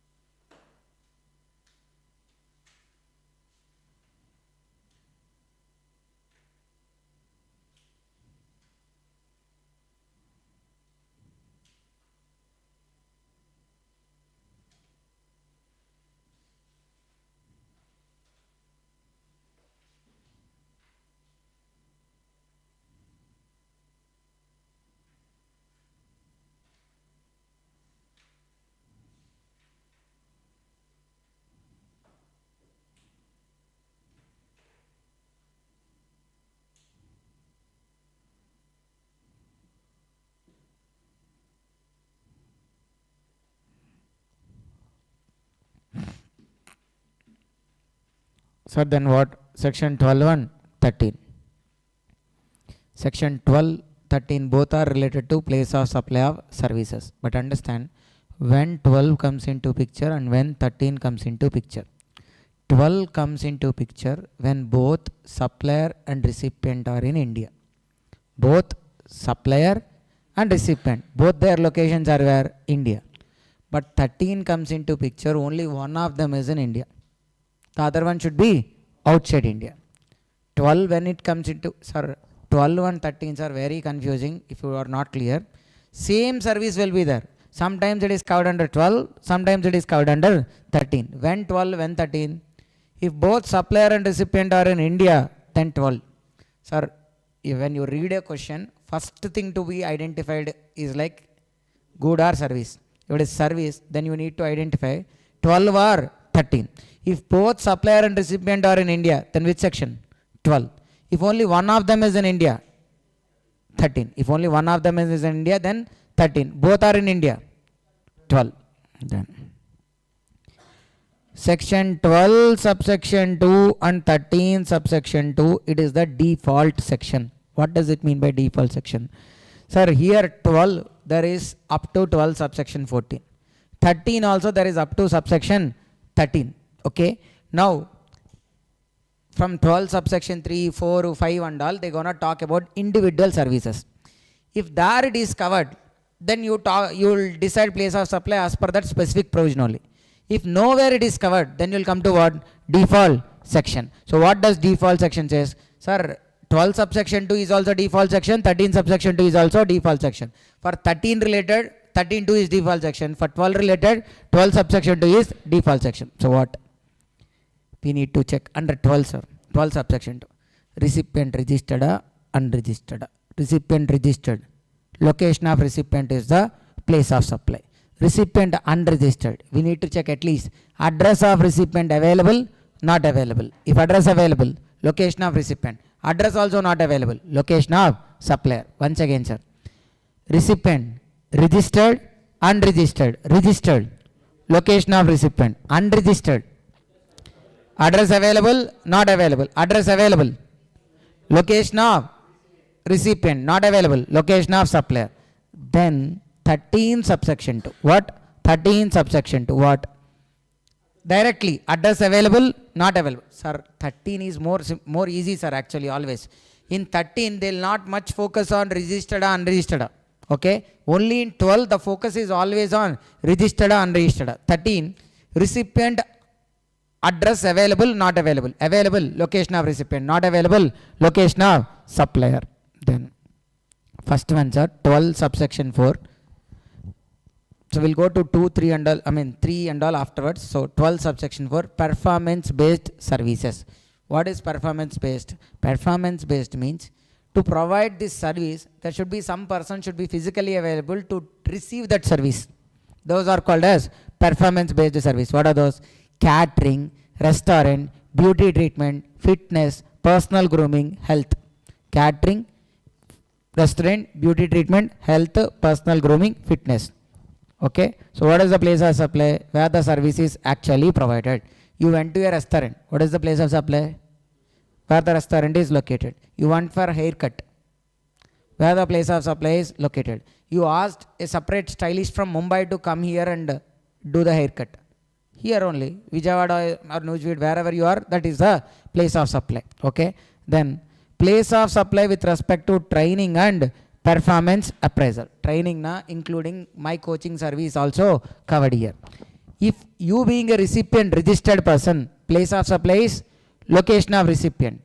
Recipient, sir, are you all registered or unregistered? So place of supply is where the service is provided. If recipient registered na, location of recipient. If recipient is unregistered, where the service is actually provided is the place of supply. So 12.4 is about what? Performance based. Catering, restaurant, beauty treatment, personal grooming, health, fitness. Place of supply is where such services are actually provided. If it is like training and performance appraisal, recipient registered, place of supply is location of recipient. Recipient unregistered, place of supply is location where service is provided. Then now, services in relation to immovable property. So 12 subsection 3 clause A. What? Architect. Sir, there are like clause A, clause B, clause C.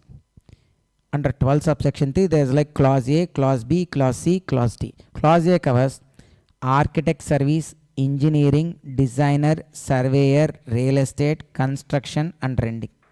Architect, engineering, designing, surveyor, real estate, construction, renting. So all these are related to immovable property, construction related, or on the immovable property, these services has to be provided. So these are somehow connected to what? Immovable property. What are those?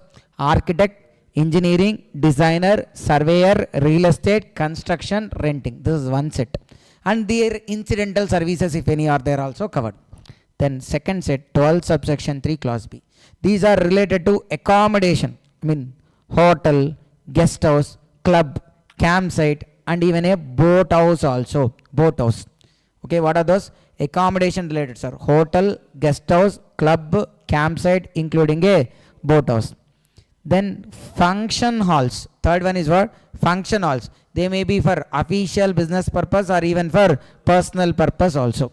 Sir, A, B, C. A are what? Completely related to construction related only. Construction, architecture, surveyor, designing, interior decoration, and even real estate. And then renting. B is accommodation related. C is like functionals. Now what is, sir, here D, clause D is always about incidental. Accommodation under incidental. Functional under incidental. Sir, what is incidental to accommodation? Along with stay, they may provide breakfast. Then that breakfast is called incidental. Along with functionals, they may provide even staff to do catering also. That comes under what? Incidental. Or they do stage decoration. That comes under what? Incidental. What is the place of supply? We need to check. Property located in India, outside India. If property located in India, place of supply is location of property. Property located outside India, place of supply is location of recipient. So what we need to check? Property Indiana, outside Indiana. Property India, place of supply is what? Location of immovable property. Property outside India, then location of recipient. Sir, 13 subsection 4 covers the all these services. In 13, all these is covered under where? 13 subsection 4. Simple, sir, 13. Wherever the immovable property is located, that itself is the place of supply. Either in India or outside India. The place of supply is what? Where the immovable property is located. Sir, understand? When 12 comes, when 13 comes? Both India, na? Supplier and recipient, 12. One of them only in India, other one outside India, 13. Okay? Construction, this immovable property related, all these are covered under both 12, 13. 12 na 12 subsection 3, 13 na 13 subsection 4. Under 13, what is place of supply? Location of immovable property. Under 12, property India na, outside India na. In India, location of property. Outside India, location of recipient. Here there is an explanation also, sir. What? If property is spread across multiple states, like for example, a road is being laid, 200 kilometers, which was spread across multiple states. Or like under a single contract, you booked to stay for 10 days. You booked to stay in a hotel for 10 days with ITC or with the Taj hotels. 3 days is in Hyderabad, 3 days is in Bangalore, 3 days is in like, or 4 days is in Mumbai. So now, how do we apportionate that is the case? Or else, sir, I said 2 examples. One is like what? For 10 days you booked to stay. For 10 days they charging 1 lakh. But all the 10 days you will not stay at one place. Few days you will stay in Hyderabad, few days in Bangalore, few days is in Mumbai. Then how do we apportionate for each state? That's the case. Second one, you are constructing an immovable property like a road, bridge and all.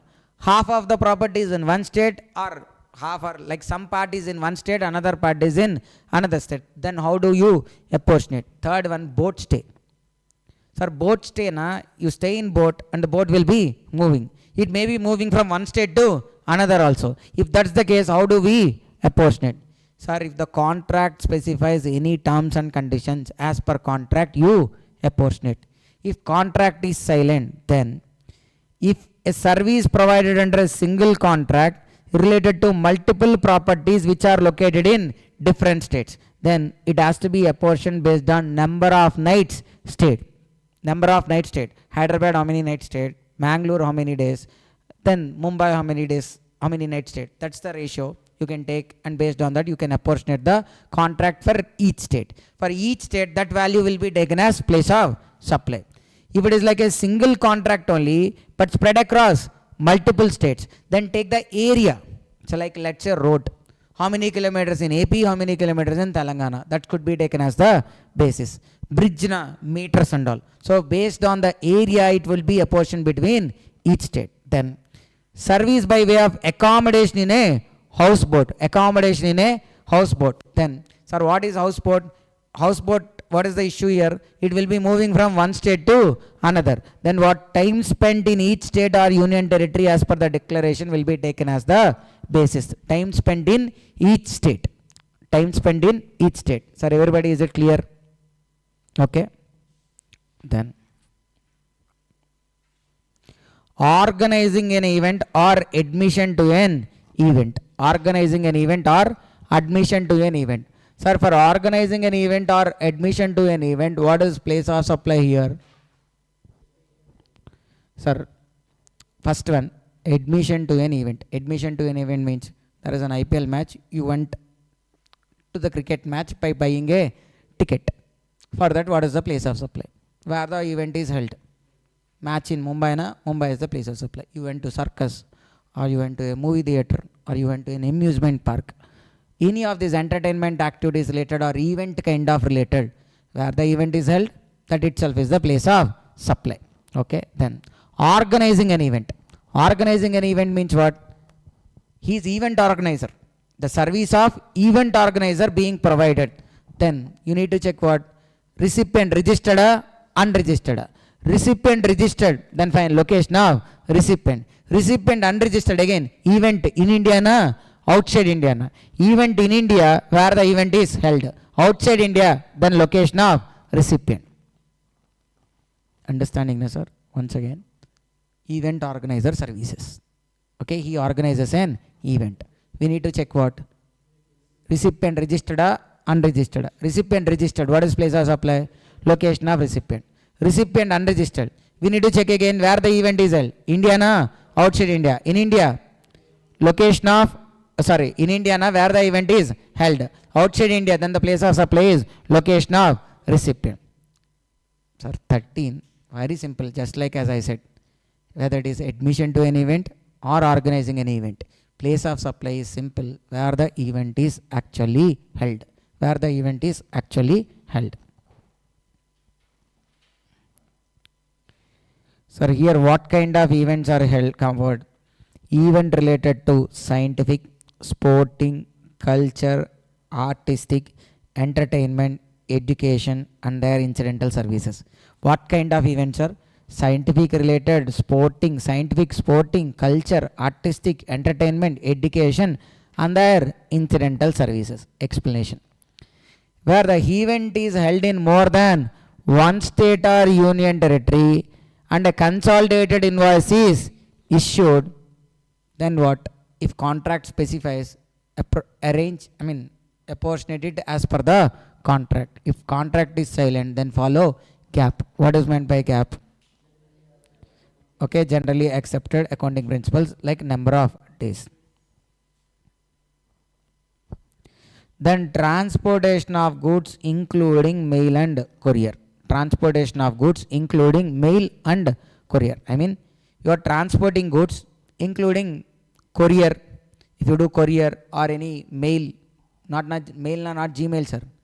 Normal parcel post and all is comes under mail. So you need to check transportation of goods. Recipient registered, unregistered. Recipient registered, location of recipient. Recipient unregistered, then you need to check again what? Destination in India, outside India. If destination is in India, then place of supply is where the goods are handed over for transportation. If the destination is like outside India, then place of supply equals to outside India. Sir, you need to check what? Recipient unregistered or registered. Destination in India, then place of supply is what? Where the goods are handed over for transportation. If the destination is like outside India, then place of supply is also outside India. Understand, sir? Transportation of goods. What we need to check? Recipient registered or unregistered. If recipient is registered, place of supply equals to location of recipient. Recipient is like unregistered. Do we need to check destination in India, outside India? If destination is in like India, where the goods are handed over for transportation. Outside India, place of supply equals to outside India. Under 13, sir, actually this has been omitted. That means it is covered under where? Default section. What default section has? Address available or not available? If available, location of recipient. Not available, location of supplier.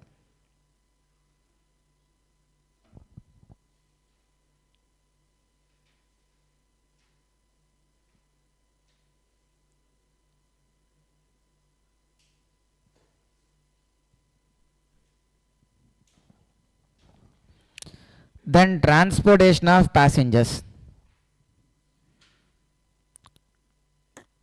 Okay. Sir, it could be a single travel or it covers even future passage also. It is like what? Single travel. What is meant by single travel, sir, here? Single travel means you buy a ticket. It's only for that particular journey. Then that's called what? Single travel. Future passage means what?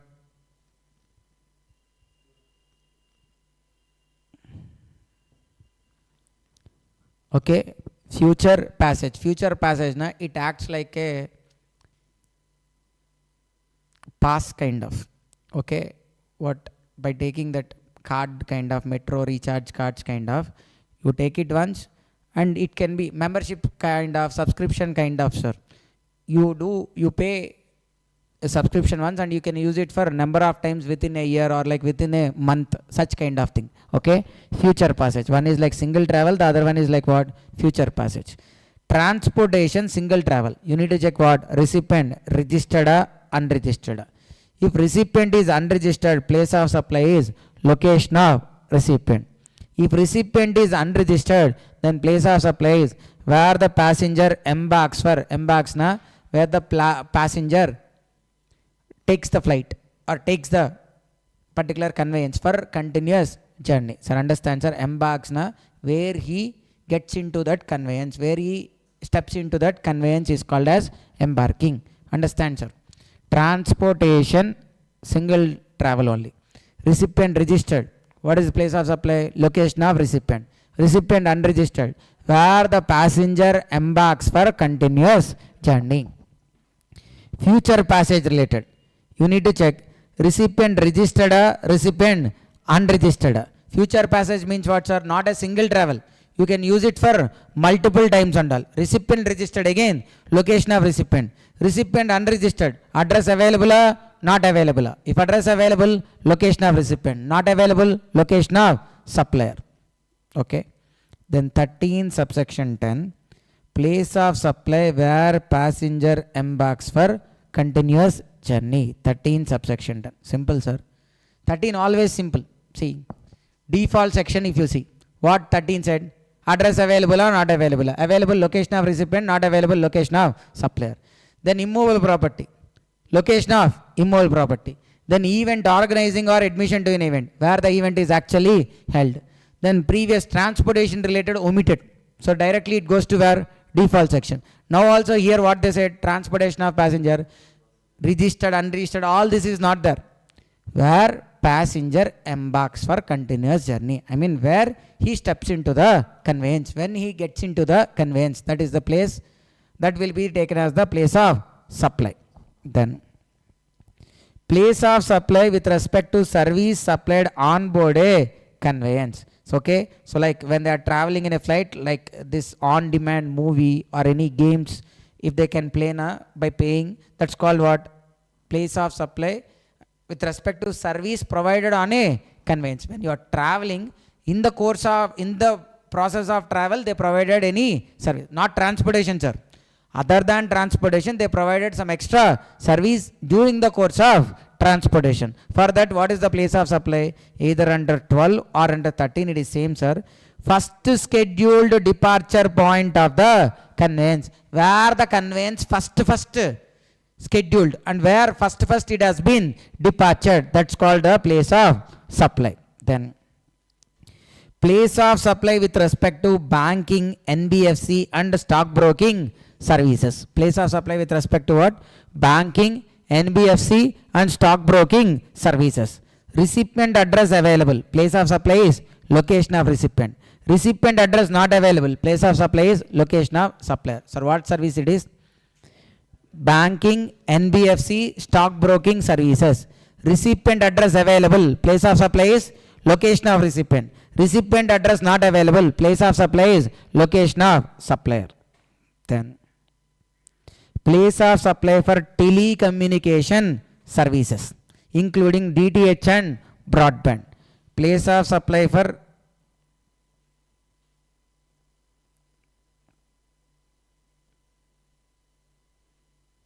telecommunication services. First ones are fixed line. I mean LAN connection is there. The normal the normal landline connection or internet connection through this wide connection and all. Then what is place of supply, sir? Where the LAN is, where that particular lane is installed is the place of supply. Postpaid. Postpaid, sir. Postpaid means what? You'll use now, then afterwards you'll pay the bill. For postpaid, what is the place of supply? Billing address. Prepaid. Sir, prepaid, na, understand? Previously, there used to be recharge coupons or cards used to be sold. First, telecom company will sell them to agent, and agent again will sell them to customers. So, telecom company to agent, place of supply is address of agent. Agent to customer, place of supply is where the voucher has been sold. Now, currently, how do we are recharging, sir? Through internet. What is place of supply? Billing address. Sir, these two are only most frequently we'll see. One is like what? Fixed lane is installed, like cable TV connection is there, internet LAN connection is there. What is place of supply? Where that particular lane is installed. Prepaid through internet. What is prepaid through internet? What is place of supply, sir? Prepaid through internet. Billing address. Postpaid also billing address. Then one more explanation, sir. A leased circuit is provided in more than one state. Sir, actually Infosys has taken from Jio a leased circuit. What is leased circuit means? They're going to provide a separate network connection for them. So those particular lane, sir, lane not whole wire and all, they'll allocate for them. In that one particular channel, I mean one particular mode of like one small kind of wire will be allocated for them. So within that particular wire, only these client related information only will be passed on. Why not? Sir, normal the data which we are transmitting or which we are using, multiple people data gets transmitted from there. Now that data may be encrypted or can be hacked more easily. To have more security and all, leased separate lines will be used where they can have personal encryptions and all, that would be more secure. Okay. So now Infosys has branches in like Hyderabad, Chennai, Bangalore, Pune, Mumbai. Now for all these, they have taken Jio leased circuit. What is leased circuit? A dedicated separate line will be provided to them, which is connecting what? Hyderabad to Chennai, Chennai to Bangalore, Bangalore to Pune, and Pune to Mumbai. For that, how much they have to pay? 25 crores per month. Now the question is, out of this 25 crores, how much is to Hyderabad, how much is to Chennai, how much is to Bangalore, how much is to Pune? This is the problem. Okay. What they said, if contract specifies apportionate as per contract. Contract not available, then each point give one weightage. Each point give one weightage. In every state, how many points are there? Count. Sir, Hyderabad is only there, so Telangana 1 point. Chennai, Tamil Nadu 1 point only. Bangalore is there, so Karnataka also 1 point. But Pune, Mumbai, both are in where? Maharashtra. So Maharashtra has how many points? 2 points. So this is the ratio how this 25 crores has to be apportioned. Then place of supply for insurance services. Location of recipient. Place of supply for insurance services, it is what? Location of recipient. Then place of supply for advertisement services to specified person. Who is that specified person? Government. That specified person is only government. Sir, when provided to normal people, default section only. Only when it is provided to government, covered under 12 subsection 14. If provided to normal people and all advertisement services, covered under default section only. What is place of supply? Where the services are actually provided. Okay. But let's say, sir, they were advertised in newspaper, and the newspapers will be there across the country. Then how it has to be apportioned for each state? Based on number of editions printed in each state. When the advertisement is through pamphlet and posters, then how many ever pamphlets or posters allocated for each state, that is the basis. When on the train outside and all, they are attaching like a stickering kind of and promoting a particular thing. Then how it has to be apportioned, sir? Length of railway track in each state. If on train tickets backside they are printing about a central government scheme and then promoting, then how it has to be apportioned? Number of railway tickets in each state. Then utility bills like gas connection related, petrol related, on those utility bills backside, if they are promoting any central government scheme, then the ratio for apportionment is like number of connections in each state. If it is being promoted in TV, then TRP in each state. If through SMS and all, if any scheme is being promoted, then number of subscribers in each state. Okay. So now almost 12 we have, not almost sir, 12 we have completed fully. First when 12 is applicable. Both are in India, supplier and recipient. 12 subsection 2 default section. What does it say? Recipient registered or unregistered? If registered, location of recipient. If unregistered, address available, not available. Address available, location of recipient, not available, location of supplier. 12 subsection 3 immobile property related. Property in India, location of property. Property outside India, location of recipient. 12.4 performance based. Restaurant, catering, beauty treatment, personal grooming, fitness, health. What is the place of supply? Where the service is actually provided. 12.5 training and performance appraisal. Recipient registered, location of recipient. Unregistered, where the service has been provided.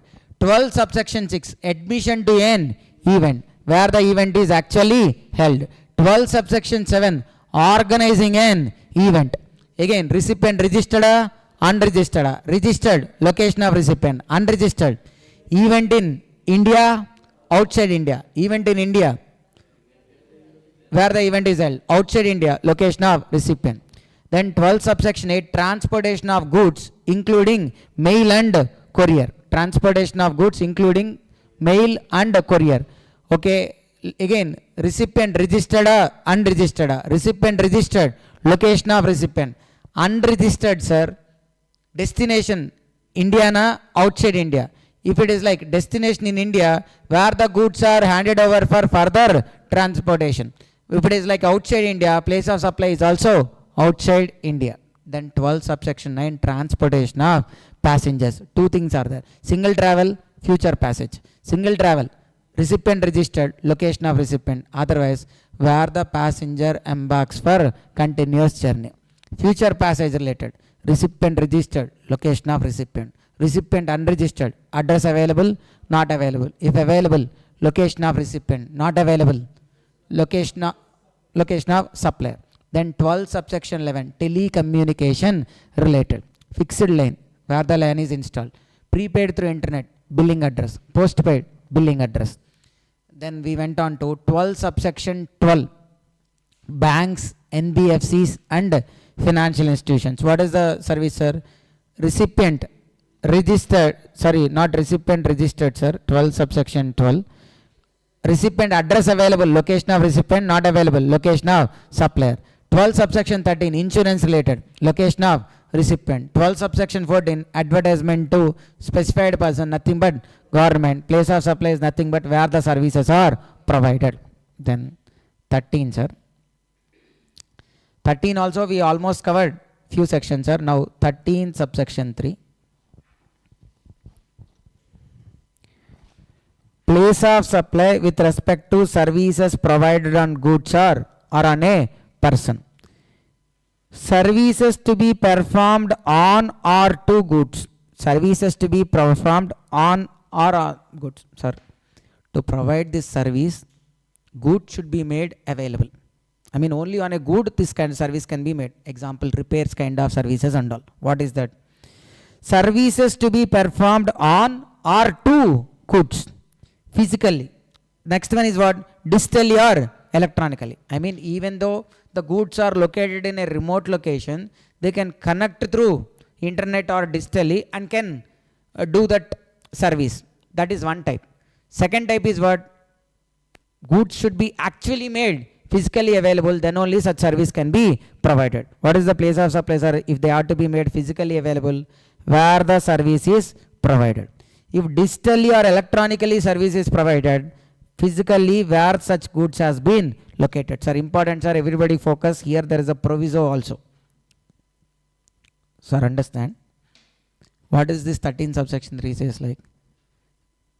If a service has to be provided directly on goods or related to a good, then that is covered where 13 subsection 3. In the 2 points, whether that service has to be done physically only or can be done electronically and digitally. If it is done physically, where the goods are located, sorry, where the service is provided is the place of supply. If it is provided digitally or electronically, then what place of supply? Place of supply is like physical location of goods. Physical location of goods. Okay. Now proviso. Follow this proviso. where the following conditions are satisfied. Nothing but when the following conditions are satisfied. What are those? So the goods are imported to India for temporary repairs. From Japan, a plant and machinery was sent to India only for repairs. And once the repairs are done, tested and immediately sent back to Japan only without any usage in India. If that is the case, then 13.3 is not applicable. It is covered under default section. It is covered under default section. Sir, everybody, sir, you guys didn't focus on this now. These are only the areas they'll ask in exam, and then it's okay, you lose marks, sir. See, understand? Service to be performed on or related to goods. Goods has to be made physically available. What is the place of supply? Where the service is actually provided. Digitally or electronically, where the goods are actually located. But now exception or proviso says what? Goods imported into India for service, and then they were sent back immediately once the repair work is done. They were not used in India except needed for the repair related. They were not used in India. Then 13.3 is not covered. They are covered under where? Default section only. They are covered under default section only. Okay. See, example. This supplier is where? India. Sir, you might have, sir, why this has to be given as like a proviso and all? Sir, giving proviso is actually beneficial to us only. Otherwise, from Japan, sir, actually from where the machine came? Japan. If at all this proviso is not there, then what happens? See, machine came from where? Japan. Supplier where? India. Where the service is provided? India. So if there is no proviso, then what is place of supply? Where the service is provided? India. Supplier is also where? India. So it is what? Taxable. It becomes taxable. Now if you look at proviso, see what happens. Supplier is in India. Here you can see, right? Supplier is in India. Recipient is where? Japan. Plant and machinery sent to Japan. And assume that for that repairs also he paid consideration in what? Foreign exchange. Now, and even exported after repair without use. If proviso is there, what happens? See, sorry. If proviso to 13 subsection 2 says like what? Place of supply has to be determined using 13 subsection 2. Sir, what is 13 subsection 2 says like? Address available or not available? Sir, without address you cannot send back the machine, right? So obviously what is available? Address is available. If address is available, what is place of supply? Location of recipient. See here, then what happens? Supplier is where? India. Location of recipient is where? Japan. As per default section, what is place of supply? We are following default section right here.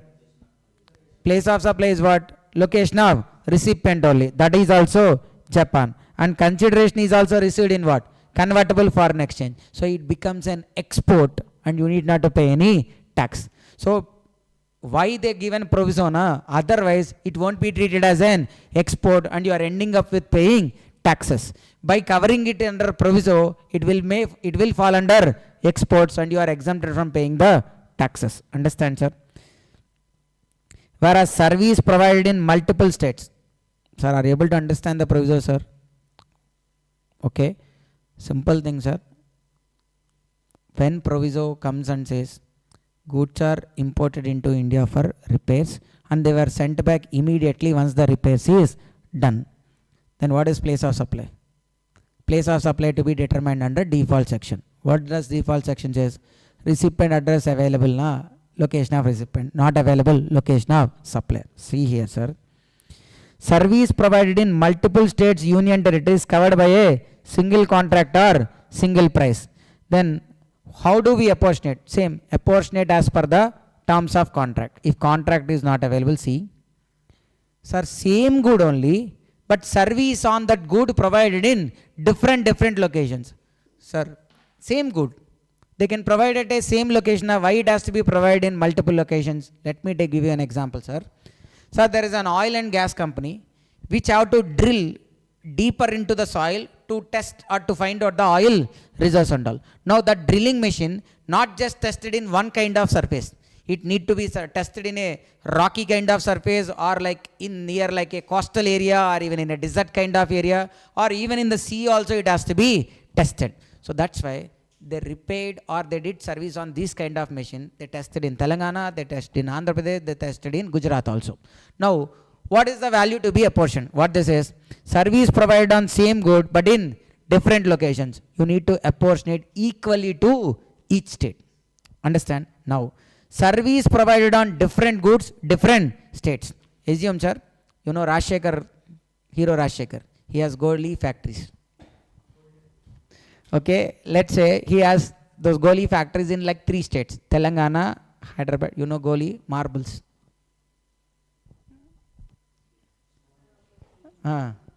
In soda also it will be there.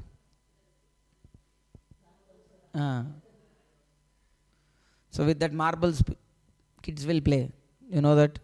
So in Telugu they are called as golis. Goli.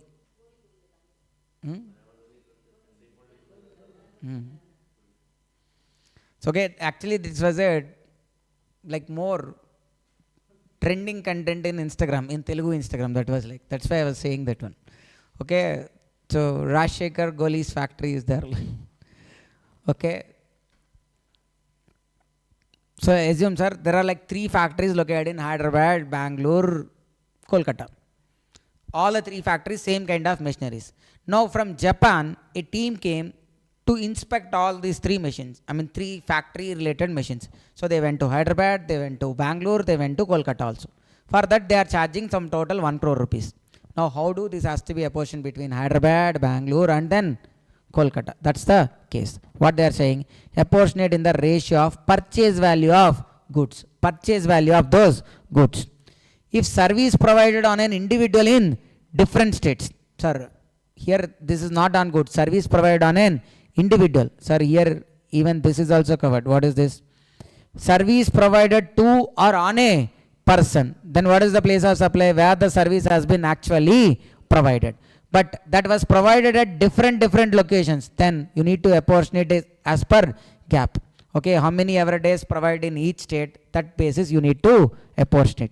Then 13 subsection 6, place of supply with respect to service provided in taxable territory and even in non-taxable territory. Sir, a part service provided in India, a part service provided outside India. Then you have to take the total place of supply is like India only, taxable territory only.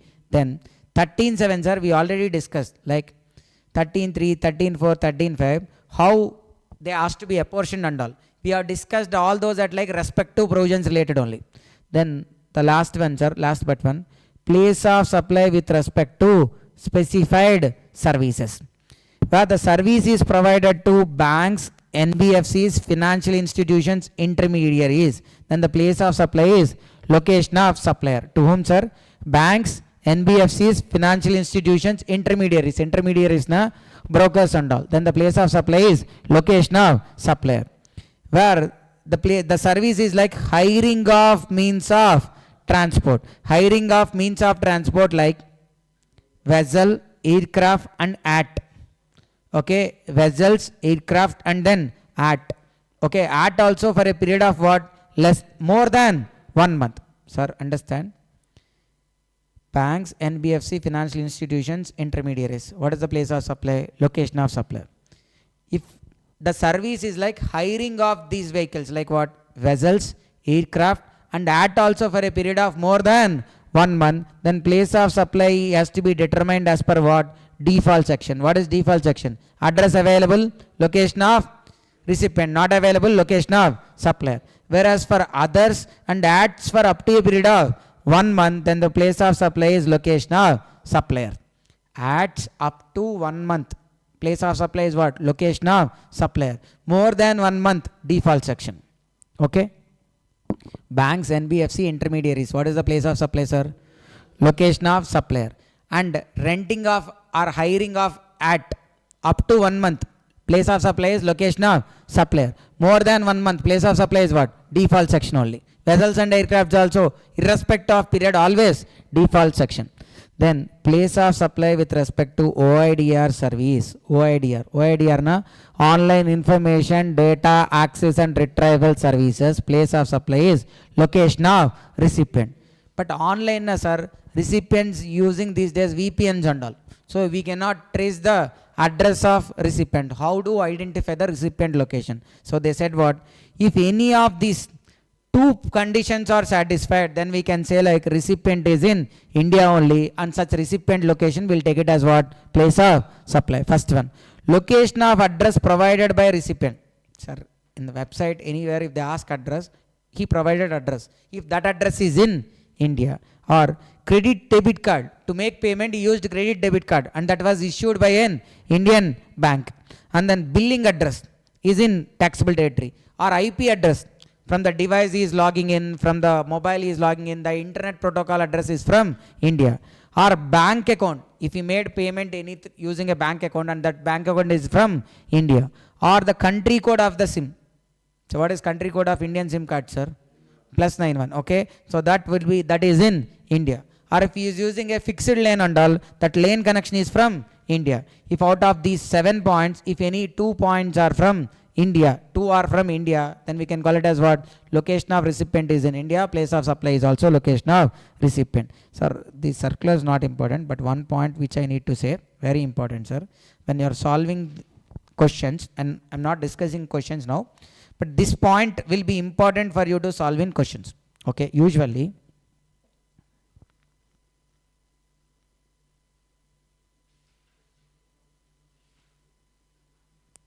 when location of supplier and place of supplier are in same state, what we'll say? CGST, SGST, IGST? CGST, SGST, right? Usually it is what? Intra. Okay, this is, you agree, right? But see, location of supplier is in India, that also Chennai. Place of supply is also India, that also where?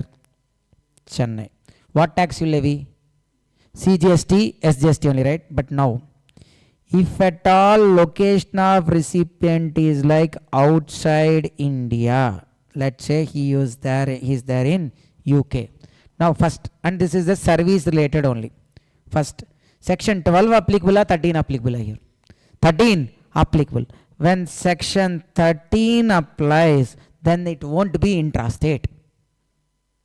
Sir, it questions your basic logic which we have learned fundamentally till here, that itself is being changed here. Understand, sir? Usually what we think, LOS, POS are in the same state, it is always what? Intrastate. But if section 13 applies, then there is no question of intrastate. Okay, even though LOS, POS are in same state, still we'll treat it as what? Interstate only. Sir, interstate where? Which point it fits, sir? Under the 7 subsection 5, that last point is there, na? Any other supply other than intrastate, then that is also called as what? Intrastate. Sir, it won't be called as intra when 13 comes into picture. Even though LOS, POS are in the same state, when section 13 of IGST Act applies, it won't be called as intrastate. Then what? Interstate. Are able to understand, sir? So many questions, students when they are solving, they'll get this regular doubt, sir. Sir, both supplier and place of, okay, LOS, POS are in same state, sir. Why he levied IGST? Why he levied IGST? Na? There, section 13 came into picture. Once section 13 came into picture, then it is not intrastate. Intrastate is not applicable. Then what? Interstate only. Under the residual point of interstate supply definition, it fits and it is called as interstate. That's why IGST will be levied. Okay, na, sir? So, okay, with this we completed GST part, sir. So what we have covered in this revision series from GST? First day, sir, we covered supply related, supply we covered, e-way bill we have covered, e-invoice we covered, and then returns chapter we covered. So question number 2, whatever needed we have covered. Then next day we covered exemptions, and then ITC. So, okay, part of ITC covered, and then the third day we covered the rest, the other part of ITC also. Sir, and then I said what? Along with exemptions, they may ask RCM related points also. So we covered charge also. So question number 3 related also we have covered extensively. Then 4A is about what? TDS and TCS. That also we have covered. 4B could be time of supply, value of supply, time of supply or place of supply. That part also covered. 5A, 5B. 5A place of supply, 5B value of supply. That also we have covered. So 2 covered, 3 covered, 4 covered, 5 covered. Then tomorrow, sir, I will be uploading a recorded content, recorded session itself, which covers FTP, customs, types of duties, valuation, duty drawback, and then baggage. Okay. Sir, I am not assuring you that we'll cover all the, like, rest all what? 6 and 7, sir. 7, both the questions related content will be there. In 6, 1 7 marks question definitely covers. Then another 7 marks, I'm not giving you the assurance. It may be covered or may not be covered also in exam. Okay. Sir, if you want to study anything extra, study appeals and revision, appeals chapter also. There usually appeals chapter they are asking 8A. 8A. It's okay. If you study that one also, you'll have some scope for you. Like if any of these questions you cannot answer properly, then you can go to question 8 and then that also can be answered. Okay. So then, thank you all. It's okay. So if you are following even DT marathon also, so go to the DT part 3 marathon. There you put a comment like you want MCQs and all. Okay, I already said in the yesterday's video, when I'll get 500 comments on that video, then I'll be uploading the DT MCQs video. So okay, it's up to you only. So how quick? So from now you start then. It's okay, and ask your friends also to put comments on them. On the part 3 only, sir. Already in part 3, how many as of now? Yesterday we uploaded, sir. As of now, there are like some 127 are only there. It's okay. In this speed, it takes another 6-7 days. Okay. So, it's okay then. Thank you. It's okay. If that's done tomorrow only, then day after tomorrow I'll be uploading.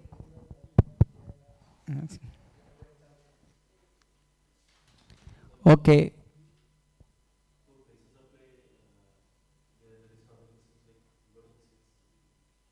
Is there like I'll release the questions separately? So those questions you can.